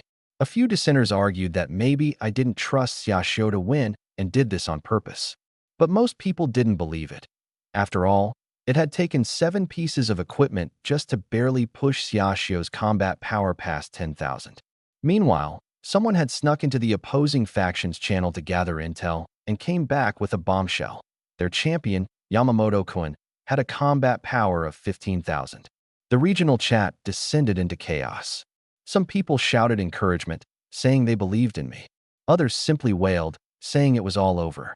Eventually, a group resorted to spamming Xiaoxiu, begging him to level up faster. Over in the opposing team's chat, they were already rolling with laughter. They mocked how our region's top player got overtaken and how all the best gear was given to Xiaoxiu, only for some random guy named Lin Fengmi to end up being their representative. They jeered at how it took an entire region's combined effort just to break 10,000 combat power. Then someone dropped their trump card. Yamamoto-kun was already at 15,000. Their chat erupted into mayhem, with many egging Yamamoto on to crush me instantly. Did they really just compare Yamamoto-kun to a mere sword master? You're too savage, don't be that blunt. If we scare them to tears, it's no fun anymore. I think they're about to fall apart over there, especially that Lin Feng guy. He seems completely clueless to. Let's see if Yamamoto-kun still has a regional battlefield token. If so, hit him again hard. They probably won't even have any treasure chests left to claim. Wu Shuang glanced at the live chat scrolling by, smirked, and commented coldly. You think any of you are fit to beat that man? If you guys had seen what happened this morning, your legs would have turned to jelly. And yet, here you are mocking him. That man is simply invincible. What is he doing right now? As she spoke, her face inexplicably turned red. Meanwhile, chaos erupted on Xiaoxiu's end. What the hell? What am I even doing here? How did his level overtake mine? I just cleared out a swarm of jungle yellow jackets. If I lose, I'll lose 60 points of data. Can any of you afford to take responsibility for that? Trying to stay under the radar, a junior teammate chimed in. Boss, could it be because I lured that swarm of yellow jackets away? They never came back. If there's anyone who could solo that swarm at this stage, it's probably him. Otherwise, there's no way my level would have jumped like this. The more Xiaoxiu thought about it, the more it made sense. Gritting his teeth, he cursed, ruined my plans, and dared to step all over me. He'd better pray for mercy when I catch up. As for me, I was blissfully grilling a giant drumstick over a fire, the oil sizzling satisfyingly. Finally cooked, I was starving to. I had just taken the chicken foot down and was about to plate the enormous drumstick when, out of nowhere, the space around me warped violently. In the next moment, I was forcibly dragged into an ancient battlefield. Before me, a figure solidified, wooden clogs, a long sword, and a bald head with a small ponytail at the back. Frozen mid-reach for my food, my drumstick was gone, and so was my peace. Fury flared instantly, battle readiness overwhelming me as murderous intent filled my eyes. Who the hell are you? Do you even know the cost of interrupting my meal? The man opposite sneered. So it's you, Lin Feng? I am Yamamoto-kun, the #1 swordsman of Great Sakura. I am your opponent. Prepare yourself for death. I gave him an unimpressed once-over and frowned. What rock did this Sakura brat crawl out from? Wasting no time, Yamamoto-kun assumed his battle stance, body leaning forward as he charged at me. I believe in respecting every opponent. If you can withstand 5 moves, I'll finish you painlessly. Behold my first skill, Drawblade Slash, Form 1. I didn't even bother to look at him, rolling my eyes. Come forth, my servants. My shadow stretched impossibly long, and from its inky depth crawled 3 colossal beasts, each towering 5 meters high. Their ominous presence was as if the gates of hell had opened. Yamamoto-kun's sword froze mid-draw. His charge ground to a halt the second he laid eyes on the 3 monsters towering over him. He craned his neck to look up, his face draining of color. Jungle Ant Queen? But they're usually barely 2 meters tall. This one's head alone is nearly 2 meters. Wait, wings. And those scythe-like front legs. Are you some kind of mantis demon? And that's Blood Widow Spider Mother. Why does it look almost twice as big? And the saber-toothed demon wolf. Normally, they're only 2 meters. What on earth have you been feeding these things? His Adam's apple bobbed nervously, his tone still defiant, but his heart clearly quivering. Gold fertilizers, huh? Are they really that powerful? Maybe I should bring some back for my own fighters. In that instant, Yamamoto-kun even started planning out the rest of his life, seemingly resigned to live another day. Snapping him out of his stupor, I growled, "Make it quick. I'm hungry." The 3 beasts moved as commanded, and Yamamoto-kun's legs immediately gave out beneath him. Collapsing to the ground, he left a puddle of, let's just say it wasn't sweat. He wailed, begging desperately, "Don't come any closer.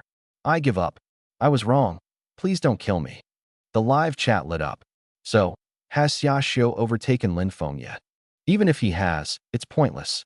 Yamamoto's battle power is a whopping 15,000. At least he'll put up a fight, right? You never know, he might win. I'm still betting on Lin Feng. Worst case, we all die together. Speak for yourself. No dying together, please. My battle power just passed 10,000. An S-rank profession could take that Sakura brat down. Battle power doesn't matter. Our boss dominates by skill alone. Didn't he already carry 2 guys into the top 100?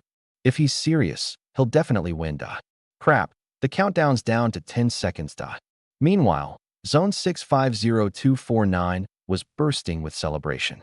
Yamamoto-kun, bring down that sick man in under 3 minutes. 3. I say 2 minutes is plenty. I'll bet 1 minute. It'll be a clean sweep. 60 data points. Isn't that basically half my life? It's enough to level up several times. Weary definitely going all the way to the end. Great Sakura for the win. I've already decided how to allocate my points. The more I think about it, the better this feels. Oh, it's almost starting. Regional announcement. The personal slaughter mode has been activated. Both contestants have entered the arena. Tension filled the air on both sides. Regional announcement.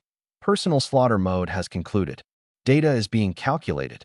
Damn, that was fast. It only lasted 30 seconds. Who won? Tell us. Seriously? That Lin Feng guy? Even I could have handled it better. Wait a sec. The leaderboard still has Lin Feng's name. Could it be? Of course Yamamoto won. It's Lin Feng. 30 seconds, instant KO. Told you swordsmen are OP. Or maybe the opponent was just trash. Haha. Fair point. Too weak. Wait, something's off. Why is Yamamoto's name missing from the leaderboard? Regional announcement. Region 800820 declared victorious. Rewards distributed. Regional announcement. Each player in Region 800820 has received 60 points of random data. Regional announcement. Resources in Region 800820 have increased by 50%, and treasure chests have increased by 50%.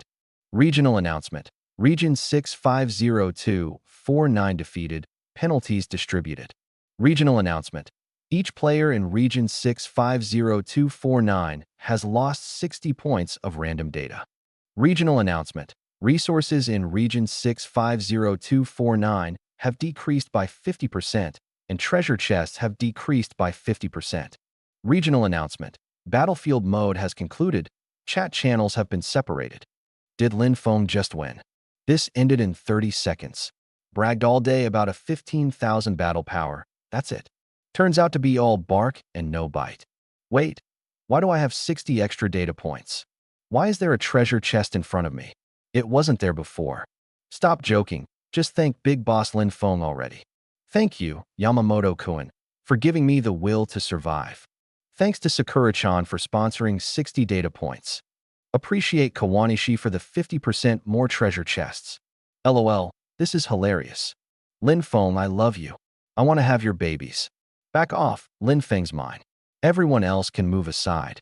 Kawanishi, Yamamoto, I'm coming for your ancestors. Damn it, defeated in less than 30 seconds. And this guy dares call himself a master swordsman? Now what? Without treasure chests, even raising my arms feels like a chore. Great. That scumbag Yamamoto cost me 60 data points. Now I'm forced to grind level 1 goblins again. You think that's bad? I'm left with just 1 data point. Breathing is exhausting at this point. I'm done for. Yamamoto, I curse your entire family. I sat back down by the campfire and checked on my roasted chicken leg. Thankfully, it hadn't burned. Munching away, I scrolled through the regional chat. Personal info. Congratulations on winning the personal kill mode. You've received 60 data points, 1 A-rank treasure chest. My eyes sparkled. First, I distributed the data points evenly and then opened the treasure chest. You've obtained Flash Boots. Flash Boots allows you to teleport within 5 meters. Cooldown, 5 minutes. Battle power plus 8,000. This item was a game changer. Next time I run into a blue-faced dragon bat, I'll just teleport onto its back when the time is right. I immediately put on the boots and glanced at the announcements again, confirming that the regional battlefield pass was legitimate. Even Summer Rest was catching up quickly. After shutting off chat, I filled my stomach before checking my stats. Name, Lin Foam. Level, 7. Class, SSS rank Shadow Overlord. Minions, Shadow Forest Ant King, Shadow Bloodthirsty Spider Queen +1, Shadow Saber Wolf King. Total battle power, 68,000. 68,000. That should be enough. Elsewhere, someone was losing it. That damn Lin Foam stole my hornet, stole my spotlight, and even looted an A-rank chest. As the sky began to darken, signaling the end of the day, I remembered I still had a daily dungeon attempt left. Without hesitation, I chose Nightmare mode. This time, I brought along my 3 minions. I even had a blue-faced dragon bat in my inventory that I hadn't used yet. I didn't lift a finger as my minions steamrolled through everything. Cleared in 2 minutes. Successfully defeated Bloodthirsty Rock Spider, plus 8 energy. X70. Successfully defeated Bloodthirsty Spider Queen, plus 64 energy. Only 600 plus energy? It felt lackluster compared to what the blue-faced dragon bat drops, though it was much more convenient. Congratulations on clearing Wrath of the Spider Swarm in Nightmare difficulty. Clear time, 2 minutes 1 second. Reward earned, B-rank treasure chest. The reward seemed downgraded. Still, I opened the B-rank chest. You've obtained Spider Silk Pants. Spider Silk Pants, durable and breathable. Battle power plus 400. I glanced at my tattered jeans, barely hanging on as rags, and quickly swapped them out. Not much bonus power, but at least I wasn't running around half-naked.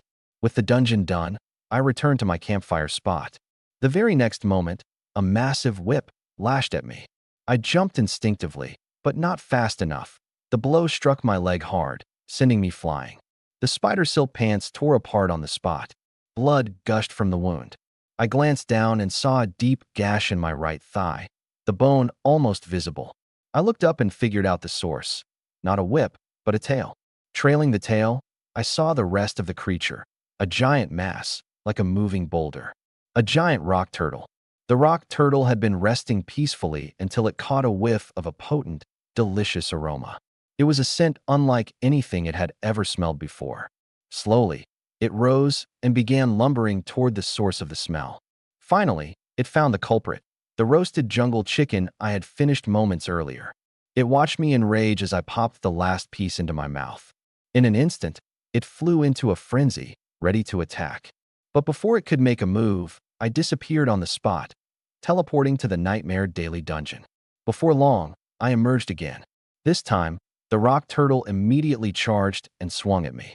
Its massive tail whipped like a crashing tidal wave, slashing my leg open and ripping a deep, ugly wound.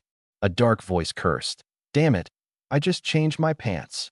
Fueled by pure fighting instinct, I summoned 3 minions at once: Shadow Ant King, Shadow Spider Queen, and Shadow Demon Wolf King. The 3 lunged at the giant stone turtle, but its tail kept relentlessly lashing at me, forcing me to dodge non-stop.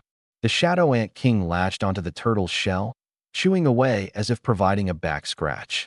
The Shadow Spider Queen jabbed at it with her pillar-like legs, but still couldn't break through. The Shadow Demon Wolf King charged straight at the turtle's head, forcing it to swing its tail away from me to defend itself. The Demon Wolf King used illusions to evade the strike.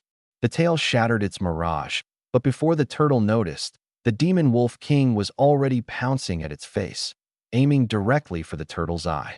The giant stone turtle didn't have time to evade and could only squeeze its eyes shut. Yet even through the defense, razor-sharp claws sliced through its eyelid, and blood trickled down. The turtle let out a deep, almost bovine-like roar. It was furious now, lifting its front legs and slamming them against the ground with immense force.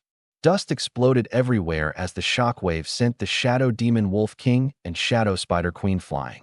My visibility was completely cut off by the clouded debris, leaving me with nothing but the sound of something cutting through the air at lightning speed. Barely raising my golden-infused axe to block, I braced myself. In the next split second, asterisk bang asterisk, I was sent hurtling dozens of meters, crashing through several ancient trees before landing hard. As the dust cleared, I crawled up from the splinters, spitting blood.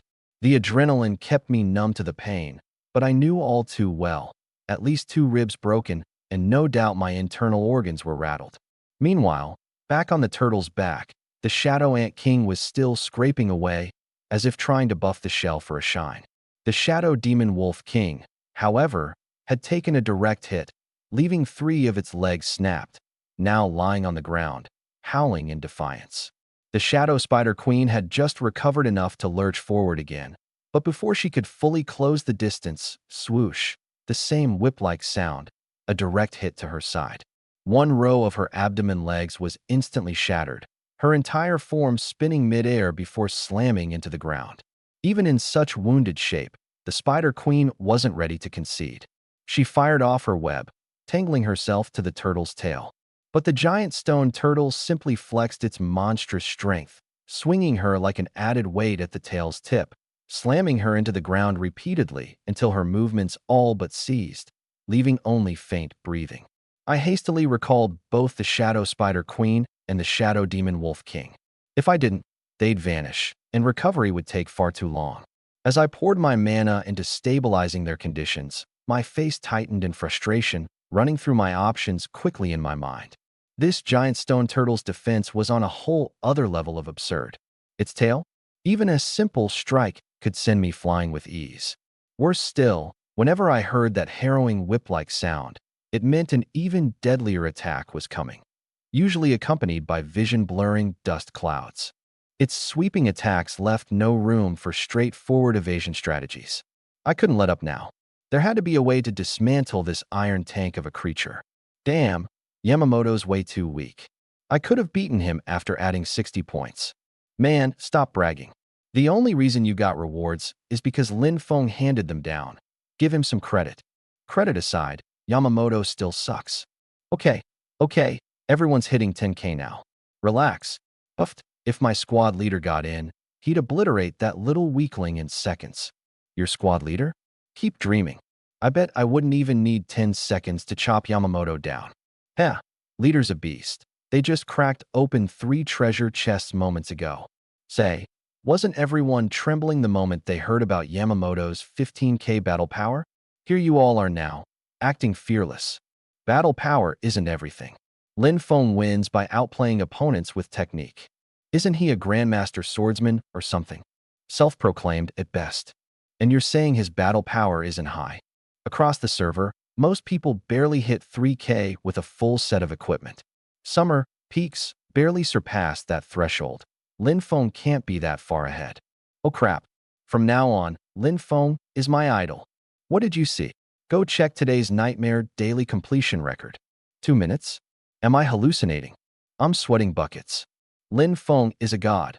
No matter how much the livestream chat hyped me up, the reality couldn't have been further from the glamour they imagined.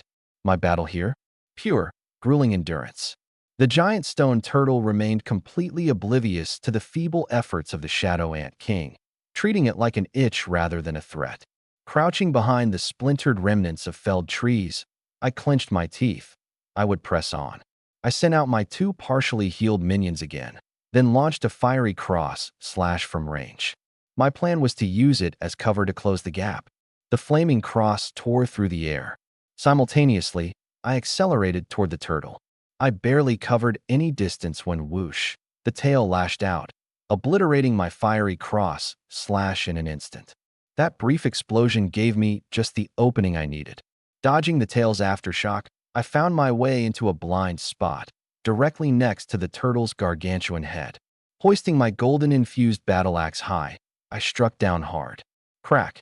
The force reverberated painfully up my arms, almost causing me to drop my axe. The impact left a nasty gash along the top of its head, blood pouring out, though it was little more than a flesh wound to this beast. No retreat.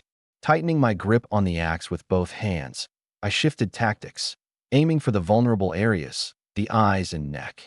When the tail swung close, I dive under its neck, clinging to this blind spot. One strike, then another. Wounds multiplied on its face and neck, inch by agonizing inch. My shadow demon wolf king stayed mobile, weaving through tail strikes using illusions to claw at any weak spots when possible. Meanwhile, the shadow spider queen could only pace anxiously from a distance. Just as I thought I might be turning the tide, the giant stone turtle suddenly went berserk. Lifting its massive right leg, it slammed down harder than ever before. This wasn't just another dust cloud. This time, a devastating shockwave erupted from where it landed. It practically felt like an erupting storm. Swept into the air, both the Shadow Spider Queen and Shadow Demon Wolf King were hurled dozens of meters back, crashing violently. The ground around the turtle's feet, once solid, was torn apart as if a plow had forcibly carved the surface, shoving earth aside in meters-wide trenches. Then came the death knell, a rippling shockwave. A crushing force struck me like a sledgehammer to the skull, leaving me instantly disoriented and numb. My body betrayed me, limp and helpless, even though my consciousness remained painfully aware. The wind carried me like so much debris, tossing me away with no control. And still, I could feel it, my two surviving minions pummeled relentlessly by the explosive force. Even so, through sheer reflex alone, one thing remained clear. My golden-infused axe was still clutched tightly in my hand. My body froze entirely. The sound of something slicing through the air exploded again. A massive tail swept in with devastating force, like the scythe of the Grim Reaper. Desperately, I screamed in my head, "Move!" But the dizziness hadn't fully subsided, and I could only watch helplessly as it drew closer. Time seemed to stretch, moving forward frame by frame. I finally regained sensation in my fingers, then my upper body, but it was still too late. The tail was already in front of me, less than 15 feet away, closing in fast. The stone shell tortoises I carried an injured crease, but its gaze burned fiercer, more ruthless. It was convinced that the sweep of its tail would turn me into a bloody pulp. Meanwhile, Wu Shuang sat atop a boulder, swinging her legs while browsing the area's cleared level notifications. He got through the nightmare dungeon in just 2 minutes. She scanned the vicinity, surrounded by the corpses of felled dire wolves, then hopped down to gather all the loot. Oh, there's a treasure chest, too. Back on the battlefield, the massive tail was now mere inches away from me. The gust it carried cut my face first, slicing the skin open before blood even had the chance to flow. As the tail swiped past, the stone shell tortoise's expression turned mocking. Finally over, it seemed to think. But in the next second, it froze. The expected sensation of hitting solid flesh never came. It fixated its gaze and realized. I was standing there on ground, completely unharmed. My flash boots had saved my life. As soon as sensation returned to my legs, I'd flooded the boots with magic and instantly escaped what would have been a fatal blow. When I landed, I gasped for air, forcing myself to adjust to my newly recovered body. That shockwave earlier wasn't even at full strength, yet it nearly killed me. I barely had time to gather myself before the stone shell tortoise went into a full-on rampage. Its tail lashed out repeatedly, its shadow filling the air as it thrashed. I had no choice but to dodge constantly, darting away with each strike. But when that telltale slicing sound echoed again, I didn't dodge. Instead, I raised my gold-edged axe to meet the attack, not to block it outright, but to redirect it. The moment my axe met the tail, I shifted from a vertical chop to a side deflect, activating a powerful counterattack in the same motion. Using the combined force, I allowed myself to be blasted backward, only to land directly in front of the stone shell tortoise once more. Its tail barely grazed my side on the way, and I felt the pressure crush into my ribs. I coughed up a mouthful of blood, but my eyes flared brighter. My resolve burned hotter than ever. I had to admit, this thing's strength was absolutely ridiculous. I'd thrown just about everything I had at it, and all I'd managed was to chip away at the surface of the armor covering its head. But I wasn't going to back down. I pressed in again, swinging my gold-edged axe relentlessly, aiming blow after blow at its massive face. As I kept smashing away, frustration bubbled inside me. I was still missing a critical move, something devastating, something that could deliver a deep, bloody wound in one strike. Without it, how was I supposed to inflict serious damage on this creature, let alone kill it? Sure, I could retreat, summon my blue fang bat, and gather more data before coming back to fight. But once my battle rage set in, the thought of running turned unbearable. My gut told me if I backed down now, I might lose my edge permanently. Besides, the blue fang bat likely wouldn't help much here. Its claw strikes might land, but I could already endure those. Its sonic waves had wide coverage but insufficient damage. They'd barely scratch this tortoise. I refuse to believe I can't take you down. The gold-edged axe rained down like a storm. I abandoned targeting its eyes, shifting my focus to its neck instead. Swing after swing slashed at the same spot, trying to carve deep enough to sever an artery. I stayed close to its head, using its thick neck as cover. When its tail came for me, I ducked to the opposite side. My movements had the rhythm of splitting firewood, one chop at a time. The tortoise's neck wound widened with every blow, and its enraged roars came one after the other. I even started predicting the direction of its tail attacks by the sound alone, dodging more cleanly with every strike. But just as I was feeling increasingly in control, another slicing sound tore through the air. This one sharper, closer, and coming from an unexpected angle. This time, the tail wasn't coming for my body. It was getting straight for my throat. This force, something feels off. Would the tortoise hurt itself to attack me? Of course not. Everything clicked in my head in an instant. That shield I'd been using, its head? It could just retract it into its shell. A second later, the stone shell tortoise pulled its head back, leaving me completely exposed to the tail's direct strike. That's when I finally realized. It had let me wail on its head and neck all this time without knocking me away, just to lull me into a false sense of security. It had been waiting for this perfect chance at a killing blow. The tail barreled in with terrifying pressure. I tried to shift a half step away but couldn't move fast enough. My flash boots were still cooling down. I couldn't activate their dash effect. All I could do was watch as the tail closed in, close enough for the cold air around it to prickle my neck. But then, at the last possible moment, the stone-shell tortoise let out an ear-piercing scream of pain. The tail's trajectory wrenched suddenly off course, grazing me instead of delivering a direct hit. I broke into a cold sweat and barely had a chance to steady my breathing before the tortoise lifted its mighty feet and stomped, sending me flying backward again. When I landed, dazed, a single wild thought dominated my mind. What just happened? Looking up, I finally saw the answer. The Shadow Ant King had stepped in to save me. It had clambered onto the tortoise's back at some point, biting and gnawing away. Yet that impenetrable back armor was so tough that its efforts had been about as effective as a gentle exfoliation. But when it saw me about to get obliterated, it lost all patience. Taking a more direct route, it climbed down and latched onto the tortoise's tail, sinking its massive pincers into the unprotected underside with ease. The tail flailed wildly, the unbearable pain twisting its movements. As realization dawned on me, I couldn't help but light up inside. I almost wanted to grab the Ant King and give it a big kiss, but seeing how furiously it was working, I held back. Regardless, it was crystal clear. The Shadow Ant King had just saved my life and might have turned this entire battle around. With a single glance, I realized I had struck the giant stone turtle's weak spot. Otherwise, given how absurd its defenses were, there's no way I'd have been able to pierce its armor at my current stage. I'd only have been able to hide and take a beating. But now that its weakness was exposed, the turtle was essentially as good as dead. The problem, however, was figuring out how to maneuver behind it. A direct attempt was almost impossible. Its massive tail could crush me into pieces at any moment. Then, an idea sparked. Without hesitation, I unleashed a furious strike directly at the giant stone turtle. Kicking off the ground with all my might, I launched myself straight into the air. For someone without flight capabilities, jumping like this was basically asking to be a sitting duck. The turtle's eyes locked on me mid-air, its killing intent nearly palpable. The sound of the wind tearing announced its tail sweeping my way. Just as I was about to be smashed to pulp, I summoned the Shadow Spider Queen out of nowhere. Turns out, I'd already retracted her before jumping, waiting for this exact moment. Mid-air, I erupted with another furious strike, leveraging off the Spider Queen's back to propel myself. Like a cannonball, I blasted toward the turtle's rear side.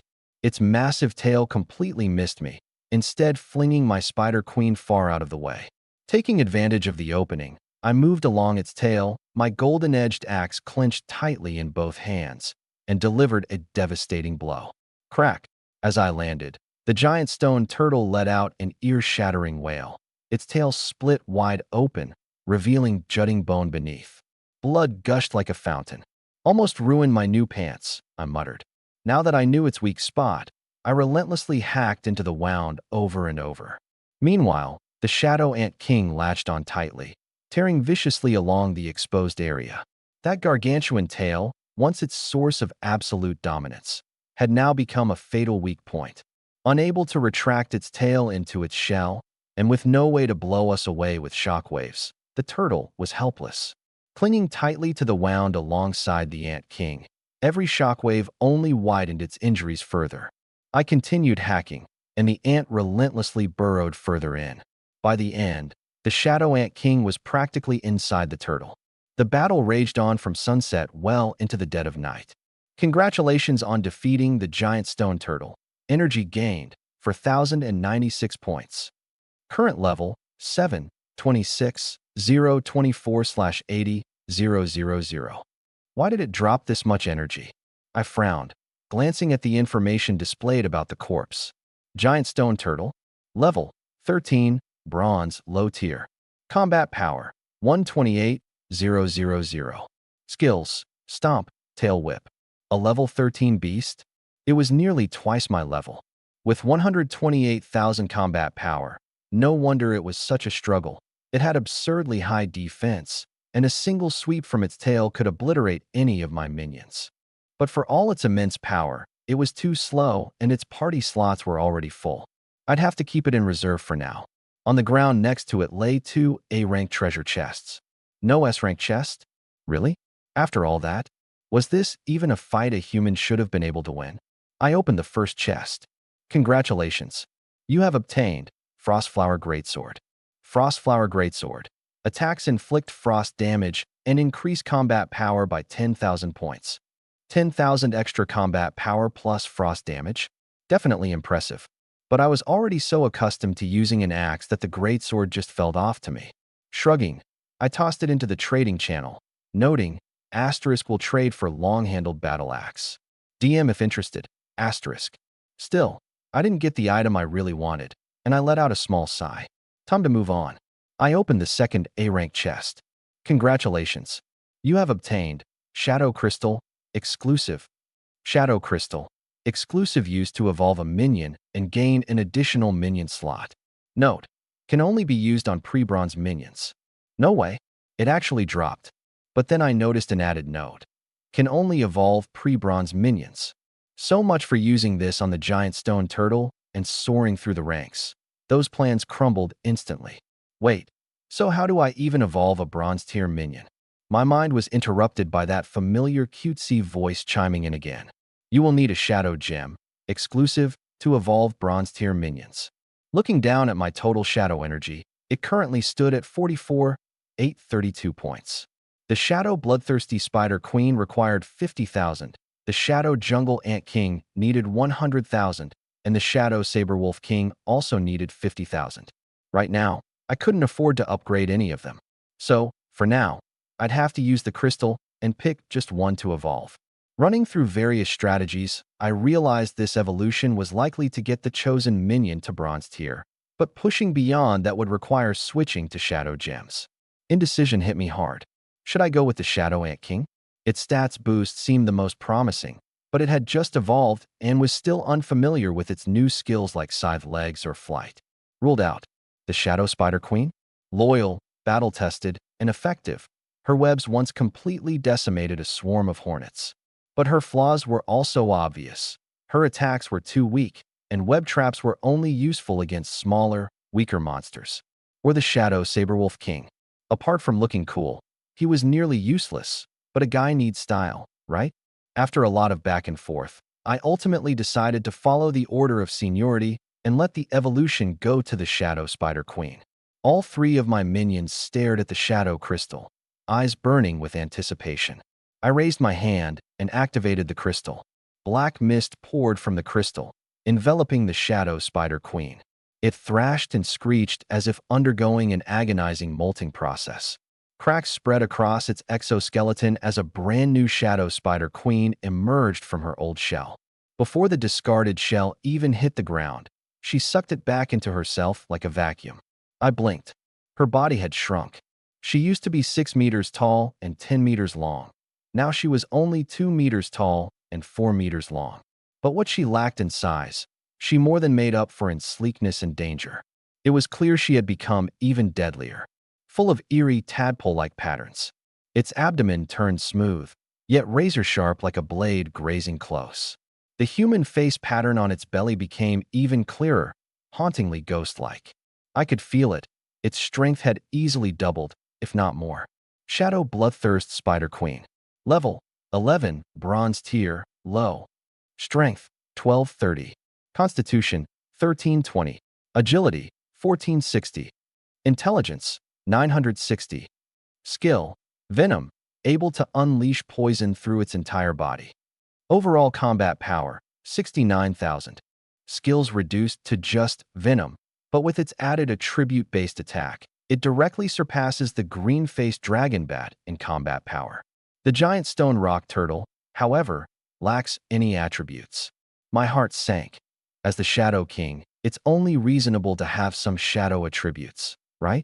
It felt like I had found a crack, just big enough to pry open the world's rules. I quickly asked the dedicated GM. Permissions not yet unlocked. When will they unlock? After reaching level 10. Permissions not yet unlocked. I clenched my teeth and decided not to press further. With the crystals used up, a new slot opened up. Let's summon the giant stone rock turtle for now. I needed more constitution. Rise, my servant. Slowly, the mountain-like giant stone rock turtle awakened. The moment its constitution stat fed back to me, I could feel the injuries on my body begin to heal bit by bit. Relying on my beginner's battle intent earlier had dulled the pain. I'd barely even noticed it. But now, as tension left me, my leg wound seared with sharp, stinging pain, and my fractured ribs. They hurt so much I was sucking in cold breaths. But thankfully, with the added constitution, my recovery speed visibly fastened. At this rate, I estimated that after a good night's rest, I'd be 70 to 80% healed by morning. I casually opened my status panel. Name, Lymphome. Level, 7, 2602/4/80,000. Class, SSS Tier Shadow King. Servants, Shadow Forest Ant King, Shadow Bloodthirst Spider Queen, Shadow Saber-Toothed Demon Wolf King, Shadow Giant Stone Rock Turtle. Strength, 160, plus 356, plus 1,230, plus 279, plus 2,469. Constitution, 151, plus 460, plus 1,320, plus 288, plus 3,650.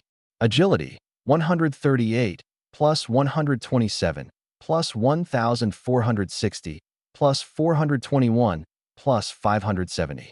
Intelligence, 110, plus 81, plus 960, plus 270, plus 1,600. Skills, Flame Cross Slash, Frenzied Heavy Strike, Beginner's Battle Intent. Overall combat power, 201,000. The whole zone was racking their brains to push Xiaoxiao above 10,000 combat power. Meanwhile, I easily stood tall above 200,000. And yet, I only thought it was decent at best. My constitution barely exceeded 5,000. Closing the panel, I went straight to sleep. While I slept soundly, the region chat was in chaos. Check the trading zone. It's absolutely insane. A heavy sword with 10k combat power? Did my eyes go bad? Big Shot Lin Feng just listed a 10k combat power heavy sword for sale. I barely scraped together 3k combat power, and he's out here selling weapons casually worth 10k? The gap is crushing to where the people claiming Lin Feng's combat power wasn't that high yesterday. Come out and take your beating. Why isn't the big guy selling corpses anymore? I've been saving up for days. Trying to trade a 200 combat power woodcutting axe? Dream on. So this is Lin Feng's true strength? I'm on my knees. By the next morning, the Warring Races battlefield entered its second day. Still lost in my dreams, the rewards arrived first. Regional announcement. Second day ranking rewards have been distributed. First place, Lin Feng, level 7. Second place, Xiaoxia, level 7. Third place, Zhu Sui, level 6. First place, Lin Feng, awarded a Tier B treasure chest. Second place, Xiaoxia, awarded a Tier C treasure chest. Third place, Zhu Sui, awarded a Tier D treasure chest. Regional announcement. Rankings for the instance Tragedy of the Spider Swarm have been published. First place, Nightmare Difficulty Lin Feng, 2:01 minutes. Awarded a Tier B treasure chest. Second place, Nightmare Difficulty Xiaoxia, 15:05 minutes. Awarded a Tier C treasure chest. Third place, Nightmare Difficulty Wu Shuang, 21:20 minutes. Awarded a Tier D treasure chest. Clearing Nightmare in 2 minutes? I take 20 minutes just for normal mode. Yeah, and this guy casually sells a 10k combat power weapon. How are you even going to compete? Wu Shuang ranked 3rd? That girl isn't simple either. Then, another series of notifications rolled in. Regional announcement. 1,000 players have now reached level 5, upgrading the daily instanced. Regional announcement. Daily instance, Wrath of the Spider Swarm, has been upgraded. Difficulty increased. Regional announcement. Proceed with caution when selecting difficulty. Upgraded again. They're just asking us to die at this point. I already don't qualify for the rewards, just advance whatever. Begging for team mode to come out so I can hug Lin Feng's thigh. When the sun climbed high in the sky, I finally woke up, or more accurately, hunger woke me up. Immediately, I commanded my Shadow Forest Ant King to hunt for food. Casually browsing the chat, I noticed that I'd somehow gained 2 more Tier B treasure chests. Raising an eyebrow, I opened them up without hesitation. Congratulations. You've obtained the skill, Life Drain. Life Extract.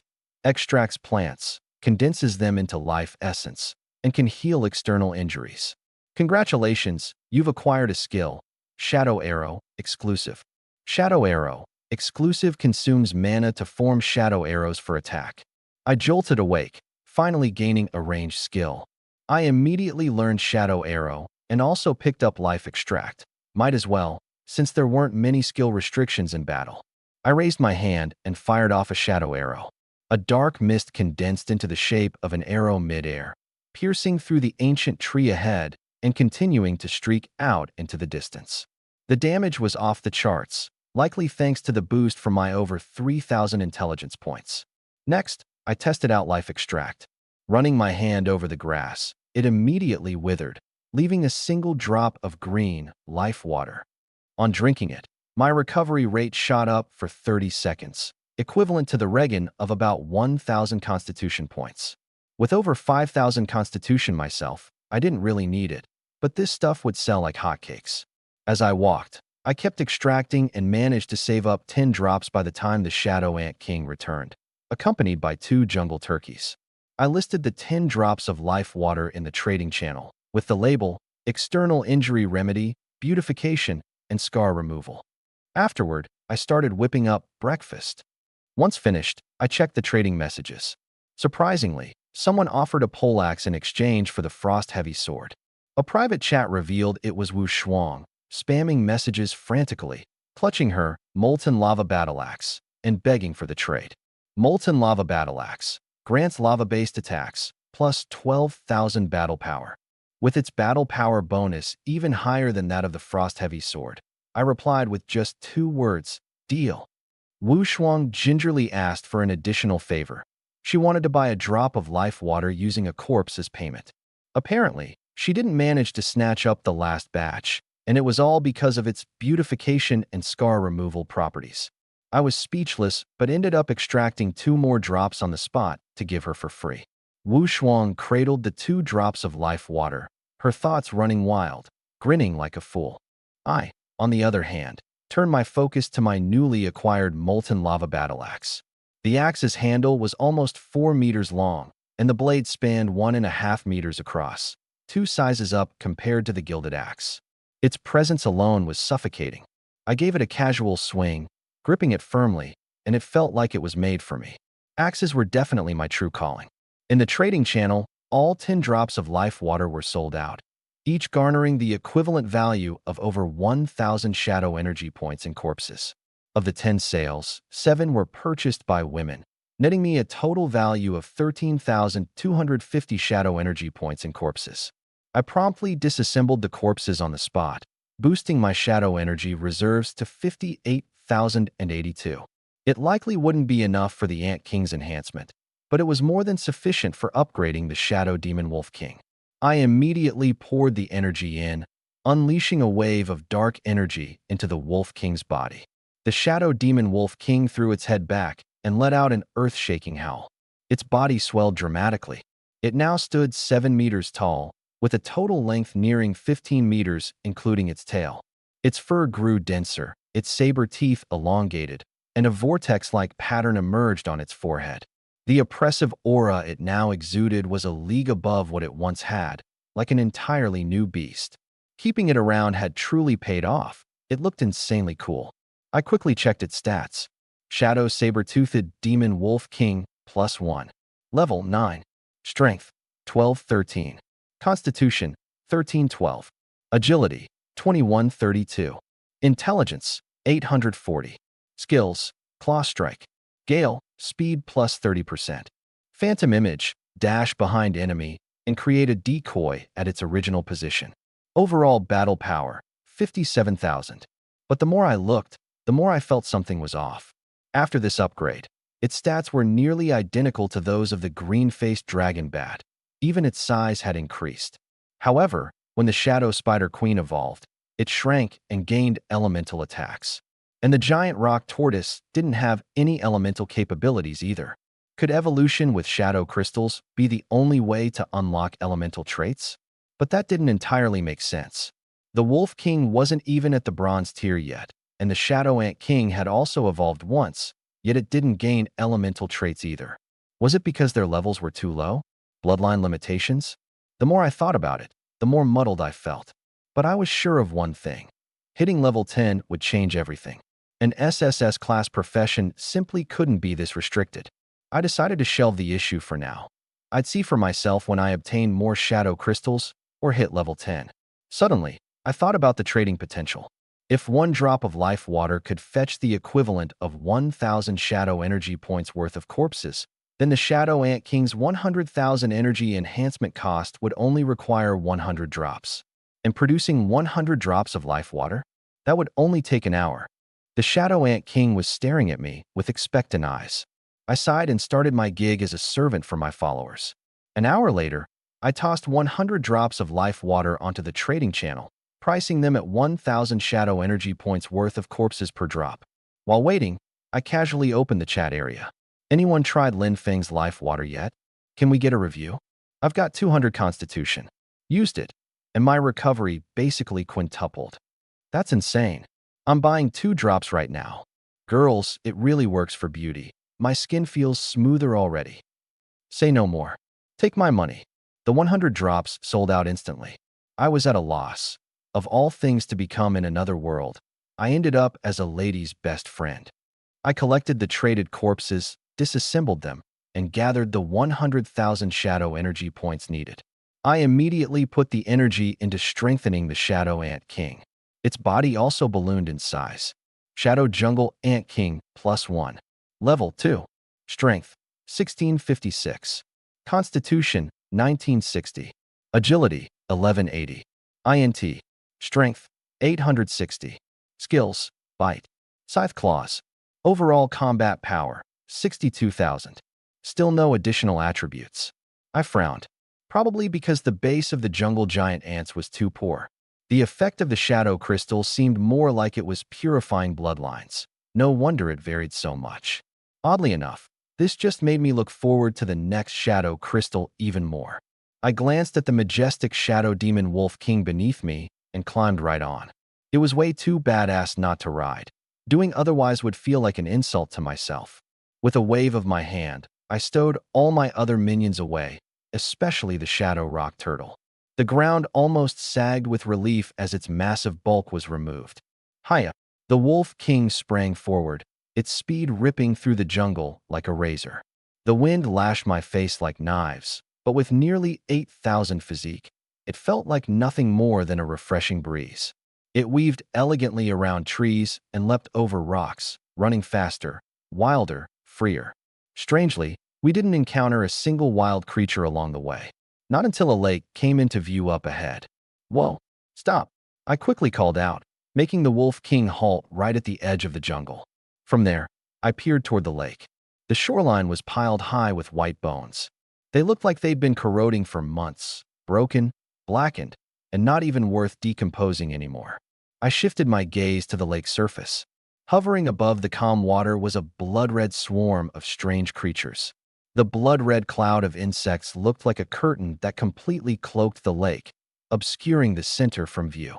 I squinted to make out their forms. They resembled jungle giant mosquitoes, but their auras were far stronger. Individually, they were close to level 5 strength. But the most chilling part wasn't their power, it was their sheer numbers. Hundreds of thousands, maybe even millions, packed together with such density that the atmosphere itself felt heavy with their presence. To me, these weren't just blood mosquitoes. They were a moving wall of levels, a storm of shadow energy. But as tempting as they seemed, I knew better than to let greed get the best of me. Not far from the lake, a massive yak stepped into view. Its horns reached skyward, though one was snapped mid-length. Its heavy breaths puffed white vapor into the air with enough force to create mini whirlwinds. Clearly a bronze-tier beast, the yak paced around the lake for a long while before retreating about 100 meters. Then, suddenly, it spun back toward the lake, lowered its head, and charged at it full speed. The whirlwind atop its head focused into a drilling point aimed directly at the red swarm. Just as the yak reached the lake's edge, the blood curtain erupted. The blood mosquitoes swarmed as though drawn by fresh meat, converging on the yak in an instant. Its whirlwind tore through swathes of them, reducing them to a bloody mist, but the remainder only grew wilder. Within seconds, the yak was completely enveloped by the swarm. I watched the red cloud convulse violently as a soul-piercing moo echoed out for hundreds of meters, making my ears ache. The cry ended abruptly. The red curtain slowly retreated back to its place above the lake. When I managed to look again, the yak was gone. All that remained was a skeleton riddled with holes, bones as pocked as Swiss cheese. The broken horn still lay on the ground, proof that this wasn't just an illusion. It finally dawned on me that the shore's circle of bones had all met the same fate. Even a bronze-tier yak was reduced to nothing in mere moments without leaving a scratch on the swarm. Any thought I'd had about venturing near the lake immediately evaporated. No amount of shadow energy was worth dying for. Turning to leave, I suddenly halted again. Something else had appeared at the edge of the lake. A massive toad hopped into view, its body covered in countless holes. Emerging from those tunnels were squirming mouths, worm-like appendages that moved as though tasting the air. It looked like a monster with eyes growing out all over its body.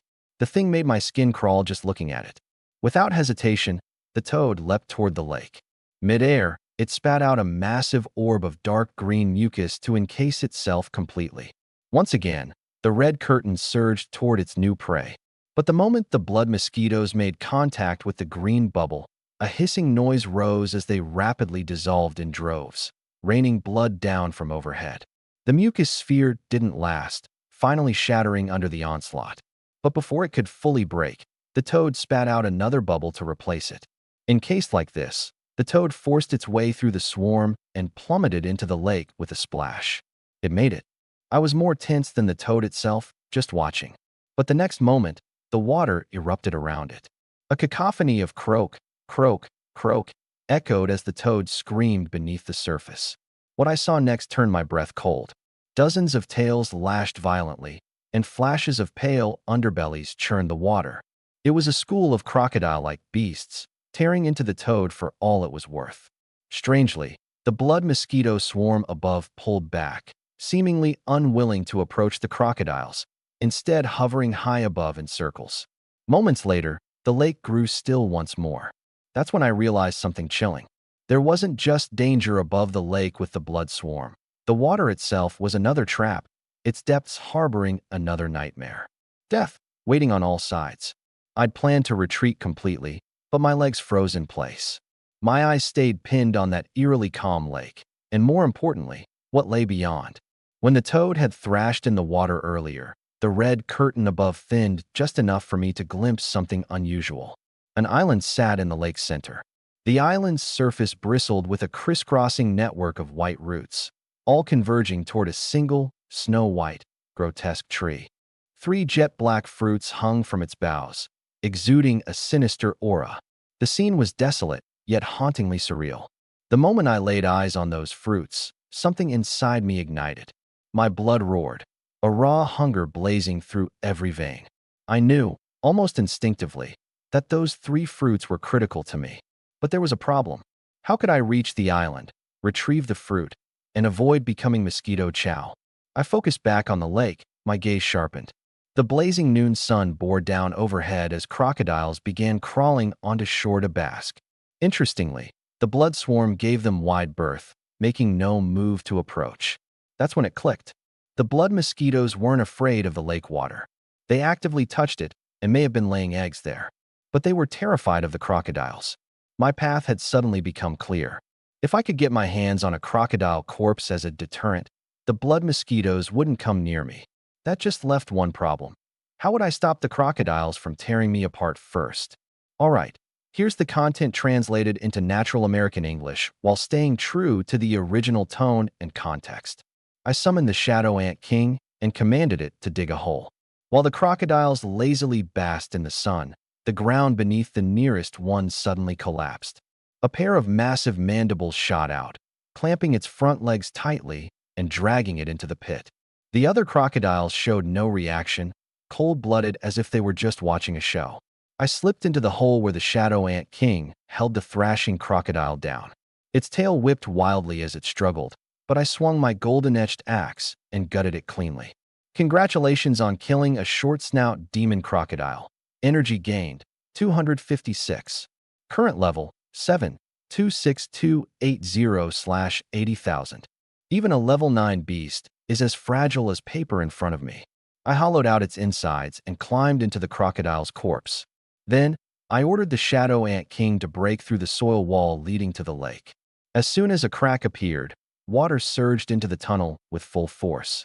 Taking a deep breath, I dismissed my Shadow Ant King and maneuvered the crocodile carcass underwater. No need to deal with the blood mosquito swarms above. Underwater, as long as I avoid other crocodiles, I'll be fine. Dragging the multi-ton carcass, I swam toward the center of the lake. Remarkably, none of the demon crocodiles I passed paid me any attention. The island loomed closer, only about 30 meters away now.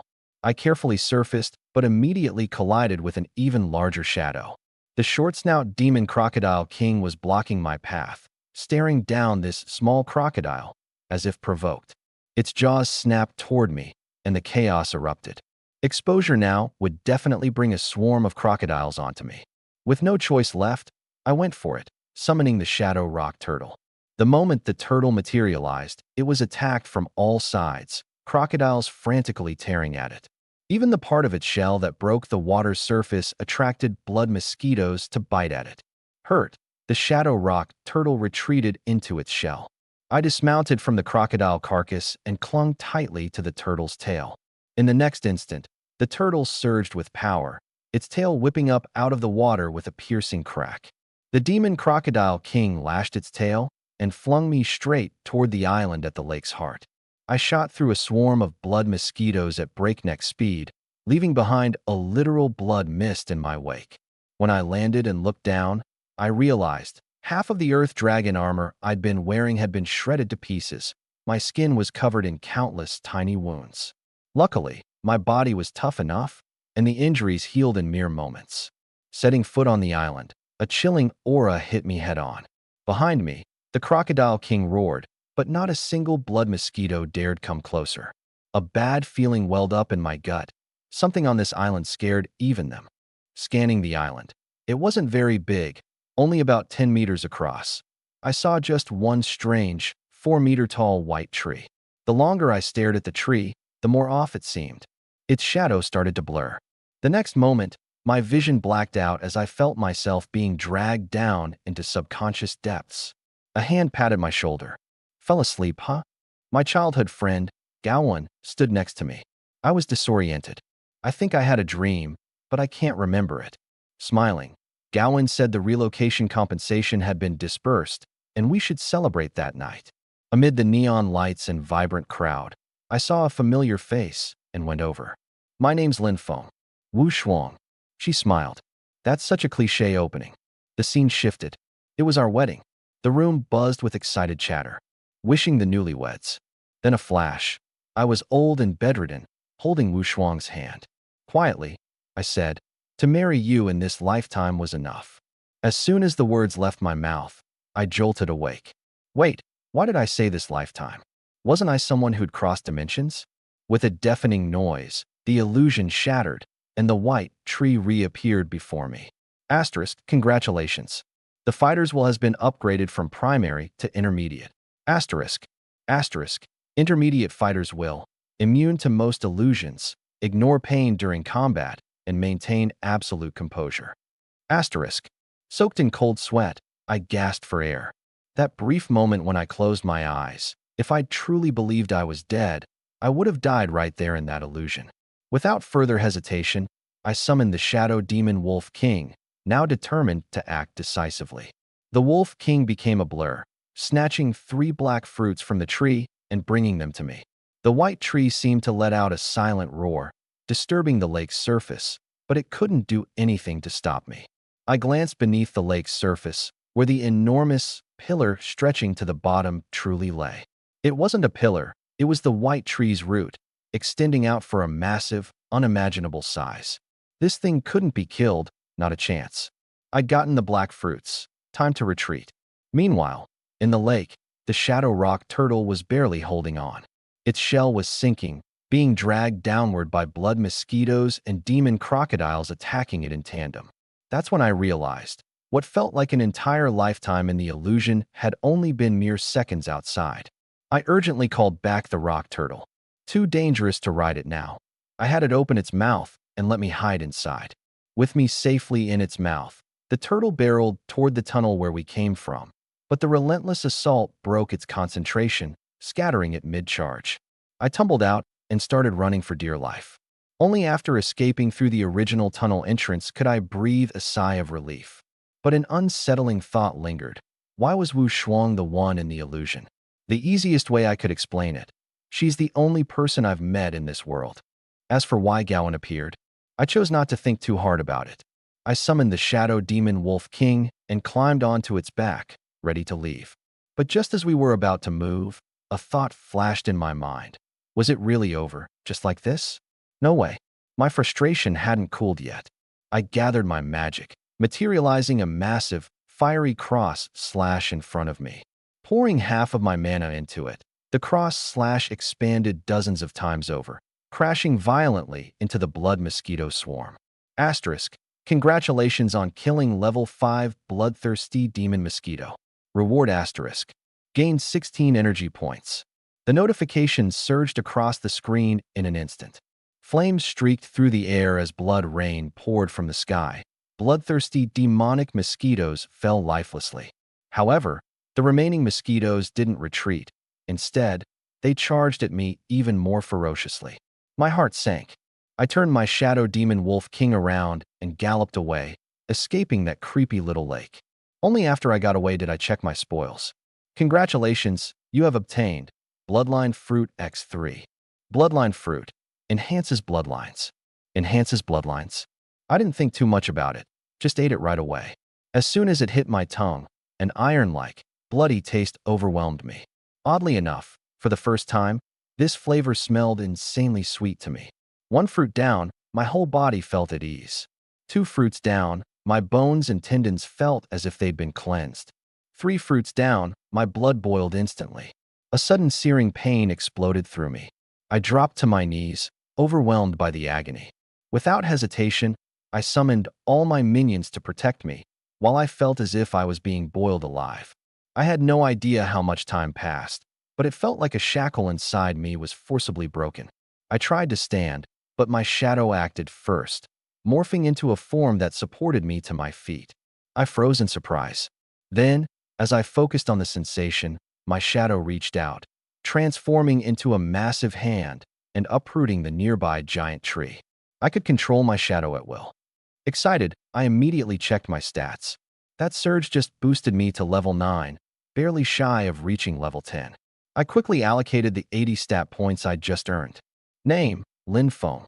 Level, 9, 121, 304/200,000. Class, SSS Tier Shadow Monarch. Minions, Shadow Forest Ant King +1, Shadow Bloodthirsty Spider Queen, Shadow Saber-Toothed Demon Wolf King +1, Shadow Giant Rock Turtle. Skills, Shadow Flaming Cross Slash, Frenzied Heavy Strike, Intermediate Battle Will. Total Combat Power, 368,000. A combat power of 368,000. Respectable, though still nothing extraordinary. But I was more intrigued by the new skill, Shadow. Shadow, mastery over the power of shadows. I frowned.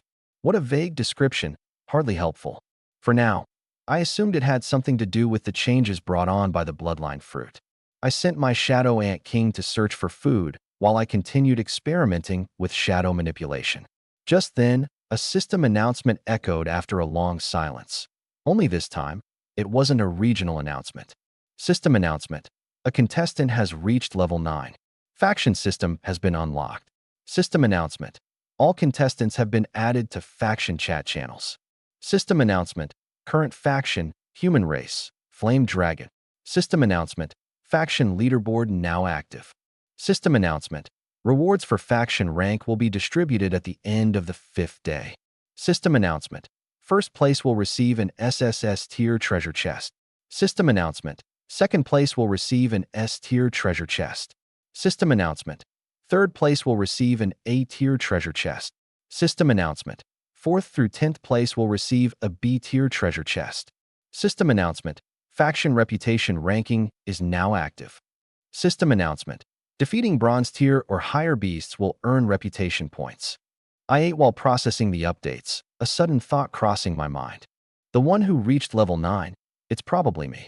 A leaderboard and treasure chest rewards clearly meant they wanted to push us into an all-out competition for first place.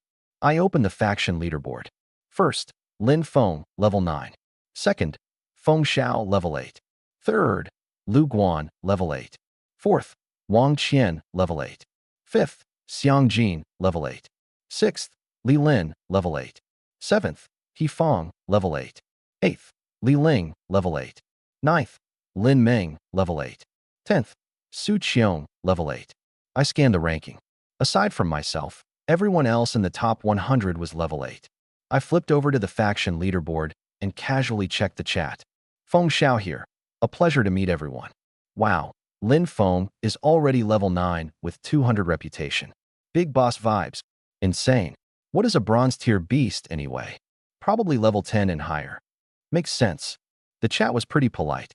But what interested me more was the reputation leaderboard, where my name stood alone with 200 reputation points. It didn't take long for me to figure it out. One bronze tier beast grants 100 reputation points. I'd only taken down the green-faced dragon bat and the giant rock turtle, exactly 2 beasts. As for what the faction mode was really aiming for, I couldn't quite figure it out yet and didn't bother dwelling on it. After finishing my food, I decided to get moving. Night had fallen, and I still hadn't attempted today's dungeon. I opened the dungeon menu without even glancing at the description and just selected Nightmare difficulty. My main thought was whether I could clear it faster this time. But as soon as I landed, I frowned. The environment felt off. I was at the bottom of a massive canyon. Before I could react, the canyon walls started rumbling, and loose rocks began crashing down. I instinctively looked up.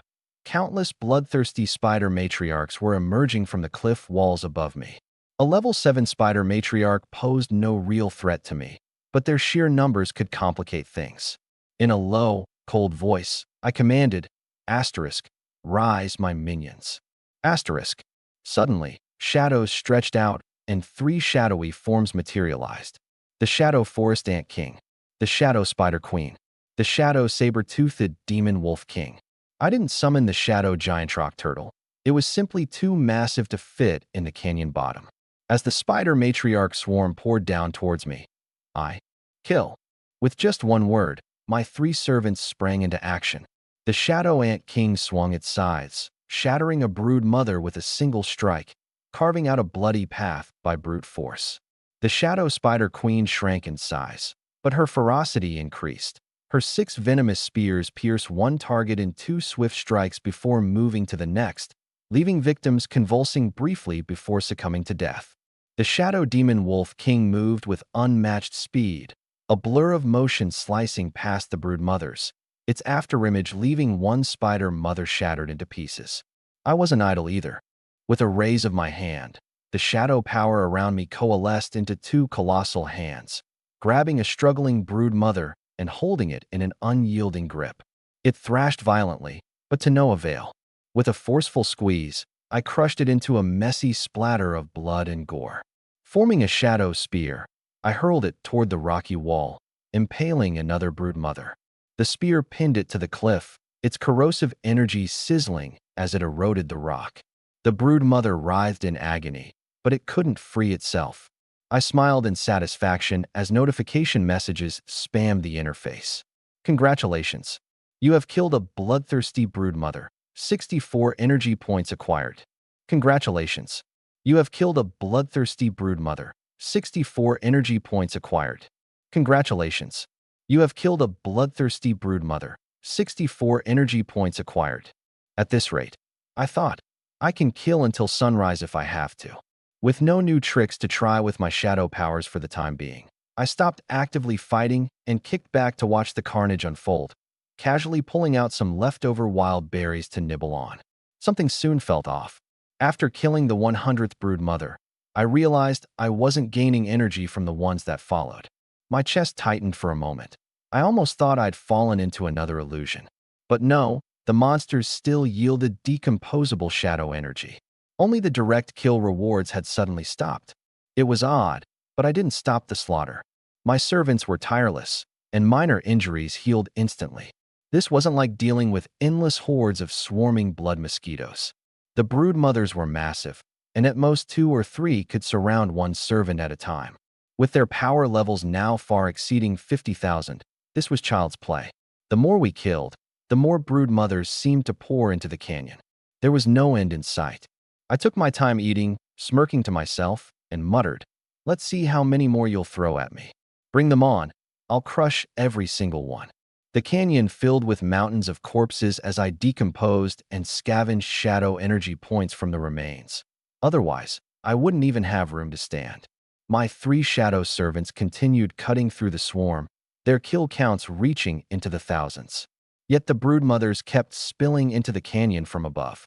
To me, these weren't monsters. They were gifts of energy handed to me on a silver platter. I welcomed the endless waves with open arms. While I was busy harvesting, the game system broadcast lit up with alerts. Zone 38913-4 has been challenged with a regional battlefield token. Victory condition. Top players in Wrath of the Brood leaderboard determine the results.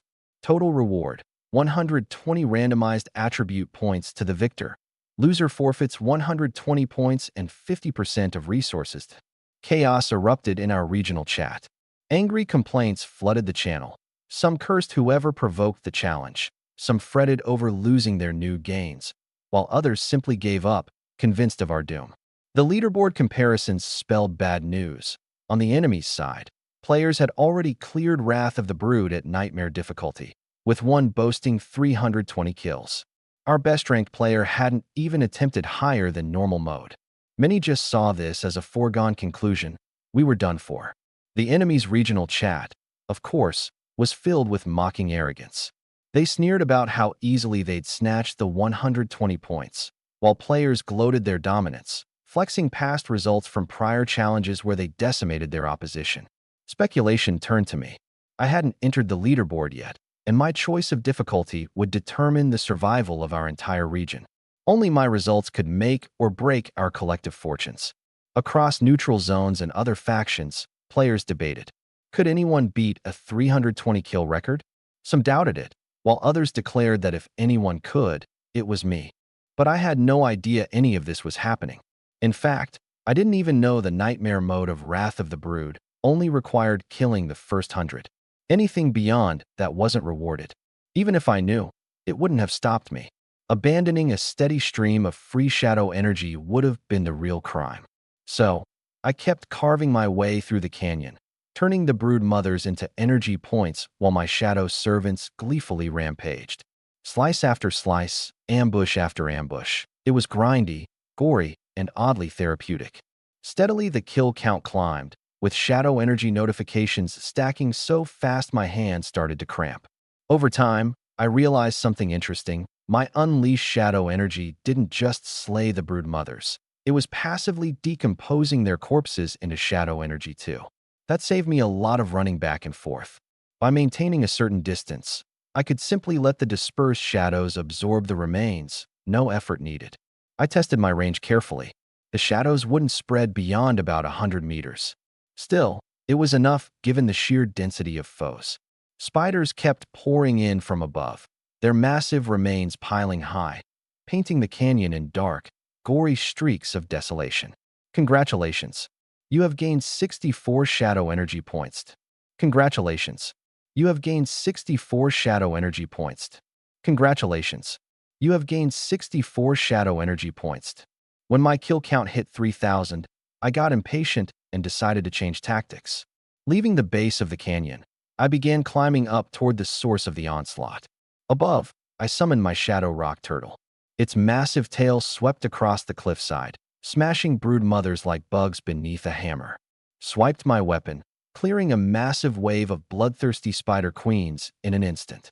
Logically, staying hidden below would be safer. But I had no need to hide. I stood atop the shadow rock turtle's head, gazing outward. Beyond the gorge, a dense mist loomed, while the bloodthirsty spider queens continuously surged out of it. I uttered only one word: kill. The bodies piled up higher and higher, so fast I couldn't even salvage them. I just kept cutting them down ferociously. Soon, I was over 5,000 kills in. The more I fought, the more exhilarated I felt. It was as if the dungeon intentionally kept fueling the slaughter, spawning wave after wave of enemies. Finally, I condensed shadow power into shadow arrows. With a mere wave of my hand, a volley of shadow arrows burst forth. Each arrow left a spider queen maimed, swiftly followed up by the shadow demon wolf king lunging in for the kill. The demon wolf king was absurdly fast, so quick that the spider queens didn't even have time to react before being ripped to shreds. Over 6,000 kills, then 7,000, then 8,000, over 9,000 kills now. But something felt off. The spider queens were pouring in at a noticeably slower pace. My stomach tightened. I immediately commanded my minions to pace their slaughter, turning my focus to frantically breaking down the corpses to extract shadow energy. If the dungeon cleared out and forcefully ejected me, all this effort would have been wasted. While breaking down remains, I cursed under my breath in irritation. They barely give any energy for leveling up. If they skimp on shadow energy too, I'll snap. In mere moments, I gained over 1,000 points of shadow energy. I couldn't afford to stop. I kept breaking down and collecting. I fought relentlessly through the night. Meanwhile, the chat was in chaos. What now? I haven't even cleared my instance yet. Guess it's time to say goodbye. Trust in Lin Feng. He's never let anyone down. If I knew, I'd have picked Nightmare difficulty too. Killing a few hundred more would have been no problem. Please, stop bragging. Most people wouldn't last a minute against Lin Feng. Dude hit 20k battle power yesterday, 30k today, maybe even 40k. Completely insane. 40k? I'm barely over 10k. You're proud of just 10k? That's nothing. Come on, carry me. Why don't you fight me one-on-one instead of flexing your dungeon stats? Yeah, let's see some real skill in hand-to-hand. The guy rocking F tier, he's still alive, right? Of course. My man's a legend. If we win this, I swear I'll gift Lin Feng my battlefield token. Be careful with that token. It's powerful, but also a double-edged sword. Time's almost up. What do we do? Then, a system notification dropped like a bomb. System notice. Instance mode has ended. Data is now being calculated. System notice. Due to the large dataset, rewards are being distributed. System notice. Region 800820 has achieved victory. Rewards have been issued. System notice. All participants from Region 800820 have received 120 random data points. System notice. Resource gains for Region 800820 increased by 50%, and treasure chest spawns increased by 50%. System notice. Region 389134 has been defeated. Penalties have been issued. System notice. All participants from Region 389134 have lost 120 random data points. System notice. Resource gains for Region 389134 decreased by 50%, and treasure chest spawns decreased by 50%. System notice. Battlefield mode has ended. Chat channel has been separated. The chat fell into stunned silence. Wait, we won. The results weren't even shown, and we won. So this is what it feels like to freeload victory. Next time, let's properly cheer for Linfeng. This free 120 points makes me feel like a leech. You guys are too much, lol. Aren't you curious? Most people struggle to kill a few hundred. He solo cleared it. 9,999 kills. His weapon's gotta be dull as hell by now. I'm officially a lifetime fan. Just to clarify, it's not that he couldn't kill more than 9,999. The dungeon had a hard limit of 9,999 spawns. 9,999 kills in a single swing. If you're a brother, step up to the plate. Stick with me if you want to thrive. 2 days of grinding, 180 points already, and resources doubled. I broke every last corpse down into shadow energy, and the next instant, the system booted me out of the dungeon. Congratulations on clearing the Wrath of the Spider Swarm Nightmare level instance. This run achieved the 9,999 kill cap. Loot chest upgraded. Congratulations on obtaining an SS tier loot chest X1. As the sun rose, I lay down, utterly spent. The Shadow Rock turtle shielded me from the blinding daylight as I finally crashed. Even with supreme stamina, sleep was mandatory.